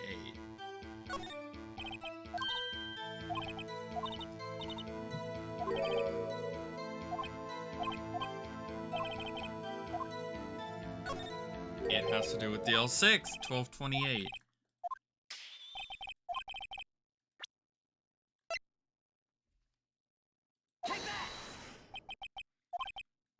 Or Mr. Wright, where in this file is the case summary? It's on the case summary page. The case summary, specifically the date on which the DL6 agent is December 28th. That's today's date, 15 years ago, and the number on that safe is 1228. He used the date of the DL6 incident as the number for his safe, Your Honor. That's how important that date was to him. See, it's certainly an interesting coincidence. People often do set their secret numbers to dates. Wow, this is not tangible proof. I set my ATM cards to 0001 because I'm number 1. We now know your ATM card number. This has nothing to do with our date. Nothing. That's enough. I think we've reached a conclusion here. This is a mere coincidence after all. True, that is a possibility. However, 2 coincidences at the same time seem more like a pattern to me. What are you saying? Summon the caretaker of the boat shop immediately. I keep mixing up their voices. Witness, tell us your name. Wait, this is witness. He doesn't remember. No, it's okay. I've accomplished what I wanted to do. I'm done. Mickey looks totally different. This is the real Yogi, I think. Finally. He's been acting feeble to fight his trident. Acting for 15 years. Well, let me ask you again. Please state your name for the court. My name is Yanni Yogi. 15 years ago, I served as a bailiff in this very court. Order. Yanni Yogi, so was it you who killed Robert Hammond and tried to frame Miles Edgeworth for his death? Yes, it was me. I did it. They put me on the witness stand 15 years ago. Robert Hammond, he said I was mentally unsound. He told me it would make me innocent to get me off the hook, so I pretended to have brain damage. I was innocent, really, but he didn't believe me. We won the trial, but I lost everything. I lost my job, my fiancé, my social standing. Then this year, 15 years later, a package arrived, a letter and a pistol. The plan was written out in careful detail. It was a plan for me to take my revenge on the people who ruined my life. I didn't care who had sent it. I thought this was my chance after 15 years. This was it. Finally, a chance to have my revenge on Robert Hammond and Miles Edgeworth. I have no regrets. Wait a moment. Revenge against Miles Edgeworth? What do you mean? I'm not at liberty to speak on that matter. Why don't you ask Mr. Edgeworth yourself? Anyway, I admit it. It was I who murdered Robert Hammond. On Karma, where is Mr. Yogi? Under arrest, Your Honor. I saw no room for error in his confession, and the defendant, Miles Edgeworth, is innocent, in this case at least. Very well, will the defendant please take the stand? There are few mysteries left unsolved, but still you are clear of suspicion in this particular case, so I'd like to pass judgment on the murder of Mr. Robert Hammond. Any objections? Believe that Von Karma is saying anything. Very well, this court finds the defendant, Mr. Miles Edgeworth, not guilty.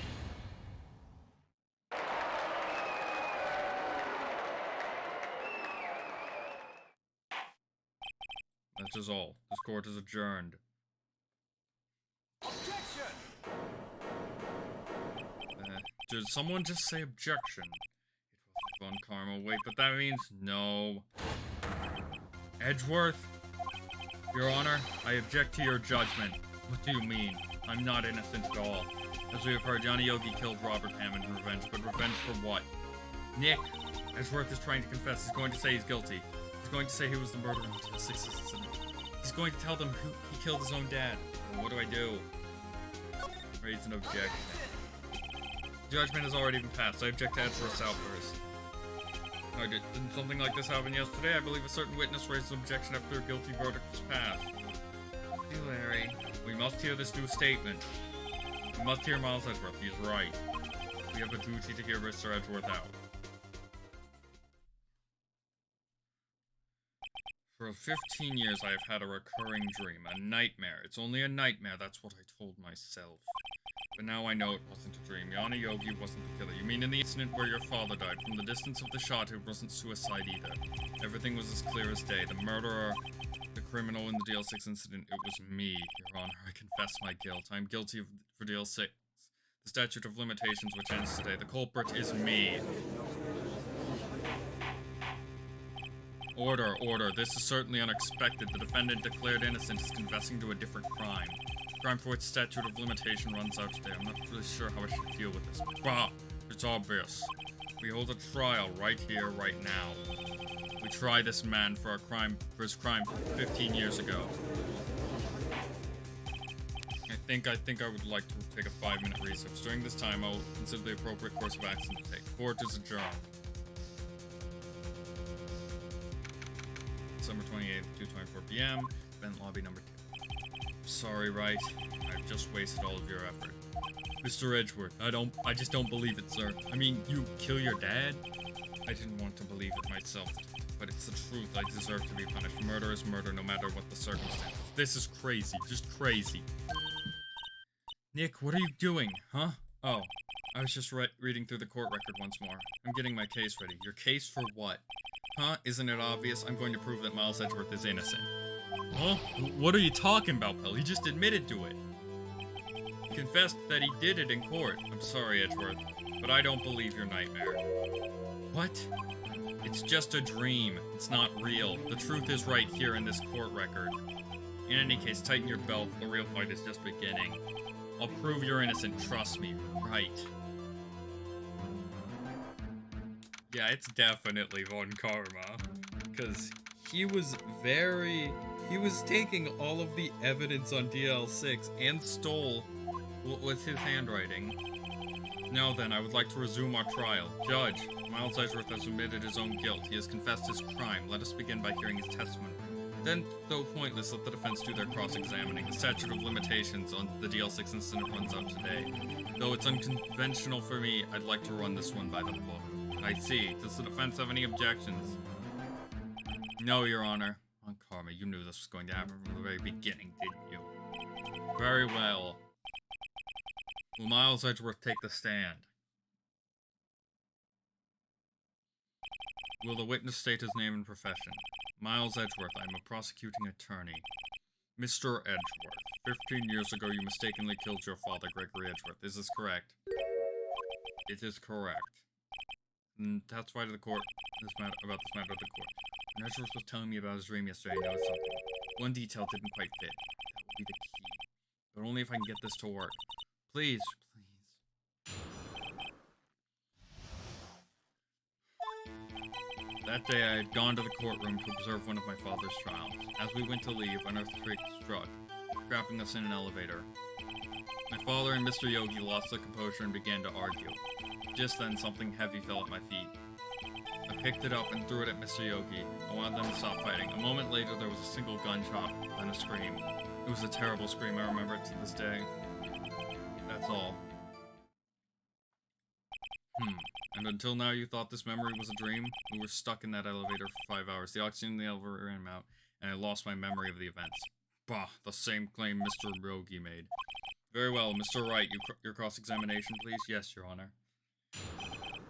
Okay.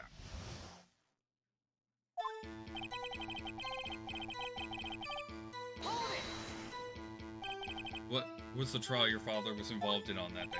I don't remember things very clearly, only 2 things. I know my father lost, and Mr. Von Karma was the prosecuting attorney. Mr. Von Karma, you were handling that case. It was 15 years ago, I don't remember the details. Helps when Mr. Edgeworth pointed out the problem in Mr. Von Karma's effort.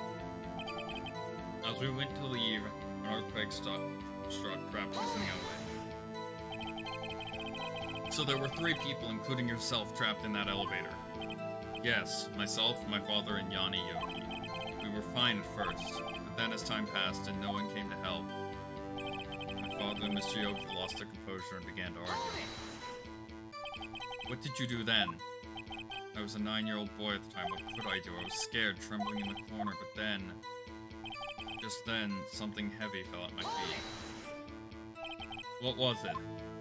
A pistol. I assume it was the bailiff Yanni Yogi's. The safety must have come off when it fell from his holster. You picked it up? What happened next? I picked it up and threw it at Mr. Yogi. I wanted them to stop fighting. Did you know it was a pistol when you threw it? I think I knew. I knew it was dangerous, but the air was getting so thick I panicked. So you're saying that you threw the pistol at Mr. Yogi? I was, in a daze. A moment later, there was a single gunshot, then a scream. The gun fired once. Yes, I think. After I threw it, I lost consciousness. Since then, they've echoed in my head every day. That gunshot and that horrible scream. The terrible scream, I remember it to this day. To this day? Yes, I can practically hear it now. I doubt I will ever forget that scream as long as I live. There it is. Part of that testimony clearly contradicts the evidence, so I don't know what it means. Find that out quick. So,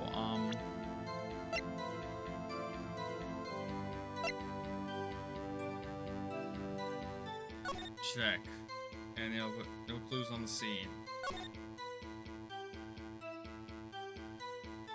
Bullet found in heart. The murder weapon was fired twice.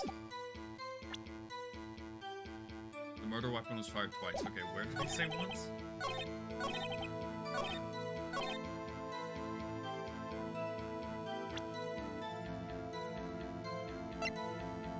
That was in victim data. Objection!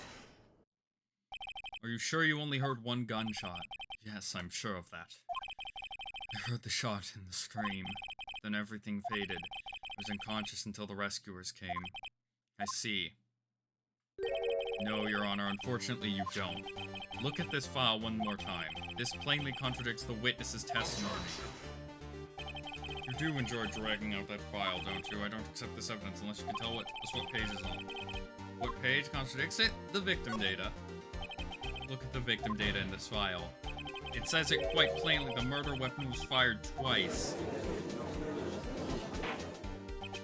Miles Edgeworth only heard one gunshot, yet the murder weapon was fired twice. The first shot was the accidental firing when the pistol was thrown. So, who fired the remaining shot? Was there perhaps another shooter who fired that second shot? Your Honor, as I'm sure you're aware, that this incident occurred 15 years ago. The evidence is dated. The pistol did fire twice, however, we do not know when that second shot was fired. It might have been fired the day before the accident. There is no proof that the second shot had anything to do with this accident. What? I see. You do have a point, Mr. Wright. The murder weapon was fired twice, as we have heard. One of those shots was fired by the defendant, a boy at the time. Do you have any proof that the other shot had something to do with this case? Yes. Your Honor, I think I'll be able to show you proof. What's impossible? I'm going to save this. I have a I might frick this up. Impossible. No, Mr. Von Kramer. Save your surprise for after you've seen the evidence. Very well, Mr. Wright. Show us your proof. You have evidence that the second firing of that pistol is related to this incident. Is it this? Mr. Wright, please think how we feel having to look at this evidence time and time again every time you show us this ridiculous evidence to go along. And usually you're not mentioning or not doing any harm to different things. Try again, Mr. Wright. Is it the picture? Is it more of the DL6?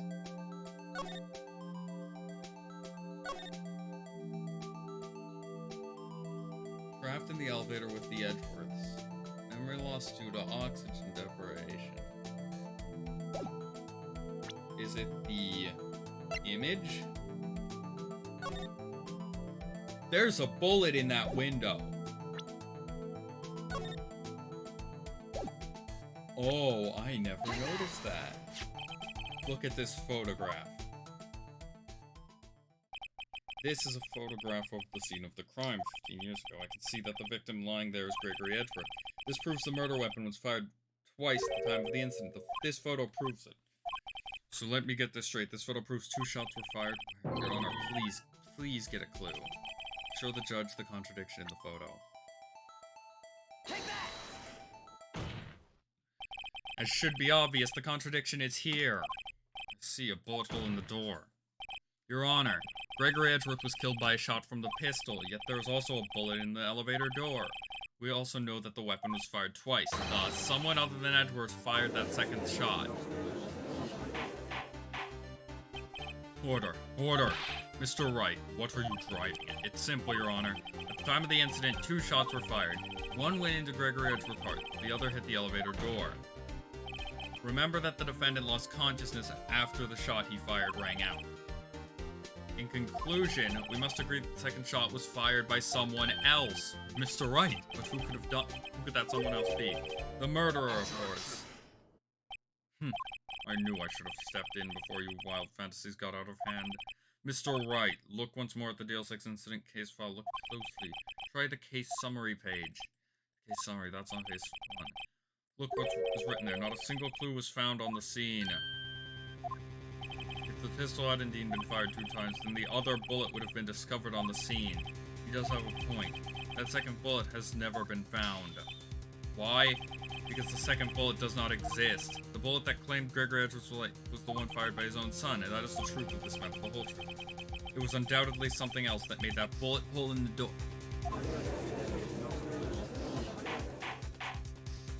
Order, I will have order. Mr. Wright has proven one thing to us quite clearly, that the murder weapon was fired twice at the time of the incident. However, as Mr. Von Karma says, the second bullet fired was not found. It is highly unlikely that the police merely overlooked this second bullet. So all we have is a single bullet fired. I'm afraid I have to discount the... I praise the judge for his wisdom in this matter. God, how did this happen? I don't believe that the second bullet didn't exist. Was I wrong? Have I been wrong about the whole incident? What are you doing, Nick? Why aren't you raising an objection? Sorry, Maya. What? It looks like I was wrong. Nick!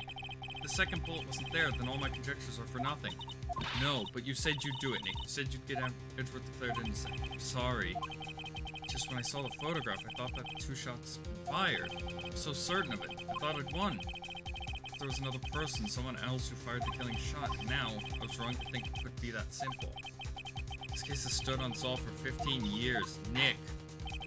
Well, it seems that we have finally cleared up this incident. Only 1 bullet was found at the scene of the crime. That shot was fired by Miles Edgeworth. Precisely. I'd like to ask one thing of Miles Edgeworth before passing my verdict. Have you been paying attention to the trials so far? Yes, Your Honor. Do you have any objections? No, I do not. So you killed your father, though that was not your intention? Yes, I did. No, he's accepted the guilt. Very well, the statute of limitations of the murder of Gregory Edgeworth runs out today.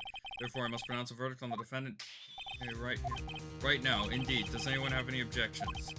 Been here before. It's just like my first day in court. There are so many things I know I should be saying. Mind's gone blank. I can't find the words. Mr. Wright? I have to have an objection. Objection! Your Honor. I object. Mr. Wright, on what grounds do you object? Nick, I don't know. This is perfect. It must exist. The second bullet. Huh? What? What did you just say? Nothing? The second bullet must exist. But where? Someone took it. Waiting is not going to produce us. Wait, Your Honor. The second bullet. It existed. What? Well, we've just heard proof that it did not exist. I realize that, Your Honor. Grasping here. Someone took it from the scene of the crime. That's what happened. But who? The murderer. The murderer? Then tell us, just who is this murderer? I'm still thinking about that one. So the criminal took the second bullet, but why? First of all, how would they have found it? It's not easy to find a stray bullet, Mr. Wright. Was there some pressing need for the murderers to search for that bullet? The murderer had to find it. Of course there was a need. That's why he took it. Oh, what a possible reason could they have? Well, the reason the murderer took the bullet away from the scene with them is the bullet would be proof. Or maybe they thought the bullet would be used as proof. It was a special bullet, so they took it with them. If that was the case, then they should have taken the bullet from inside Gregory as well, huh? Why would they only take one of the 2 shots fired? Alright. Mr. Wright, have you really thought this through? I'm going to... It was so he could frame Miles.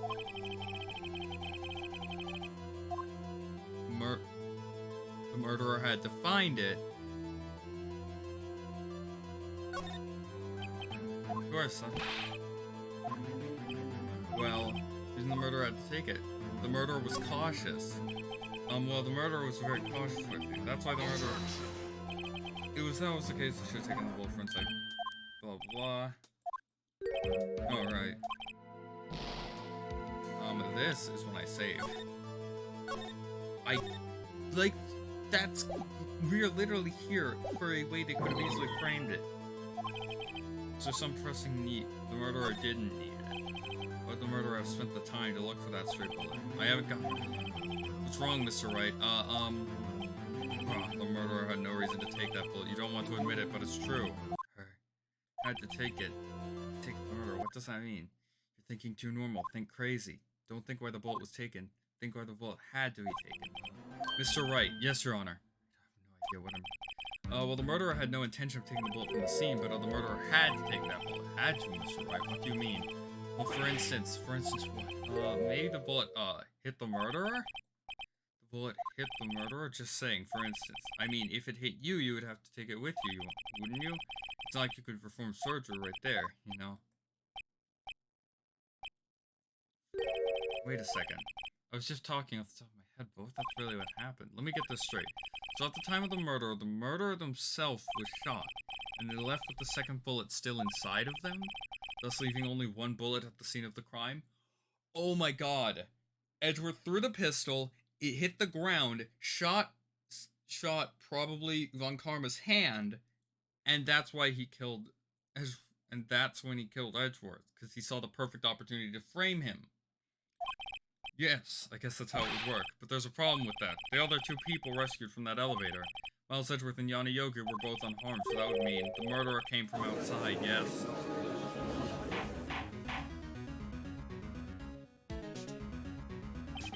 Two men fight inside the elevator.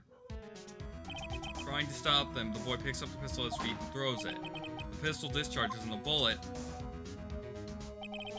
goes through the elevator door and hits the murderer outside. The boy loses consciousness. Then the murderer opens the elevator door and sees the men inside. Mr. Wright, you are truly the most unpredictable defense attorney I've ever known. I can tell you're grasping, yet I cannot deny the possibility of what you said. What are you saying? Deny it! Deny it! No one involved with the incident was wounded. There was no murderer. Oh my god, that's why I took a vacation. No one was wounded at the time of the incident. He's right. I can't think of anyone. Hey, Nick. Huh? I just thought of it. Something really crazy. Crazy. Remember what Mr. Grossberg said yesterday? Gregory Edgeworth dealt a blow to his perfect trial record. It must have been quite a shock for Von Karma. He took a vacation for several months after that, you see. An unusual event for the man. It was the last vacation he'd taken in his many years prosecuting. What if Von Karma didn't take that vacation because of shock, but took it because he was injured? Which would mean, it could only mean one thing. He was the murderer in the DL6s. He was the man who shot Gregory Edgeworth. It was Von Karma. Oh man. Something wrong, Mr. Wright? You seem dazed. No, Your Honor. Well, you have indicated the possibility that the murder came from outside. Can you guess the name of your suspect? Should I come out and say it now? Yeah, that's a... Your Honor, there is a suspect. One lone suspect. This is certainly interesting news. Very well, Mr. Wright. Who is your suspect? Hands are shaking. Von Karma. Von Karma?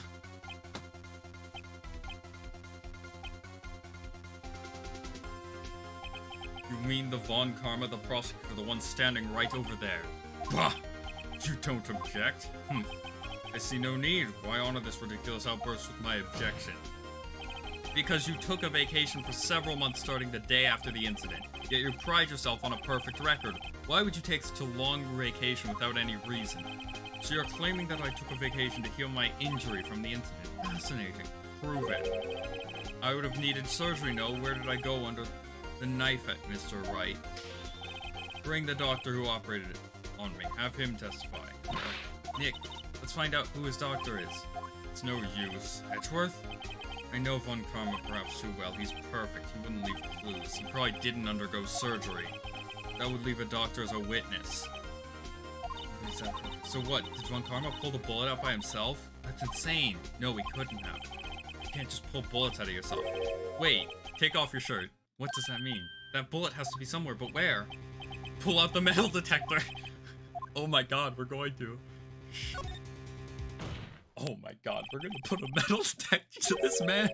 Don't even use the evidence. I know how you like it so much. But what the evidence that proves Von Karma was shot is...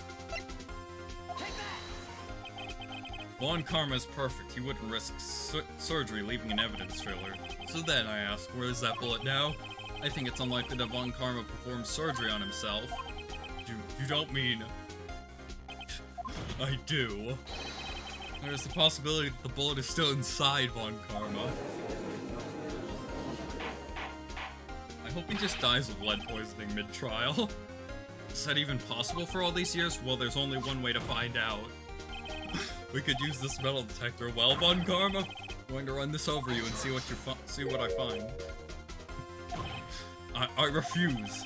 You refuse, but refusing this means you acknowledge that the bullet is still inside you. Oh my god. I can't even stop myself from giggling. This is just such a good Order. Your Honor, the defense requests that we be allowed to use the metal detector. Judge, I call for a suspension of this trial. This is an invasion of privacy. The statute of limitations runs out on this case today. It was you who said we had to end it right here, right now. Enough. I permit the use of the metal detector. Mr. Von Karma, you will submit yourself to testing. Nick, what does this mean? I don't know, but we have to give it a shot.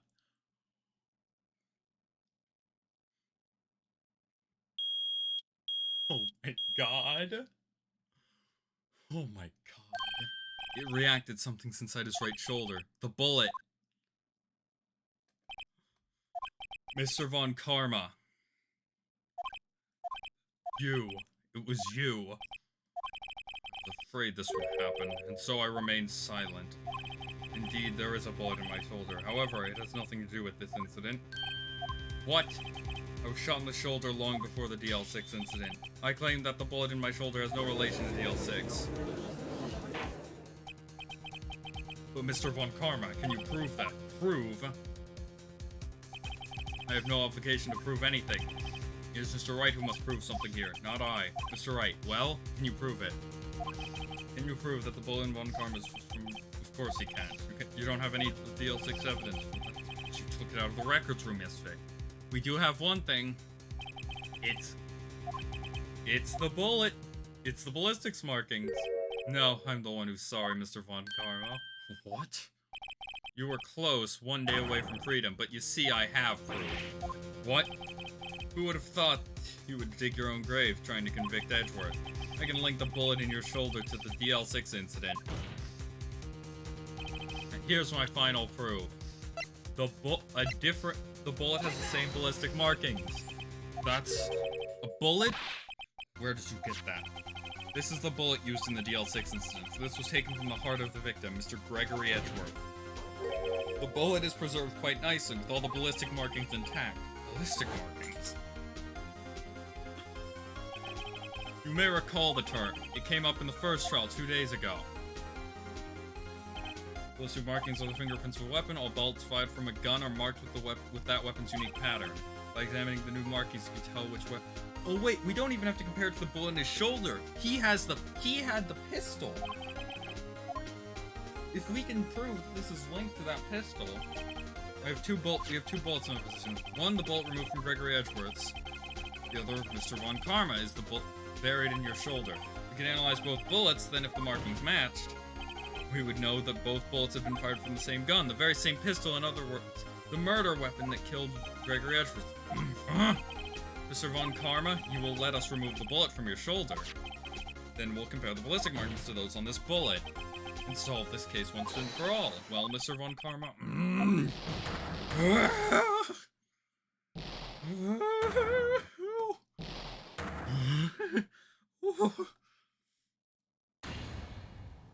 Scream. I've heard that scream before.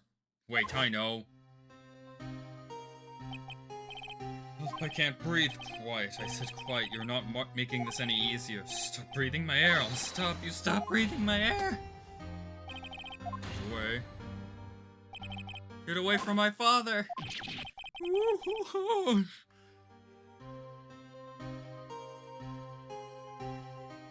It's that scream I heard in the elevator 15 years ago. Von Karma, it was you who screamed. Mr. Von Karma? Edgeworth, only you would dare defy me. So it was you. You and your father are my You and your father are my curse. Your father shamed me with a penalty on my record, and you left a scar on my shoulder that would never fade. I'll bury you with my bare hands, Death. 15 years earlier. Chief Prosecutor, I'm sorry. Von Karma, it's not like you to make this kind of error. I never would have thought that Edgeworth would be the one to catch you. I was careless. I'm sorry, but you will have to be penalized. Coverage for you in the past, but not this time. Edgeworth! It was a shock like none I'd ever known. Me. Penalized. It took hours for me to regain my composure. Suddenly I found myself in the dark as I was in the court records room. I must have wandered in there without thinking where I was going. The room was pitch black. The lights must have gone out. I went into the hall and felt my way to the elevator. I pressed the button, but nothing happened. Then there was a noise. I was in pain, a horrible burning pain in my shoulder. Just then the lights came back on. The elevator door opened before my eyes. I saw 3 people inside, all laying unconscious from oxygen deprivation. Much to my surprise, a pistol lay at my feet. I knew then it was destiny.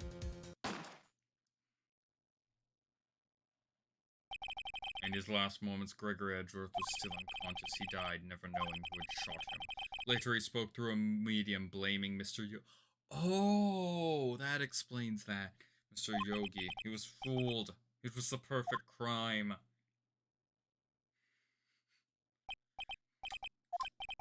Who would have thought another man would have come to open that elevator door? Judge. What? What are you doing? Do your job. Bring an end to this miserable charade. Now, end it. Very well. It appears that we have come to a very long way to the end of this maze. 15 years later. Mr. Miles Edgeworth? Yes, Your Honor. You were innocent. You are innocent. As you said, it was all a nightmare. Yes, Your Honor. This court finds the defendant, Mr. Miles Edgeworth, not guilty. Oh my god, this game is so... God, that was so good. That is all. This court is adjourned. December 28th, 5:38 p.m. District Court, Defendant Lobby Number 2. Nick, we did it! Did you see his face? Von Karma looked even paler than usual. He's pretending to be all cool inside. You crushed him, Nick. Crushed! I gotta say, I'm impressed. It was pretty close, though. I was sure we'd had it. No, I was on the verge of tears the whole time myself, but now it's all just a good memory. So it's finally over, Edgeworth. Right? Yeah. I'm not sure how to say this. I know. Try thank you. I see. Thank you. Right. You're welcome. I think you could have done better than that. Sorry, I'm not good at this sort of thing. You gotta learn it. You got a lot to learn, Edgeworth. She's got you there. Whoop! Amazing, pal. You pulled through just like I thought you would. I'll never forget this. I owe you one, pal. And tonight, let's party. Dinner's on me. Yeah, my salary went down a bit this month. But who cares? See, Mr. Edgeworth, you should take a lesson from Detective Gumshoe. That's how you say thank you. I see. Whoop! I feel foolish. Don't worry, take it a little at a time. You'll get used to it. It's been 15 years since I've seen Edgeworth this unguarded. Hey, y'all! Lana! Y'all were great in there. Thank you. Yo, Edgeworth, congrats! Thank y'all very much. I knew you were in from the start, of course. Just look at you. You wouldn't stick your hand in the cookie jar even if no one was there. You were the witness on the first day of the trial, weren't you? Yeah, well, let bygones be bygones. Speaking of which, what are you doing now, Lotta? Who, me? I went back to college. Gave up trying to be an investigative photographer real quick. Really? That's too bad, huh? Isn't that the hot dog guy from the park? Huh? It's over, Nick. My life is over. Did Keontae dump him? What the sad face, Larry? What happened now? Oh, Nick, I'm not long for this world. You don't look sick. It's Keontae. She's going to live in Paris. Paris, Nick. She's leaving me behind. Should have seen that coming. Yo, Edgy, there you are. Yes, here I am. Congrats, Edgy. Here's a little gift for me in celebration. Celebration? That's unusual for you. Harry Butts, you come along tonight too. My treat, pal. Huh? Thanks. Looking forward to it. Yo, Nick. That's the suit that questioned me. When he says treat, that's not police talk for prison food, right? Right? Oh, I think you'll be fine, Larry. Right? Yeah, what's up? That envelope that Larry gave me, it's got money in it. Well, yeah, that's strange. Money what? People give money away to celebrate sometimes. It's $38, right? Huh? What a weird amount. I mean, it's not a little, but it's not a lot either. $38 exactly? Nick, wasn't that exactly the amount of lunch money that got stolen from Mr. Edgeworth in school? $38? No. No. Larry, it was you. What are you so surprised about, right? Huh? Larry was absent that day from school, right? That doesn't automatically rule him out as a suspect. What? Think back to that day 15 years ago. Larry took the day off, but he was bored, so he came into school anyway. Then he saw the money lying there, and the rest is history. He never was good at history, eh? Edgeworth, you didn't know, did you? I suspected. I just couldn't picture Larry protecting you like he did that day. Everyone else was saying you did it. The whole class was against you, remember? Yeah, too well. Right, you may not know this, but we used to have a saying back in school. When something smells, it's usually the butts. I know. Really right, I'm surprised you didn't figure it out. Well, this sure is an unexpected turn of events, eh? Edgeworth. You should have told me. Now, Nick, it was 15 years ago. Don't you think the statute of limitations has run out, Mr. Edgeworth? I'd say so, yes. There you have it. Where does that leave me? I became a defense attorney because of what you two did. Well, you've always been something of an insufferable emotionalist. Yeah, and you get worked up too easily, too. Death. The death sentence for both of you. Man, if only I had known, I'd have become a prosecutor. The same goes for me. Only the other way around. For the longest time, I thought that I might have killed my own father. I thought I might be a criminal. I became a prosecutor in part to punish myself. If I had known the truth, I might have become a defense attorney after all. Edgeworth, want to switch, right? Hey, y'all. Line up and I'll take a photo. Hey, photo time, let's go! After that, dinner's on me. Detective Gumshoe took us out on the town last night. We celebrated Edgeworth's newfound freedom, even though Edgeworth himself was still in detention. December 29th, 5:02 a.m., Wright & Co. Law Offices. Whoa, I went a little overboard yesterday. My head hurts. Huh, it's still only 5. Maybe I should get back to sleep. Huh? What's this, a letter? Good morning, Nick. You were really impressive yesterday. Seeing you, it made me think about what I'm doing. I'm a spirit medium in training, of course. I wanted to help Mr. Edgeworth, too. I wanted to help you, too, but I couldn't. I was useless. So I've decided to go back to my training. I'll become a full-fledged spirit medium for starters. I couldn't say it to your face, so I left you this letter. Goodbye, Nick. Goodbye? What time is it? God, the first trains to the mountains have already left to the station. I guess I'm too late. Hey! Nick, Maya! So, you're leaving? Yeah. It's hard being a spirit medium who can't talk to spirits, and I think you'll do fine without me, Nick. Be good, okay? Hold it! Wait. What? I never could have saved Edgeworth without your help. Huh? On the last day of the trial, I heard Mia's voice. You heard my sister? Yes, only her voice, but still. It was at the very end when I thought we'd lost everything. Well, that's my sister for you. Detective Gumshoe helped, and Mr. Grossberg, and even Larry. I'm the only one who couldn't help. I was useless, Nick. But you were the one who stopped Von Karma, Maya. I didn't do anything. All I did was wander around in a daze. Sorry, but I have evidence that you helped. Evidence? It's the bullet. She got... Take that! The bullet? Von Karma was convinced he had taken all of the evidence pertaining to DL6, but you were the one who rescued the last piece of evidence we needed. This was the bullet that put an end to Von Karma, and you were the one who gave it to me. Nick, thanks, Maya. I couldn't have done it without you. I'll be back soon. I'm going to complete my training and come back. Okay, I'll be waiting. Of course you will. You can't run that office by yourself, you're hopeless, huh? I don't know about that. So this is it. See you soon, Maya.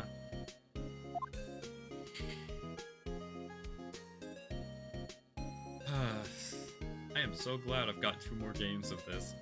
Thanks, Nick.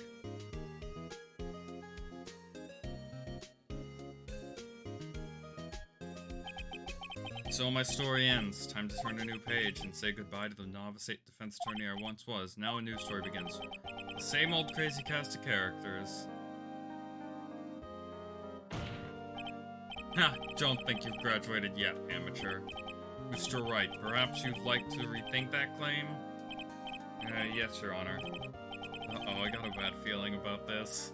Objection! Oh my god, what a game.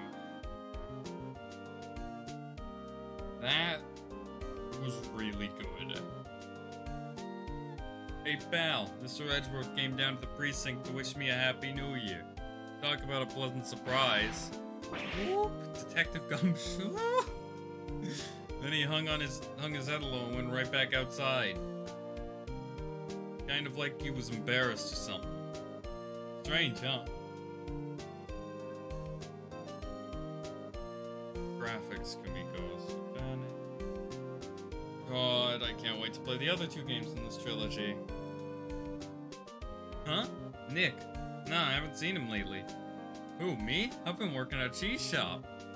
And Missy's a nice lady, but she's not exactly what you call a cheap date. Huh? Oh, she's in Hawaii right now? Yeah. He's looking for Edgeworth.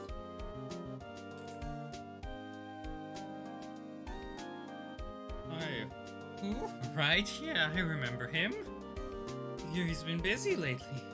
You know, not touring my own bell, but I sort of taught him everything he knows. I'm sure he's great for the... Game programming, Noriyuki Totani.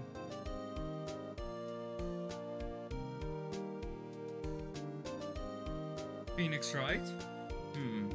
Ah, the defense attorney whom I wrote that let for.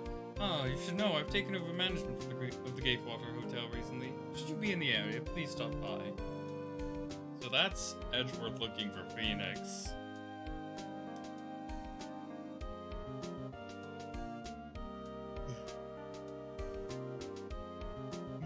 Or him. Oh, it's you. Phoenix Wright? Ah, yes, me as understudy, was he not? Oh, I wonder how he's doing. Haven't seen him of late. Ah, the days of my youth, like the scent of fresh lemon. See. So is Edgeworth looking for Wright? And Wright asked Gumshoe.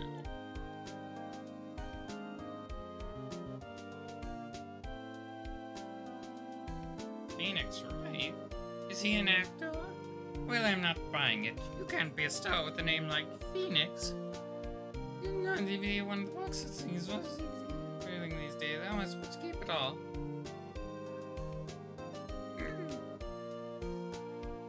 I don't even know what to say because this game's just too good. I'm pleased to announce the Pink Princess is a hit. Sure owe that Mr. Wright a great deal. Oh, and I'm keeping my face out of the public eye till the show's over. I wouldn't want to ruin any kid's dreams, you know.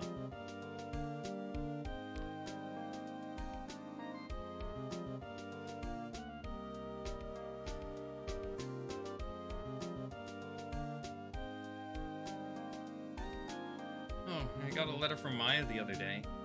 Sounds like she caught a cold standing under a waterfall and wanted to visit but didn't have time, so I sent her some Pink Princess trading cards.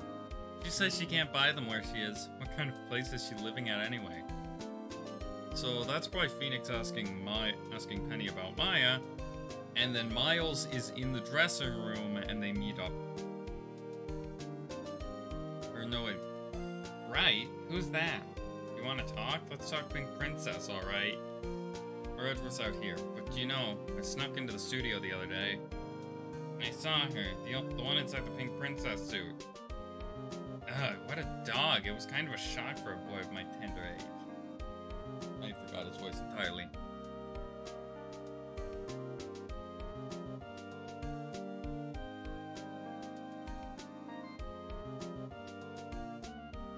Yeah, I remember right. That lawyer guy, huh? Me? I'm in training to become a paranormal photographer.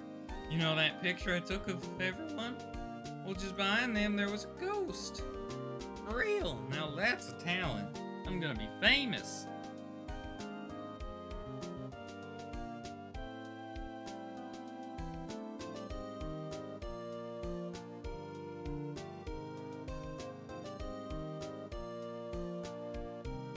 Oh, that is actually a ghost. Oh my god. I don't know what to say. That game was just amazing. Hold it! Brand new episode has been added. Wait, is there like a prologue? I can't do that right now. But Jesus Christ. This game. Let's get a teaser of that.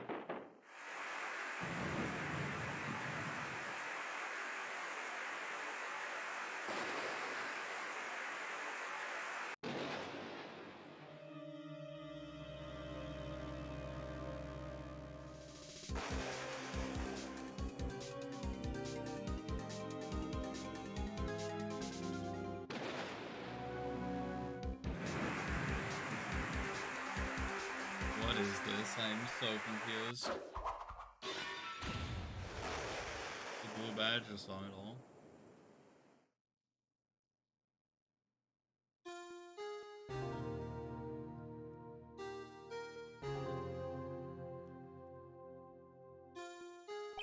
It's been 2 months since Maya left the office. 2 months without a single trial.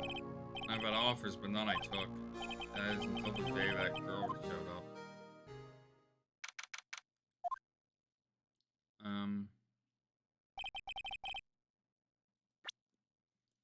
Alright. I'm gonna go to the title screen.